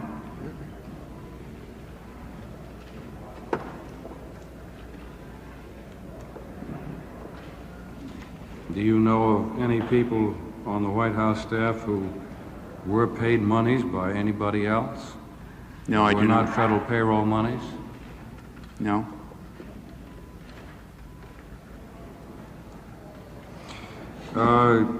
Were you responsible for the assigning of office space in the White House and also in the executive mansion? Yes, sir. What was the disposition of the office space assigned to Mr. Liddy and Mr. McCord and Mr. Hunt after they were removed from the White House payroll? Do you recall? Mr. Hunt's office was in a block of space that had been assigned to Mr. Colson. We don't assign specific offices within a staff. We assign a block of space to a staff and let them divide it up as they wish. And what about Mr. McCord and Mr. Hunt? I never knew Mr. McCord. How about Mr. Hunt? Mr. Hunt had an office in room 338. Is that the executive office Of the executive office building, that's right. And what happened to his office after he was removed from the federal payroll? It was left within the Colson operation, and I don't know who was sitting in there now. Was that part of the block of offices that Colson... He had people in various spots within the executive office building. After these people were removed from the federal payroll, do you know whether they had access to their offices after that time? No, I do not. You don't know whether they used the telephones? No, I do not. What happened to their file cabinets? I know what happened to Mr. Hunt's file cabinets. Well, I'm not going into that.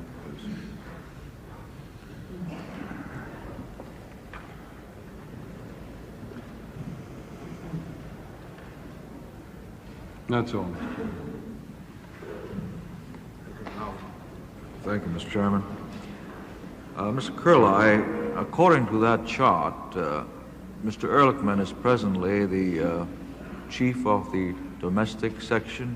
Domestic counsel, yes, sir. And Mr. Haldeman is chief of the White House operation, and Mr. Dean, the counselor. Yes, sir. At this moment. No. You have the date. Oh, I see. Yes, sir. That's right. They are still on the payroll through the 19th, which is this Sunday, and that was based on an agreement that was made in terms of trying to make sure that they had enough time to wind down their responsibilities on the White House staff. And that was determined it was a reasonable amount of time to allow men with their responsibilities to phase out, get other people who were taking over their responsibilities briefed on what those responsibilities were and up to speed before they left. Following up on the matter of scheduling, you've indicated that Mr. Haldeman had the final say as to who saw the president. Am I correct in that? Now, on occasion, he would not have the final say. He would cover it with the president. Did this extend to telephone calls also? No, it did not. Mr. Chapin handled the telephone calls, as I remember. Is it possible for a United States Senator to call the president and speak to him directly? I don't know. I'm not that familiar with that setup.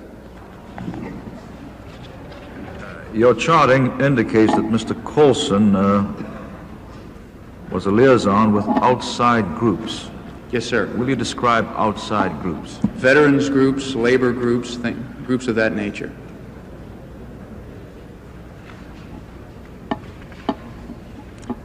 Are you aware of his activities with groups that have been mentioned in the press that you have not mentioned? For instance? It has been suggested that he has been involved in dirty trick activities? No, I'm not aware of any dirty tricks. Do you know who Mr. Colson reported to?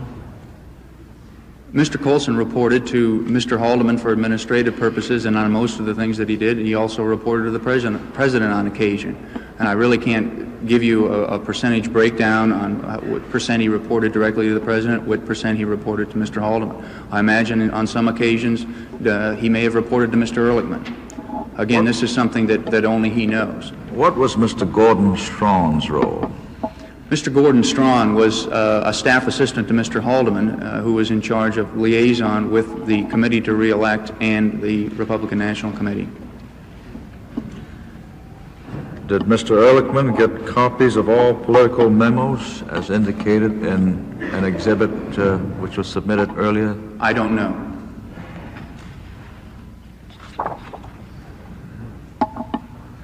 I have no further questions, sir. Oh, I have one question. Yes, sir. Do you know a Mr. Roy Shepard? No, I don't know him. Have you checked the files to see if he's on the payroll? I know for a fact that he is not on the payroll. If he's not on the payroll, how does one get admitted to the White House? Well, I did some checking on Mr. Shepard, and he was admitted because he had a pass from another government agency. What government agency, sir? As I remember, it was Department of Transportation. Is he on the payroll of the Department of Transportation? I don't know.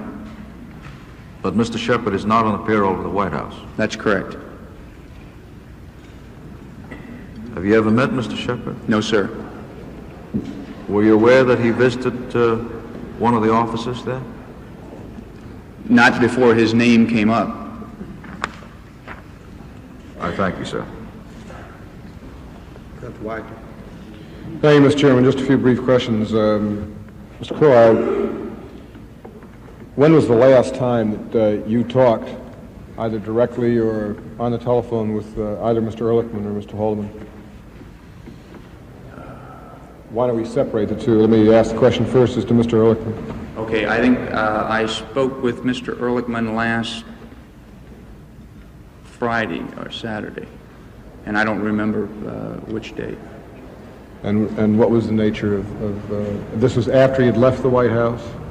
This was after the announcement of his resignation had been made, and while he was winding down his activities at the White House. So this was a direct meeting, face-to-face? No, this was a telephone conversation. I see. Can you indicate to me the nature of that conversation? We were discussing the disposition of his papers that had been taken from the office and held in a room. What do you mean by the disposition of his papers? I'm afraid I don't follow you on that. This was at a time when they were turning back certain papers to the FBI. I don't understand the nature of what was the purpose in your discussing this matter with him? Well, I wanted to make sure that he was aware of the fact that they were being turned back since they were coming out of his files.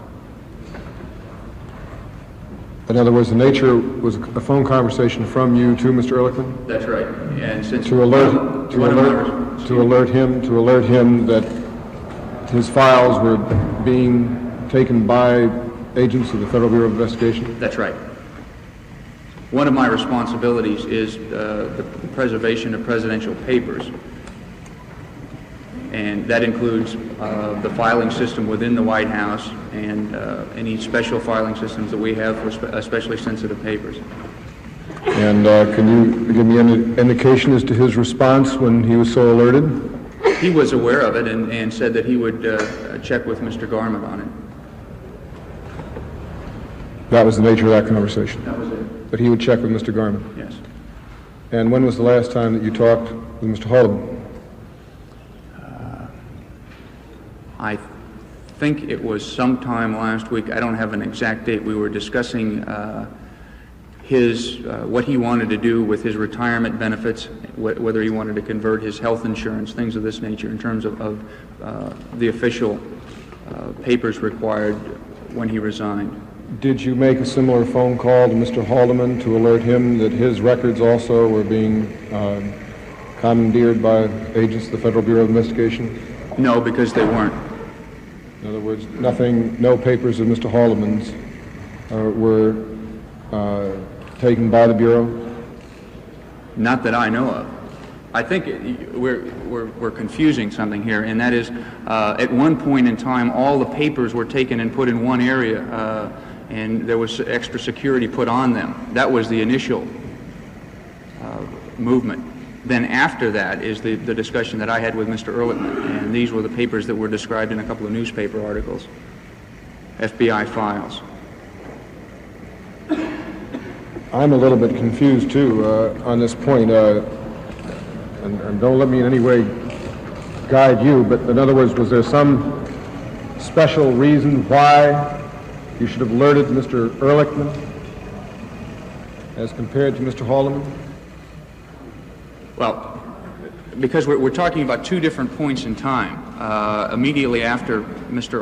Ehrlichman and Mr. Haldeman resigned, all of the papers within their offices and actually all of their working papers were taken and put in one room. As I understand it, and I was only told this by Mr. Garma, so that there would be no problems with any papers disappearing. Mm-hmm. That happened on the 1st of May, or about that time. Mm-hmm. Now, we're talking about last weekend, right, when the FBI had requested some papers back that had been part of this group. Right. And since they were included in Mr. Ehrlichman's files, I wanted to make sure that he was aware of the fact that they had been requested. Did you receive a request from the FBI to assist in this matter? Is that how it came to your attention? No, it came to my attention because I happened to be walking past the room where we keep the files, and I noticed there were some people in the room making a manifest, or making a log of the different papers, an inventory list. And at that point in time, then you called Mr. Ehrlichman, yes, to let him know that this is being done to his papers. All right. Now,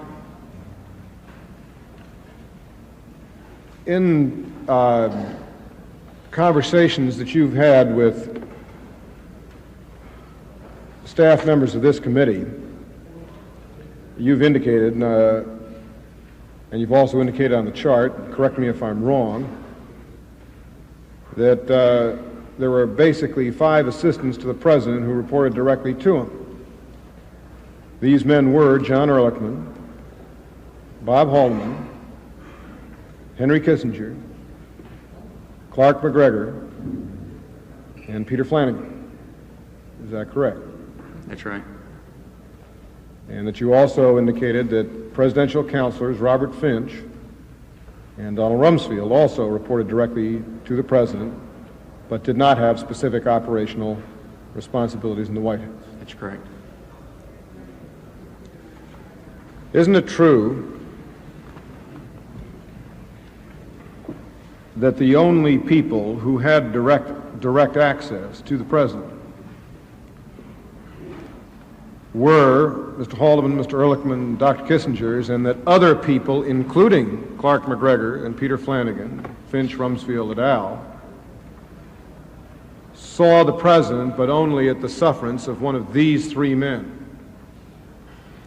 No, I would say that if they wanted to see the president, then a time would be set up based on the president's schedule and the president's priorities.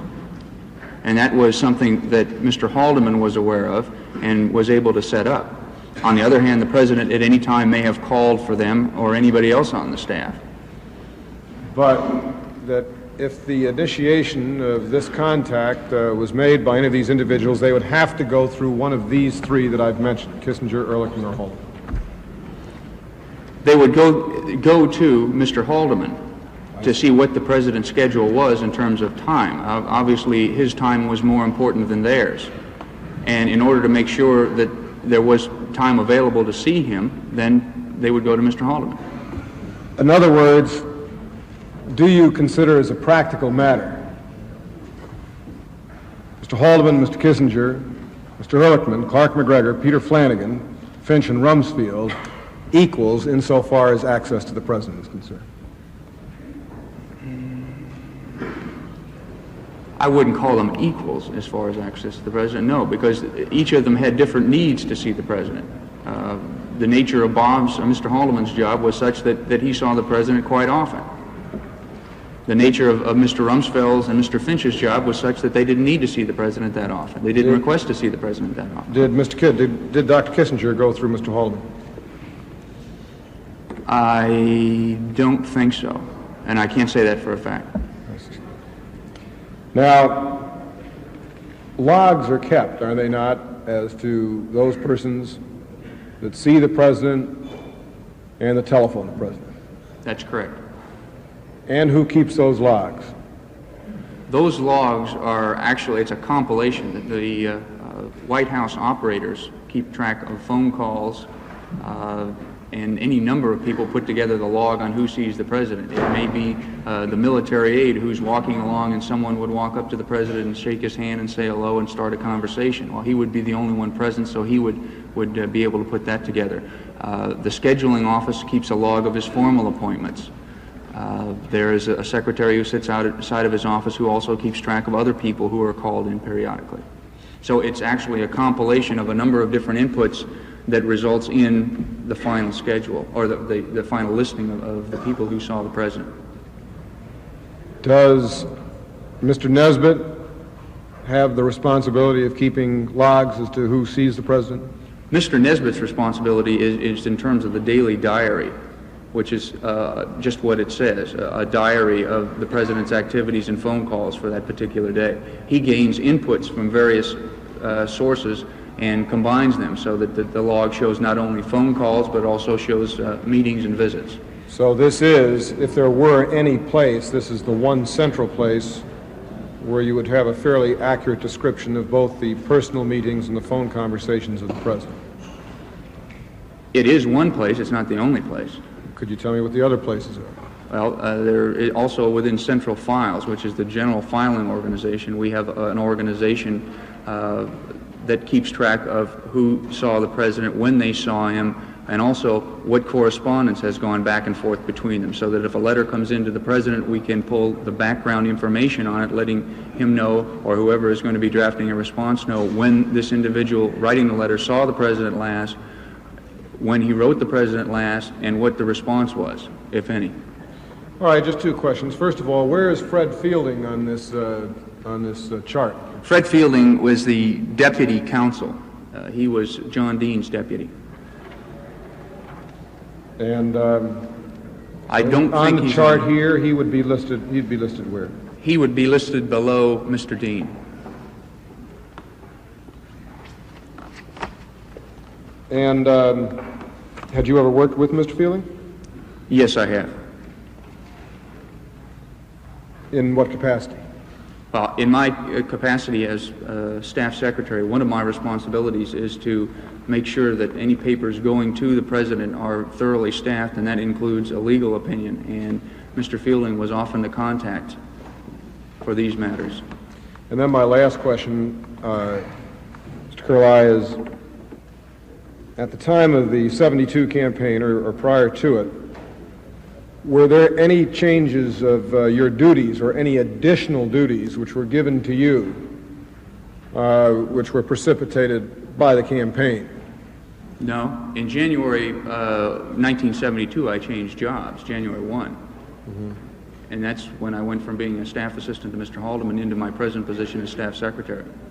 But at no time did you acquire any duties that related to the campaign? No. I have no further questions, Chairman. Mr. Kehrli, how many people were separated or transferred to the committee to re-elect the president from the White House? I don't have that exact figure with me. I can look that up. Would you furnish it for the record? Yes, sir, I will. And how many people did you have at the White House during the course of last year? What was the largest number you had on the staff? You mentioned that now you have approximately 500 on board. Yes, sir. Well, at one point we were at around 510, And then we have our FY74 budget is for 480, and we will be down at 480. So you are effectuating a reduction of approximately 30 people. Yes, sir. And do you have any on board from other departments? At this point in time, Yes. Yes, sir. How many approximately? I don't have the figure on that. I can give you that figure. Well, give me a round figure, more or less. Oh, maybe 15. What was the cause for the reduction in the budget request? The President's request that all parts of the executive office cut back, and that's basically it. Now, during the course of the campaign, you were in charge of paying everyone in the White House staff, were you not?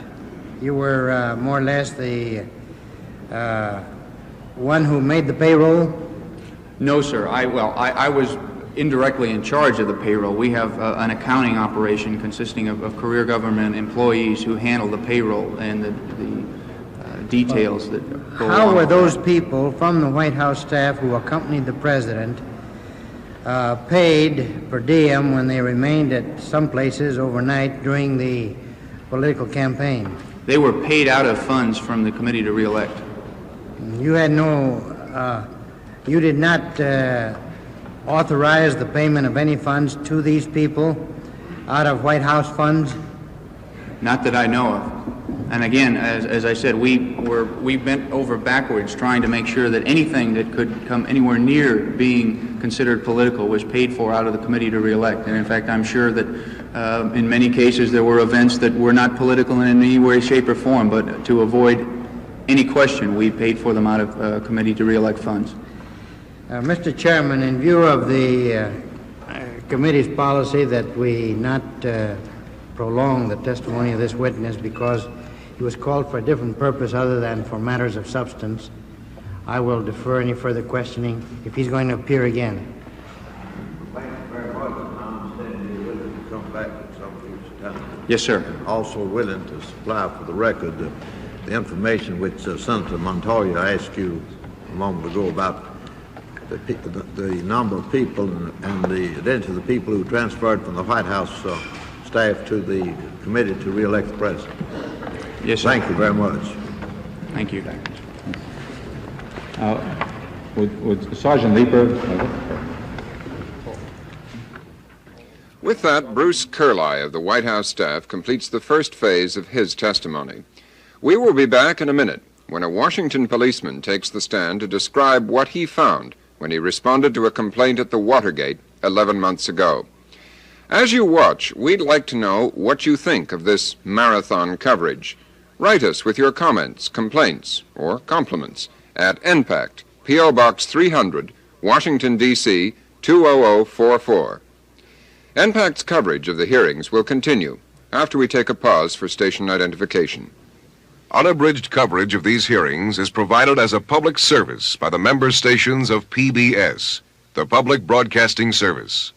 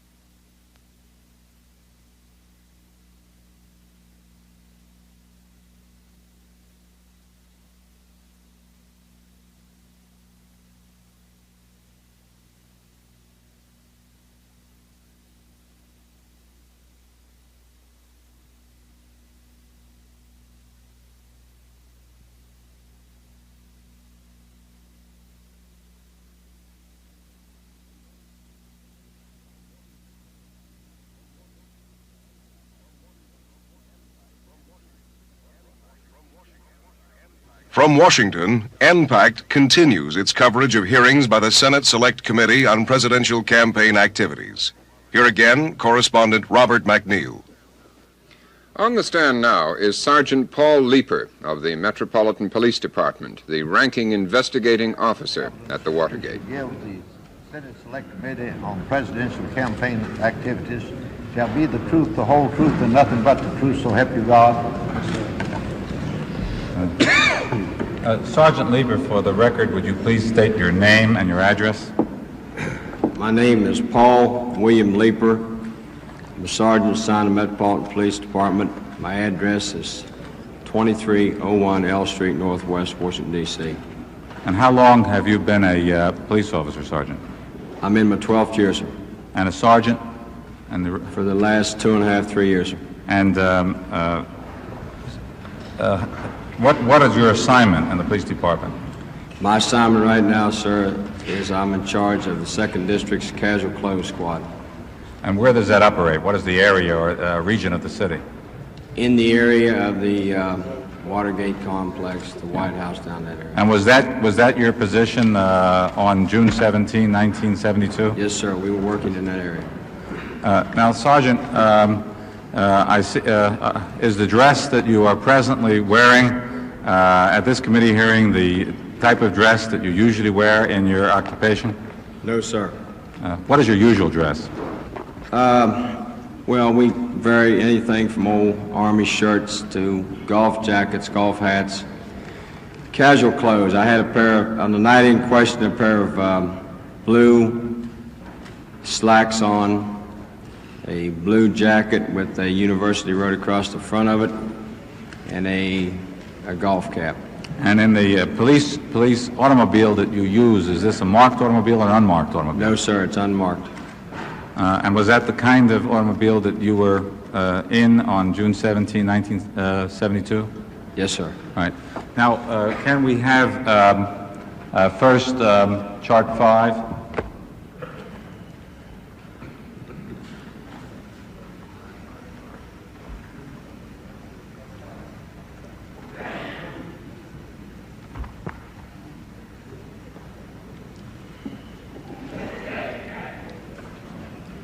While they're getting the chart, Sergeant,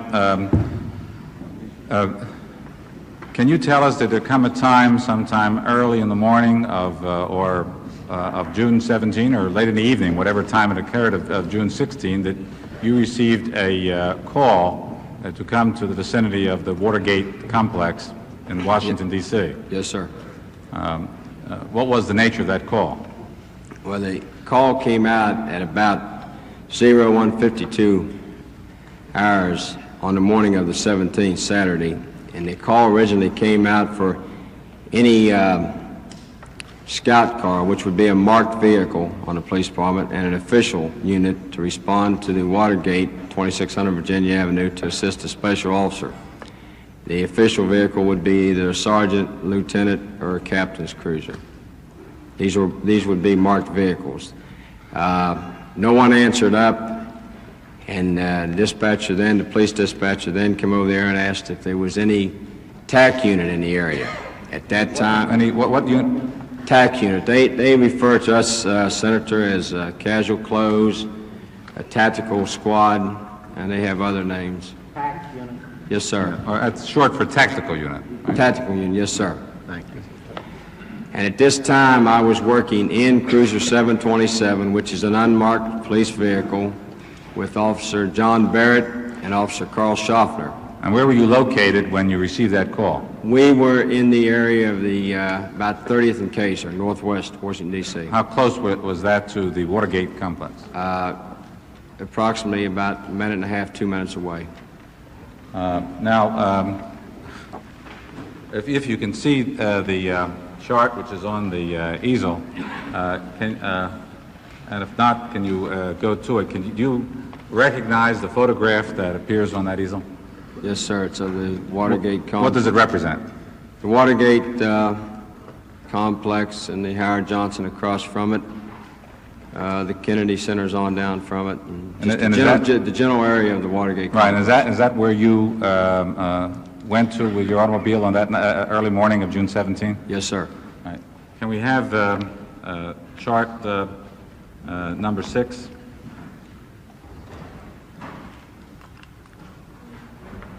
Let the record show chart number 1, chart number 5, I believe it is. Yeah, will be marked as an exhibit. It is to be marked appropriately by the report as an exhibit. That's now, sorry, we're getting a little closer. I think. What do you see there on that photograph? That would be the Virginia Avenue side of the Watergate complex, 2600 block Virginia Avenue Northwest. All right, can we have that next chart now? It's, I think, chart number 6. And can the chart that had just been exhibited be identified as an exhibit? And that chart number 5 be appropriately numbered by the reporter and marked.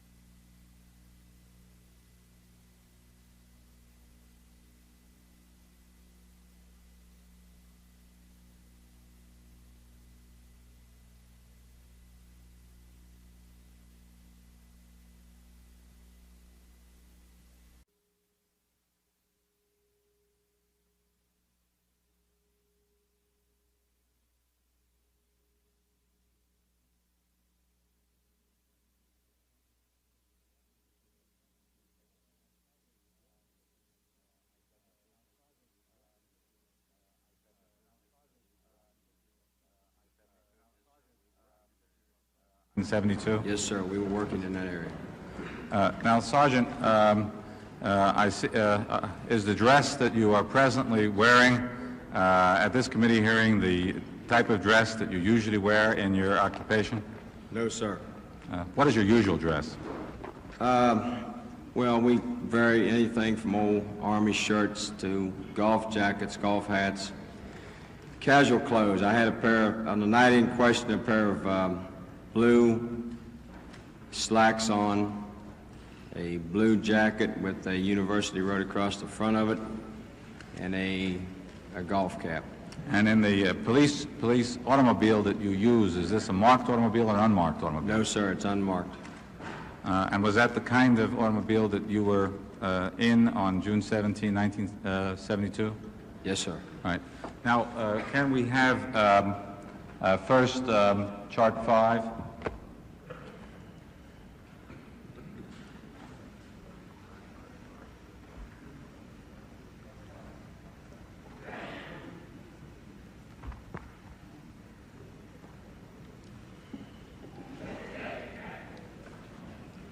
While they're getting the chart, Sergeant,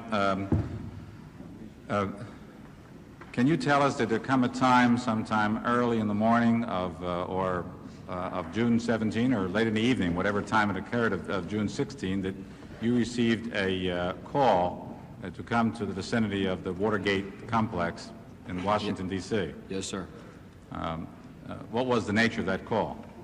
Well, the call came out at about 01:52 hours on the morning of the 17th, Saturday, and the call originally came out for any scout car, which would be a marked vehicle on the police department, and an official unit to respond to the Watergate, 2600 Virginia Avenue, to assist a special officer. The official vehicle would be either a sergeant, lieutenant, or a captain's cruiser. These would be marked vehicles. No one answered up, and the police dispatcher then came over there and asked if there was any TAC unit in the area. At that time, what unit? TAC unit. They refer to us, Senator, as casual clothes, a tactical squad, and they have other names. TAC unit. Yes, sir. Or that's short for tactical unit. Right? Tactical unit, yes, sir. Thank you. And at this time, I was working in Cruiser 727, which is an unmarked police vehicle, with Officer John Barrett and Officer Carl Schaffner. And where were you located when you received that call? We were in the area of the about 30th and K, sir, northwest Washington, D.C. How close was that to the Watergate complex?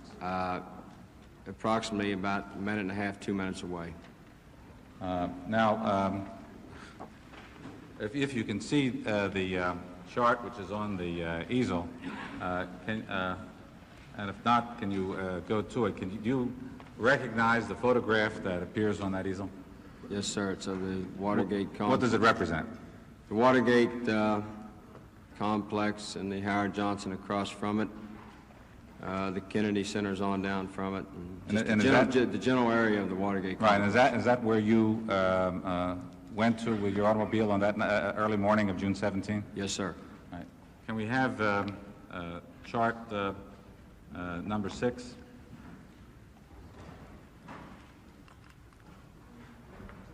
Let the record show the chart number 1, the chart number 5, I believe it is. Yeah, will be marked as an exhibit. It is to be marked appropriately by the report as an exhibit. That's now, sorry, we're getting a little closer. I think. What do you see there on that photograph? That would be the Virginia Avenue side of the Watergate complex, 2600 block Virginia Avenue Northwest. All right, can we have that next chart now? It's, I think, chart number 6. And can the chart that had just been exhibited be identified as an exhibit? And let chart number 5 be appropriately numbered by the reporter and marked, made an exhibit appropriately marked. All right, now, can you identify this drawing, Sergeant, as to the Watergate and the Howard Johnson? What does it show to you? It shows the Watergate, the 6th floor, the Democratic National Committee, in relationship to the Howard Johnson, which is located across the street from it. Now, did you have anything to do with the Howard Johnson location when you arrived and answered that call? No, other than the fact that when we were on the balcony of the Watergate. What balcony was that, Sergeant? That was the 6th floor, the balcony of the Democratic National Committee. And would that be where the space is on the left? Yes, sir. It's where it has it marked there, sir, directly across from the Howard Johnson. Right. All right. Why don't we hold that? Now, can we have the next chart, which should be chart number 7? Chart number 8. Chart number 8. Chart number 6. 6? No, what chart do you have that marked as? Because I have somebody's. Yeah, that's an exhibit number. I think the exhibit numbers and when the difference is that these charts, Sergeant Leeper, you recognize these charts. Yes, sir. You've seen them before. Yes, sir. These charts were used at the trial in the Watergate case in January. Yes, sir. And you did testify at that trial. I did. And when you did use these charts and the exhibit and the numbers that appear on the right-hand corner were the trial exhibits.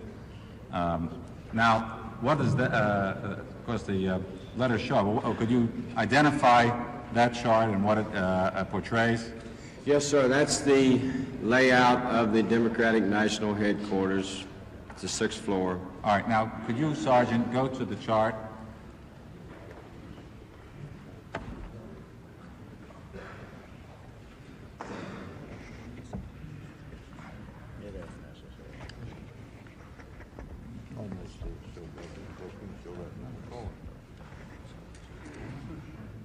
All right, now, Sergeant, when you arrived on the call and came to the Watergate complex, could you now state and at such point as you arrive at the chart, indicate your entry and what you did and show on the chart what you and those officers accompanying you did?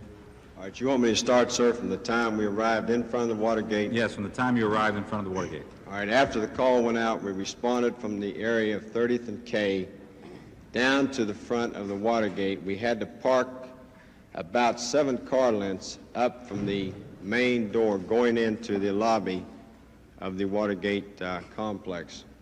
At that time, myself, Officer Barrett, and Officer Schaffner got out of the vehicle, up the steps into the lobby where we were met by the special police officer who had put the call out. Do you know his name, Sergeant? Wills, Frank Wills. When you say special police officer, was he an employee of the Watergate? No, I think he's an employee for a guard service that is hired by the Watergate complex. But his responsibilities, as you know it, was as a guard for the Watergate. Yes, sir. All right. Continue, Sergeant. We conferred with him there in the lobby, and at that time he brought it to our attention. He had made his rounds about 20 minutes, 30 minutes prior to this and found tape on one of the doors leading from the B1 level, from the garage into the B1 level. Now, when you say tape on one of the doors, could you explain that? What do you mean, or what did he mean to you, and what did you understand him to mean as tape on the door? Well, at that time, sir, we really didn't understand him, what he meant by it. We responded down to the area where the tape was found, and after looking at the door had been taped with a sort of a light-colored mastic tape, where the door would shut, and from all appearances the door would be locked, but the lock is held in by the tape, where the door will shut but it will not lock. So this tape was on the edge of the door, yes, sir. Forcing back the lock that would ordinarily spring and lock the door. Yes, sir. And keeping it from being locked. Yes, sir. And what did you understand the purpose of that taping to be then? At that time, it would give anyone that was wanting to go in and out accessibility without having to use a key or to a pick or something to unlock it. Now, did you know whether these doors lock from the outside and only, or from both sides?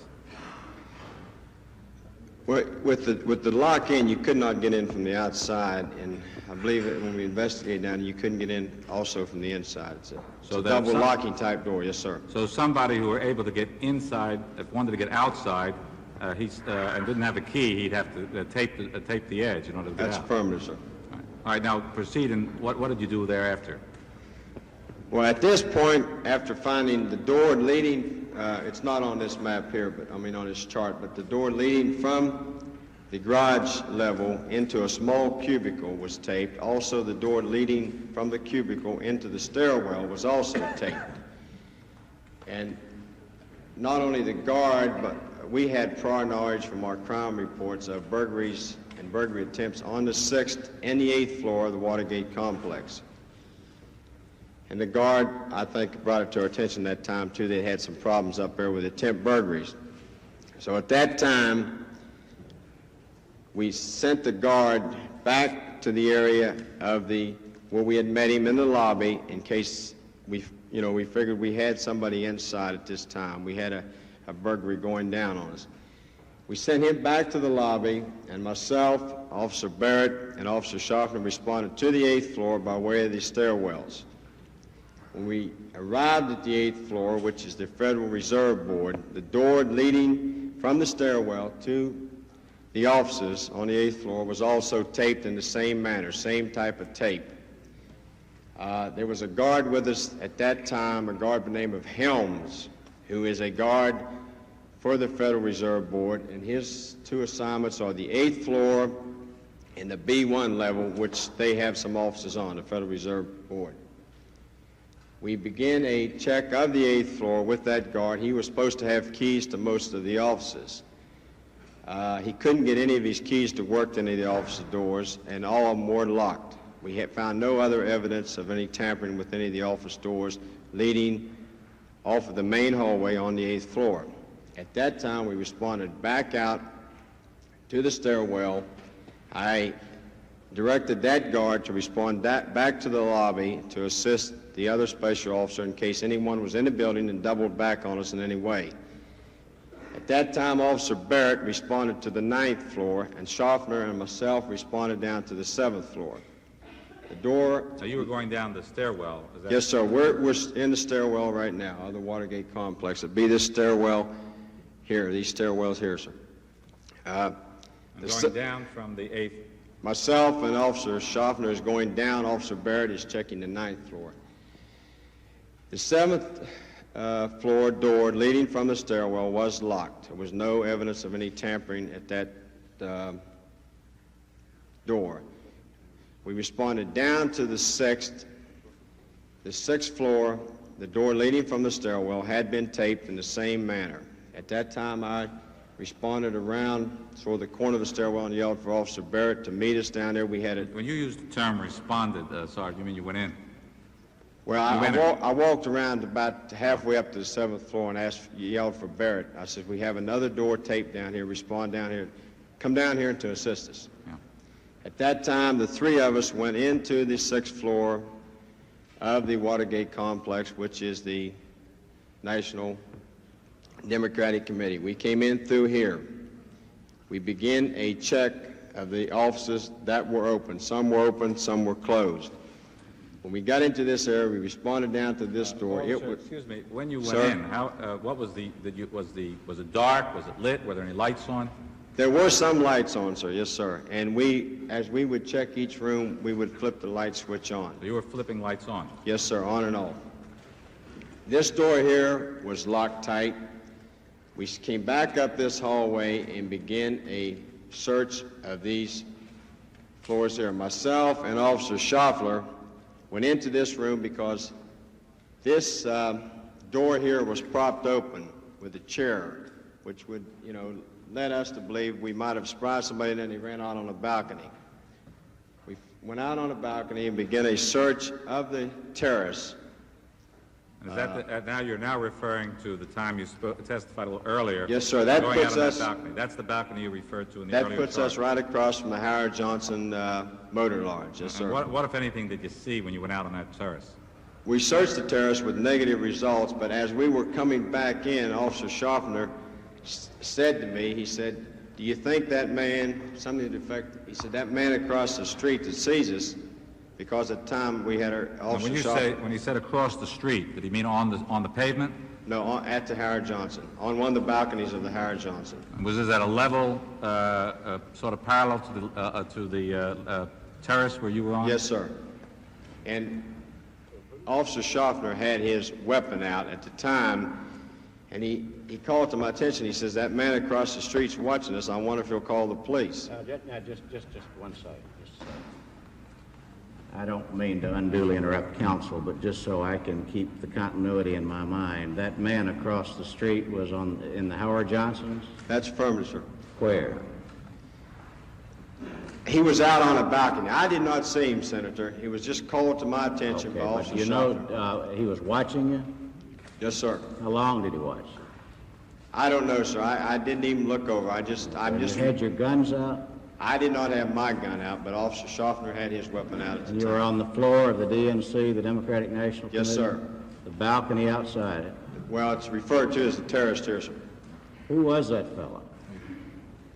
It was later found to be James Baldwin. You know how long Baldwin watched you? I think from the time we pulled up in front, he said in court, sir.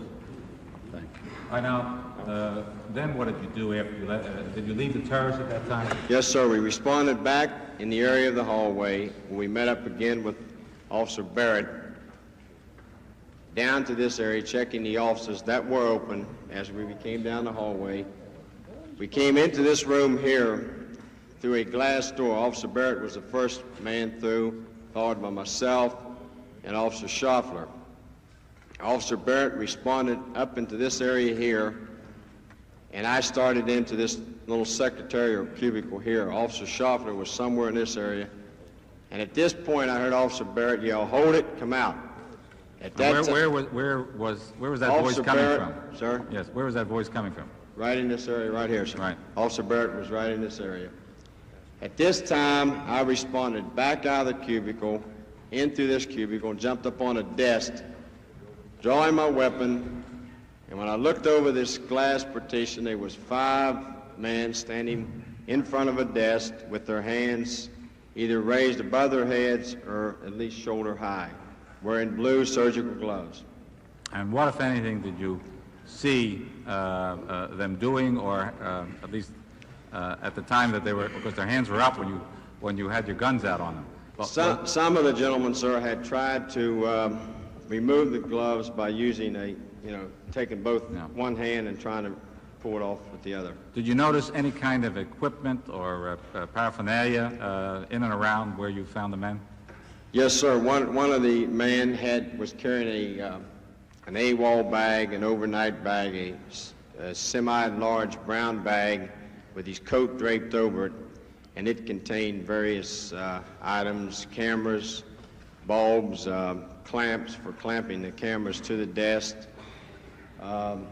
walkie-talkies, things of that sort. Now, just going down towards the corner there from that room where you apprehended the men, the corner towards the bottom right corner. Go all the way down to the large office in the corner there.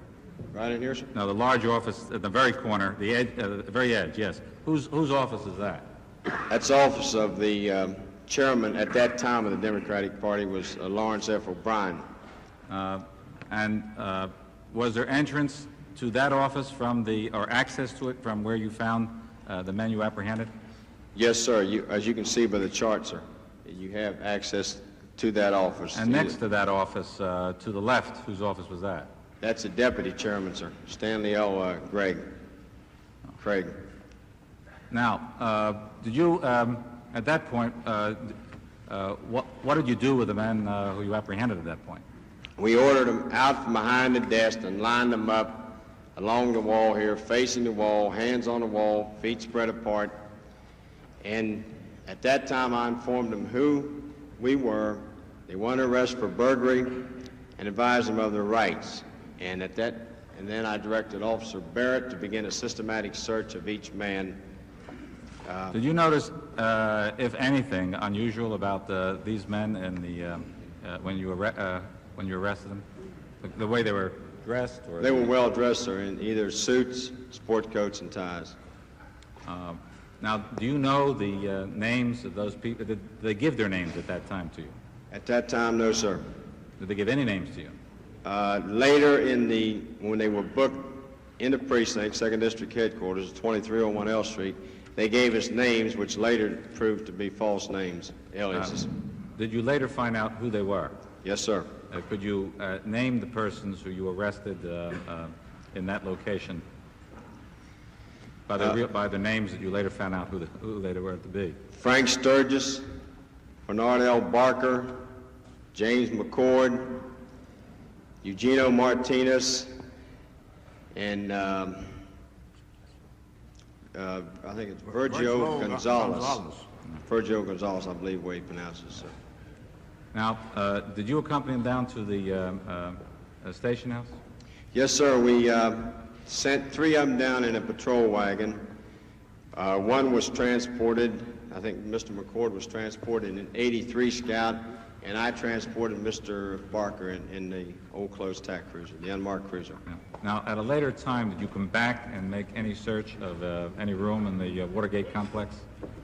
I came back to the Watergate complex, but the search was made by our mobile crime unit. They, from the time we could get in touch with them, they handled all the searching of the rooms and all the fingerprinting and processing. What rooms were searched? Well, the mobile crime did a search of the whole 6th floor complex, the conference room, all these rooms along here. Are you referring to? No, were there any other rooms in either a hotel or any other place of the complex was also searched? Yes, sir. We obtained search warrants at about 2:30 in the afternoons. That would be Saturday afternoon on June the 17th, and went into rooms 214 and 314 of the Watergate Hotel. What led you to get such search warrants? Well, we checked the register to see who was registered at the Watergate.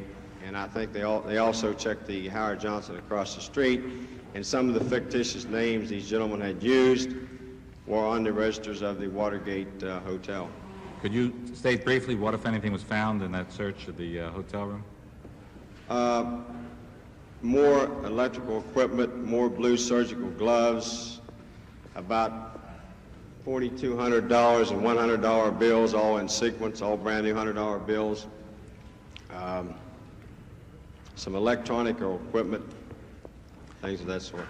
Sergeant, could you shed any light? Were you present, or did you have any knowledge of any check that was found in any one of these defendants, or notebooks that had the name E. Howard Hunt on it?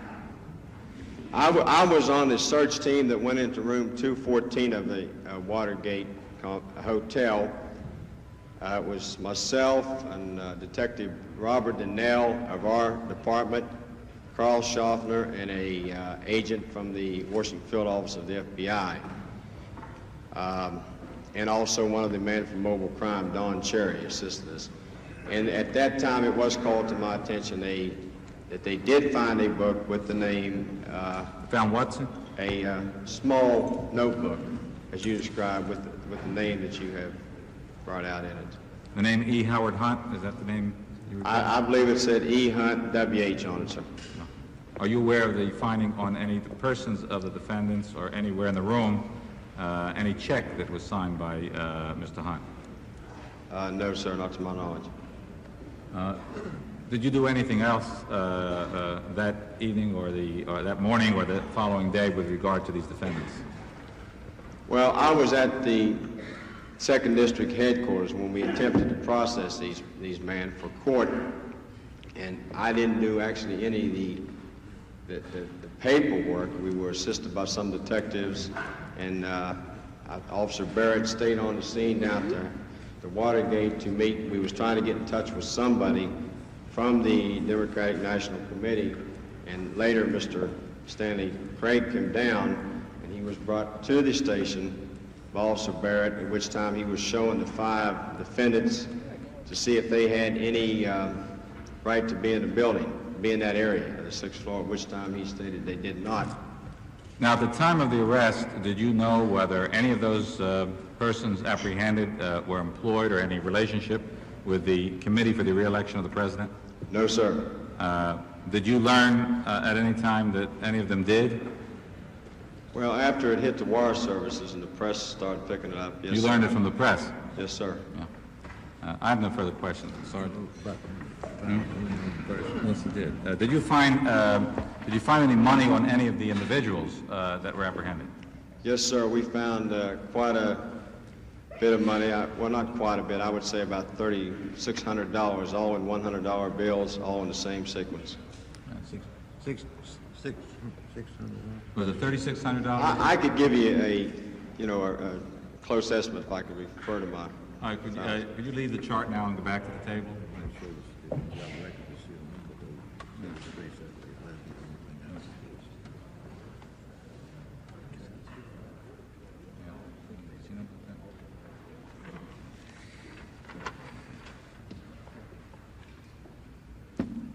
Now, could you refer to your records, and could you give us a more specific statement as to the amount of money you found on any of the individuals and on whom, and also in the hotel room?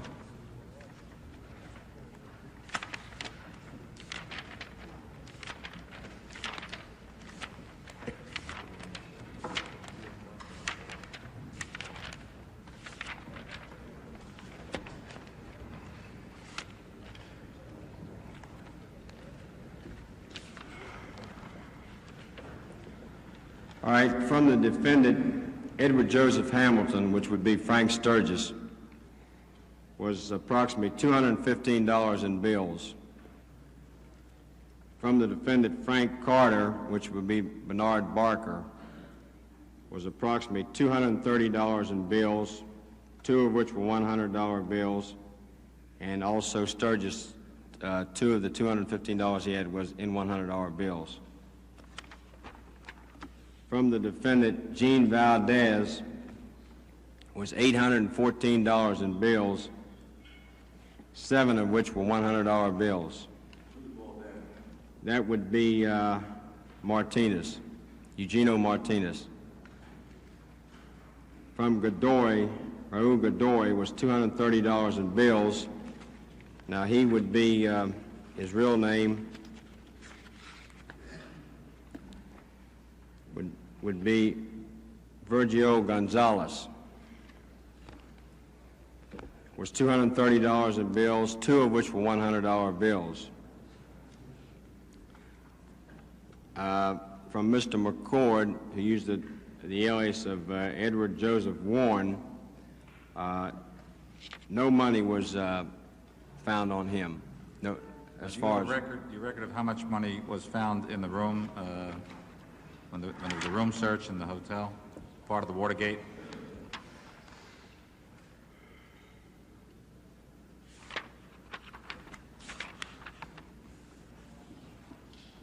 Yes, sir. There was $3,566.58.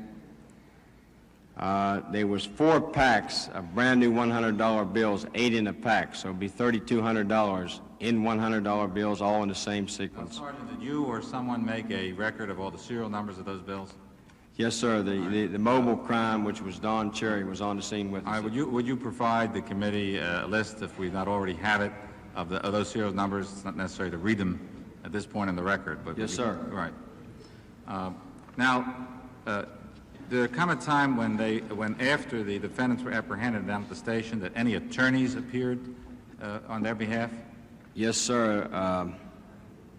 And I will state to you, these gentlemen refused to make any phone calls and refused to have us to notify anyone at all. So they didn't make any phone call out that you know of? No, sir. No, sir.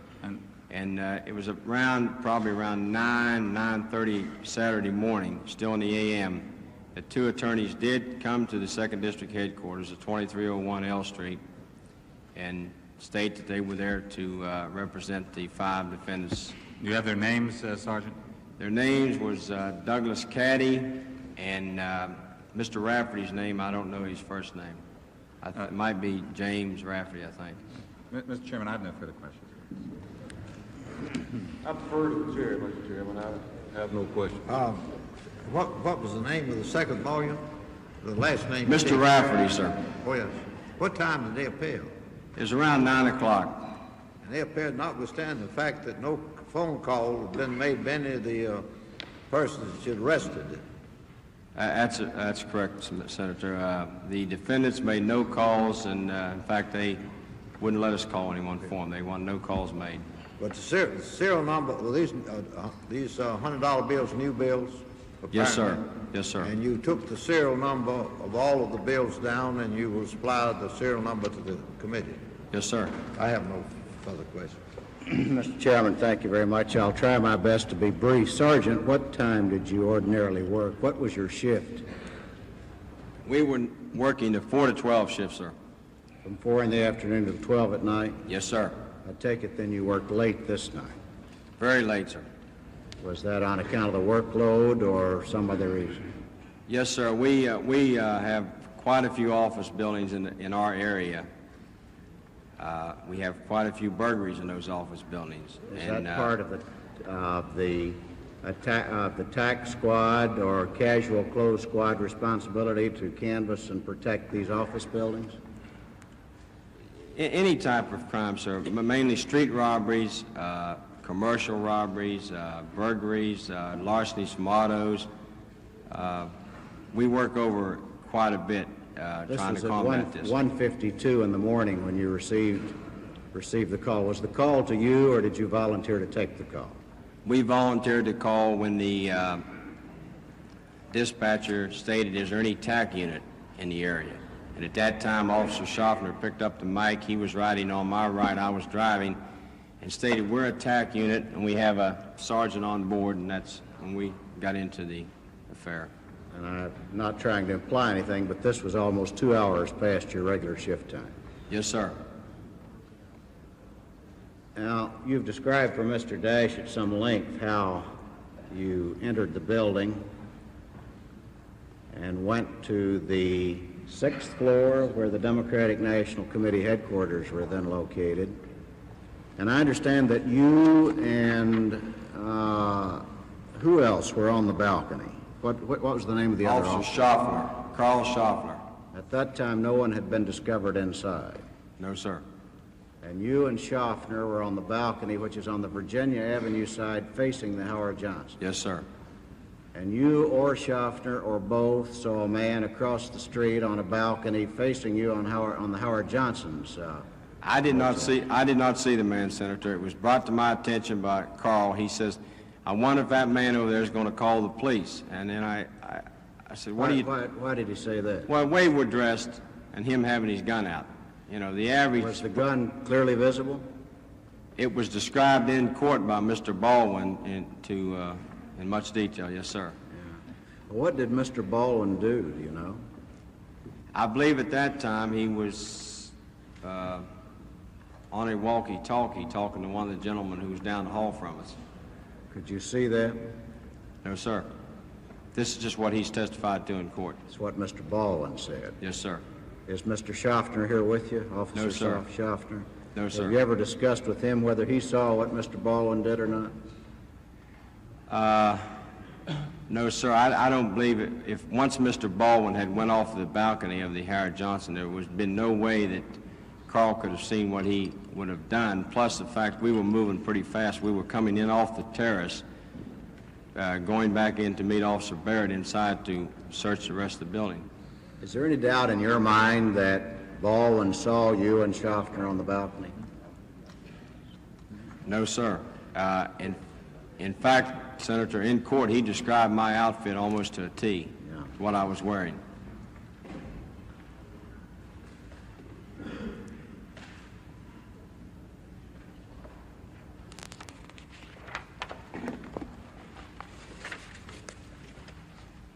I think, Mr. Chairman, at some point, not today obviously, but I'd like to add Mr. Schaffner's name to the list. I'd like to hear his first-hand testimony on that as well. I have no further questions at this point. Sergeant Leeper, let me ask you about the demeanor of the people that you arrested. Did they seem polite, and confident, and sure of themselves? Yes, sir. Did they act like they felt sure someone would take care of them?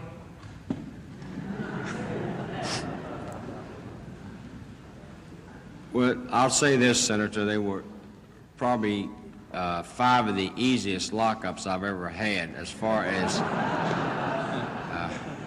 Then you knew from the demeanor of the witness, of the people you arrested, the prisoners, the sophistication of their equipment and their dress, that you didn't have ordinary burglars on your hands, did you not? Yes, sir. From the time you arrested the suspects on, did you ever have any contact with FBI agents or the U.S. Attorney's Office personnel? Yes, sir.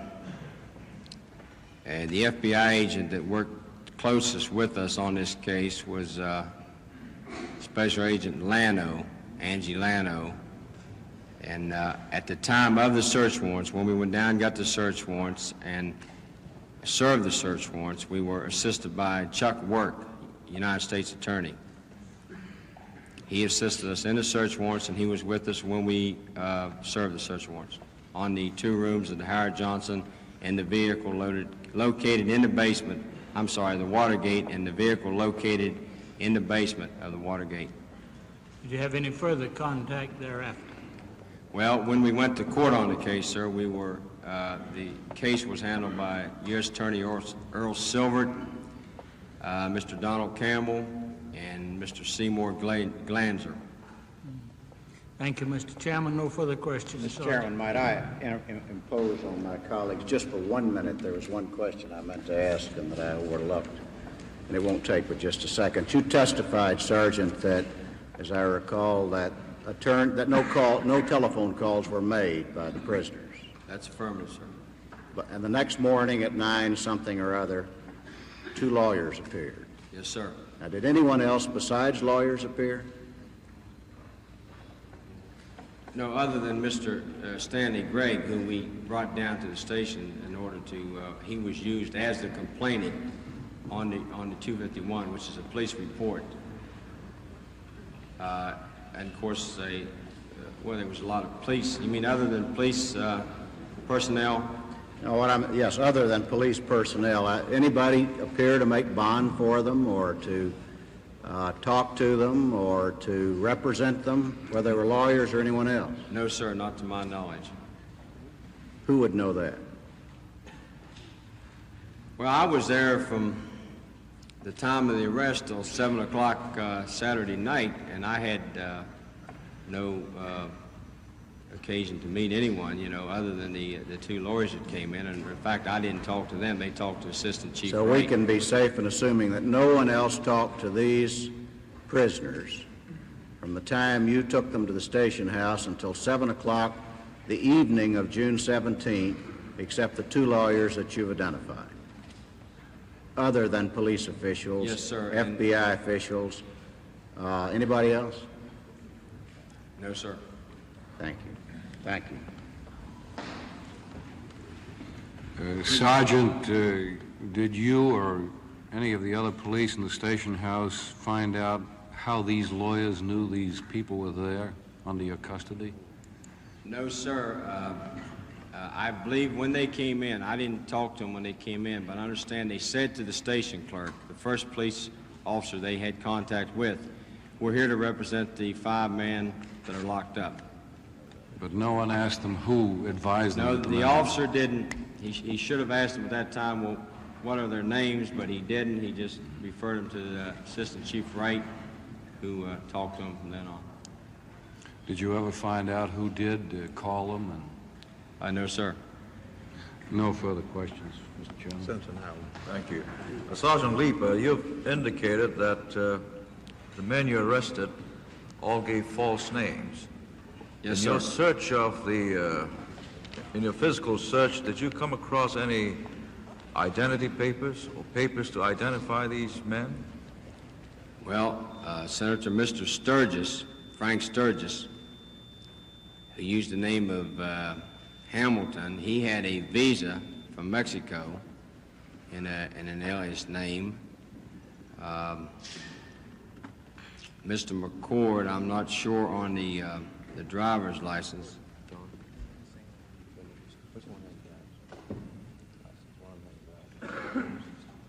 Yeah. Also, Mr. Sturgis had a driver's license, I believe, either from New York State or Massachusetts. Was it made out in their real names? No, he also used the name of Frank Fornini. He had about 3 or 4 different aliases. So all of these identity papers were in their false names? Yes, sir. Did you check to see where they got these identity papers? No, Senator. From after the arrests were made and the defendants booked, a lot of the legwork, so to speak, the investigative work, was picked up by the Washington Field Office and our burglary squad. It was almost, in reality, taken out of our hands. In other words, we did not go over to National Airport and find out what plane they had flew in on and things of that. Are these identity papers still available? Yes, sir. They're either held by the U.S. Attorney's Office, which is still, involved in this case, or they would be down at our property office. Were they very professionally made? I couldn't comment on that, sir. I'm not. I don't think I have the qualifications to say that, whether they were or weren't. Mr. Chairman, may we request to have these identity papers? We may have, I think we have some of the exhibits that were turned over by the police department. Mr. Thompson, do we have that?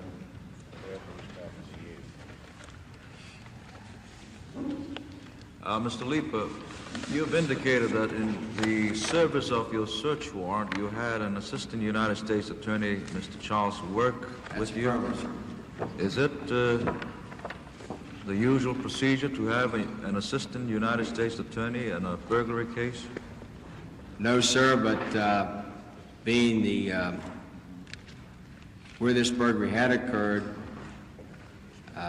the dress and manner of these men, we felt that it was just a little bit bigger than the average burglary that goes down in the city. The D.C. Police Department requested the assistance of Yes, sir. I think Inspector Charles M. Monroe was the night inspector who assisted us on it, and I think he requested through the chief's office to get this attorney to You've help also us. indicated that you had a meeting with Mr. Silbert. I've had many meetings with him, yes, sir. What was the nature of your conversations?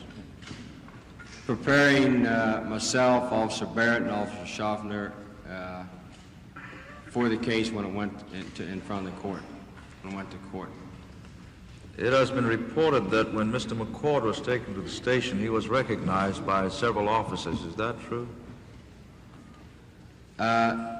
Senator, I didn't leave that station just for, on and off, maybe to go down to the Watergate to serve the search warrants till 7 o'clock the next night. I didn't go to court with Mr. McCord. He may have been recognized down there. I can't answer that, sir.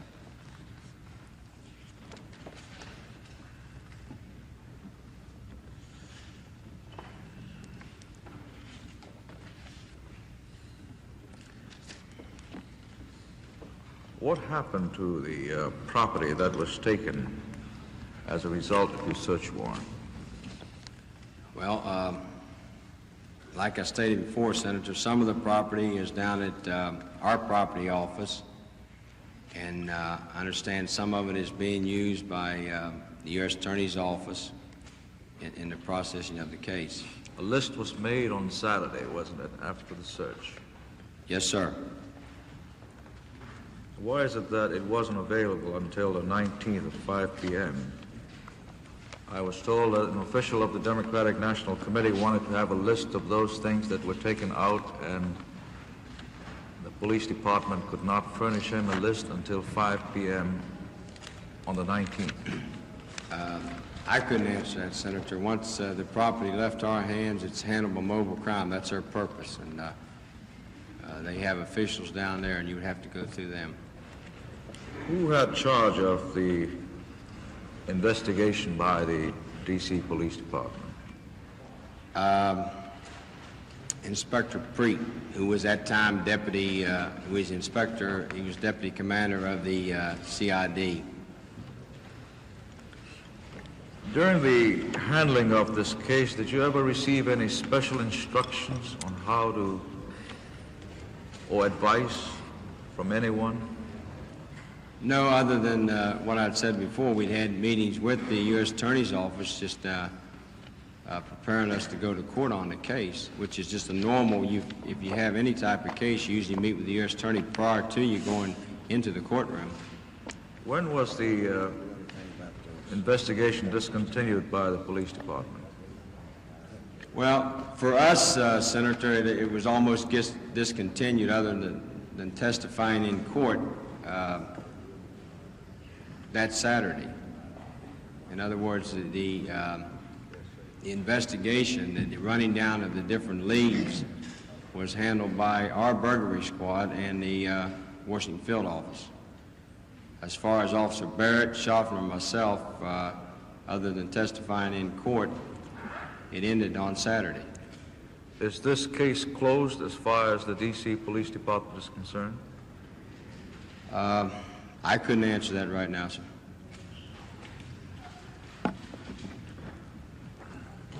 I understand that the chief FBI agent in charge, Mr. Lano? Yes, sir. Called your department on June the 22nd complaining of leaks of information to the press. Did he make such a call? I don't know, sir. He didn't make such a call to myself. Thank you very much, sir. Senator White.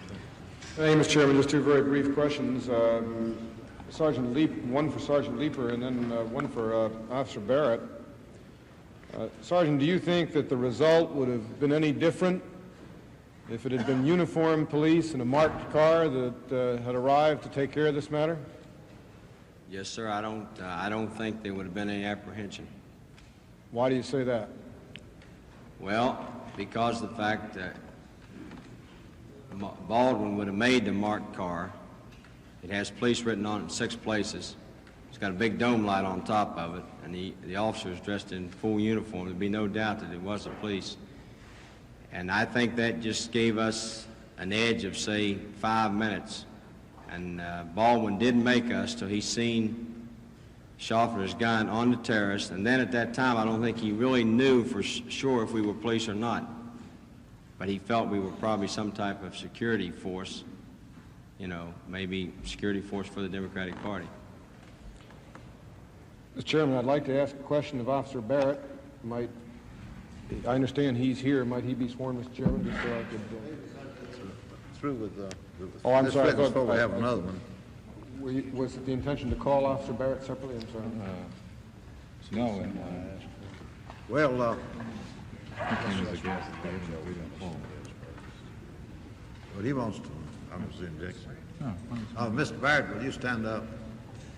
Hold up your right hand. You swear that the evidence you shall give to the Senate Select Committee on Presidential Campaign Activities shall be the truth, the whole truth, and nothing but the truth, so help you God? Yes, I do. Okay.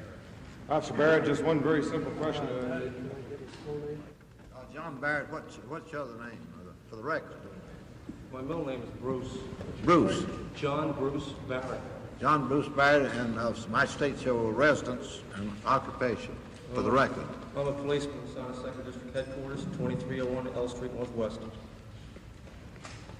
Officer Barrett, were you the first one to actually apprehend or see this group of individuals in that room?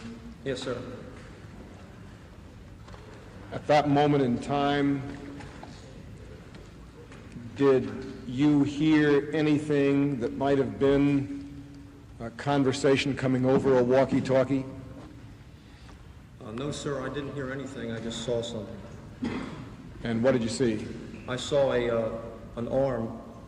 I'd stopped at a position just before you entered the secretary's office outside of the chairman's, O'Brien's, and I hesitated there for several minutes because it was dark back in the petitioned area. And while hesitating at that petition, I saw an arm go down in a crouch method as if hiding by stooping, and it went right past my face, and I was startled, and that began the whole mess. And just in conclusion, were these individuals in possession of a walkie-talkie? Yes, sir. Mr. Barker had a walkie-talkie in his possession. Did any communication come through that walkie-talkie at any time to your knowledge? There might have been some communication. I didn't personally hear any. I was too concerned with other matters. Sergeant Leeper, did you hear any communication come over the walkie-talkie? No, sir. I have no further questions. Senator Montoya. In order to prepare the record, please state for the record the name of the individual that represents that night and also the different aliases that apply to each one. All right, Senator. James McCord Jr. used the alias Edward Martin. Bernard L. Parker used the alias of Frank Carter. Frank Sturgis used the alias of Joseph B. Hamilton, and also Frank Fornini. F-I-O-R-I-N-I. Eugenio Martinez used the alias of Gene Valdez. Vigorio R. Gonzalez used the alias of Raul Godoy. G-O-D-O-Y-N. And you indicated, I believe, that they were registered there at the Watergate Hotel under their aliases? I don't think all four of them had signed I'd have to look back at the duplicates we have of the... How many rooms did they have at the Watergate Hotel? They had 2 rooms, sir, 214 and 314. All right, just one more question. Now, what happened to the man across the street, Mr. Baldwin? Did you make any move, or did the police department make any move to investigate what was going on in that particular room? Or did you communicate any suspicion to the burglary staff at the police department to follow through on that? Not at that time, no, sir. When was this done? We made no communications with any the Washington field office or our burglary squad in reference to this man. We see no significant matter at that time, or, it didn't mean anything to us at the time. You didn't include that in your report? No, sir. All right, that's all.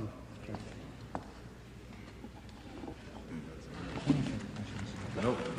The committee will stand in recess till 10 o'clock tomorrow morning. Thank you very much. Thank you, sir.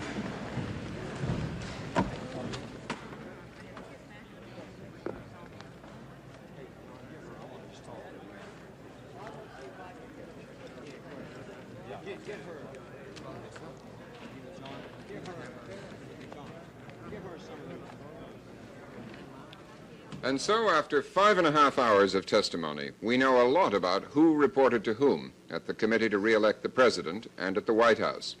But there's a promise of more interesting answers, perhaps even tomorrow, as convicted conspirator James McCord takes the stand.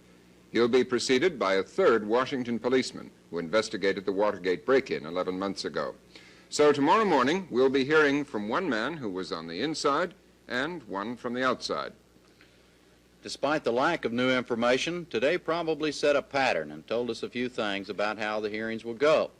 It is obvious that all the senators take their roles seriously. No one passed up the great chance to ask a question on television.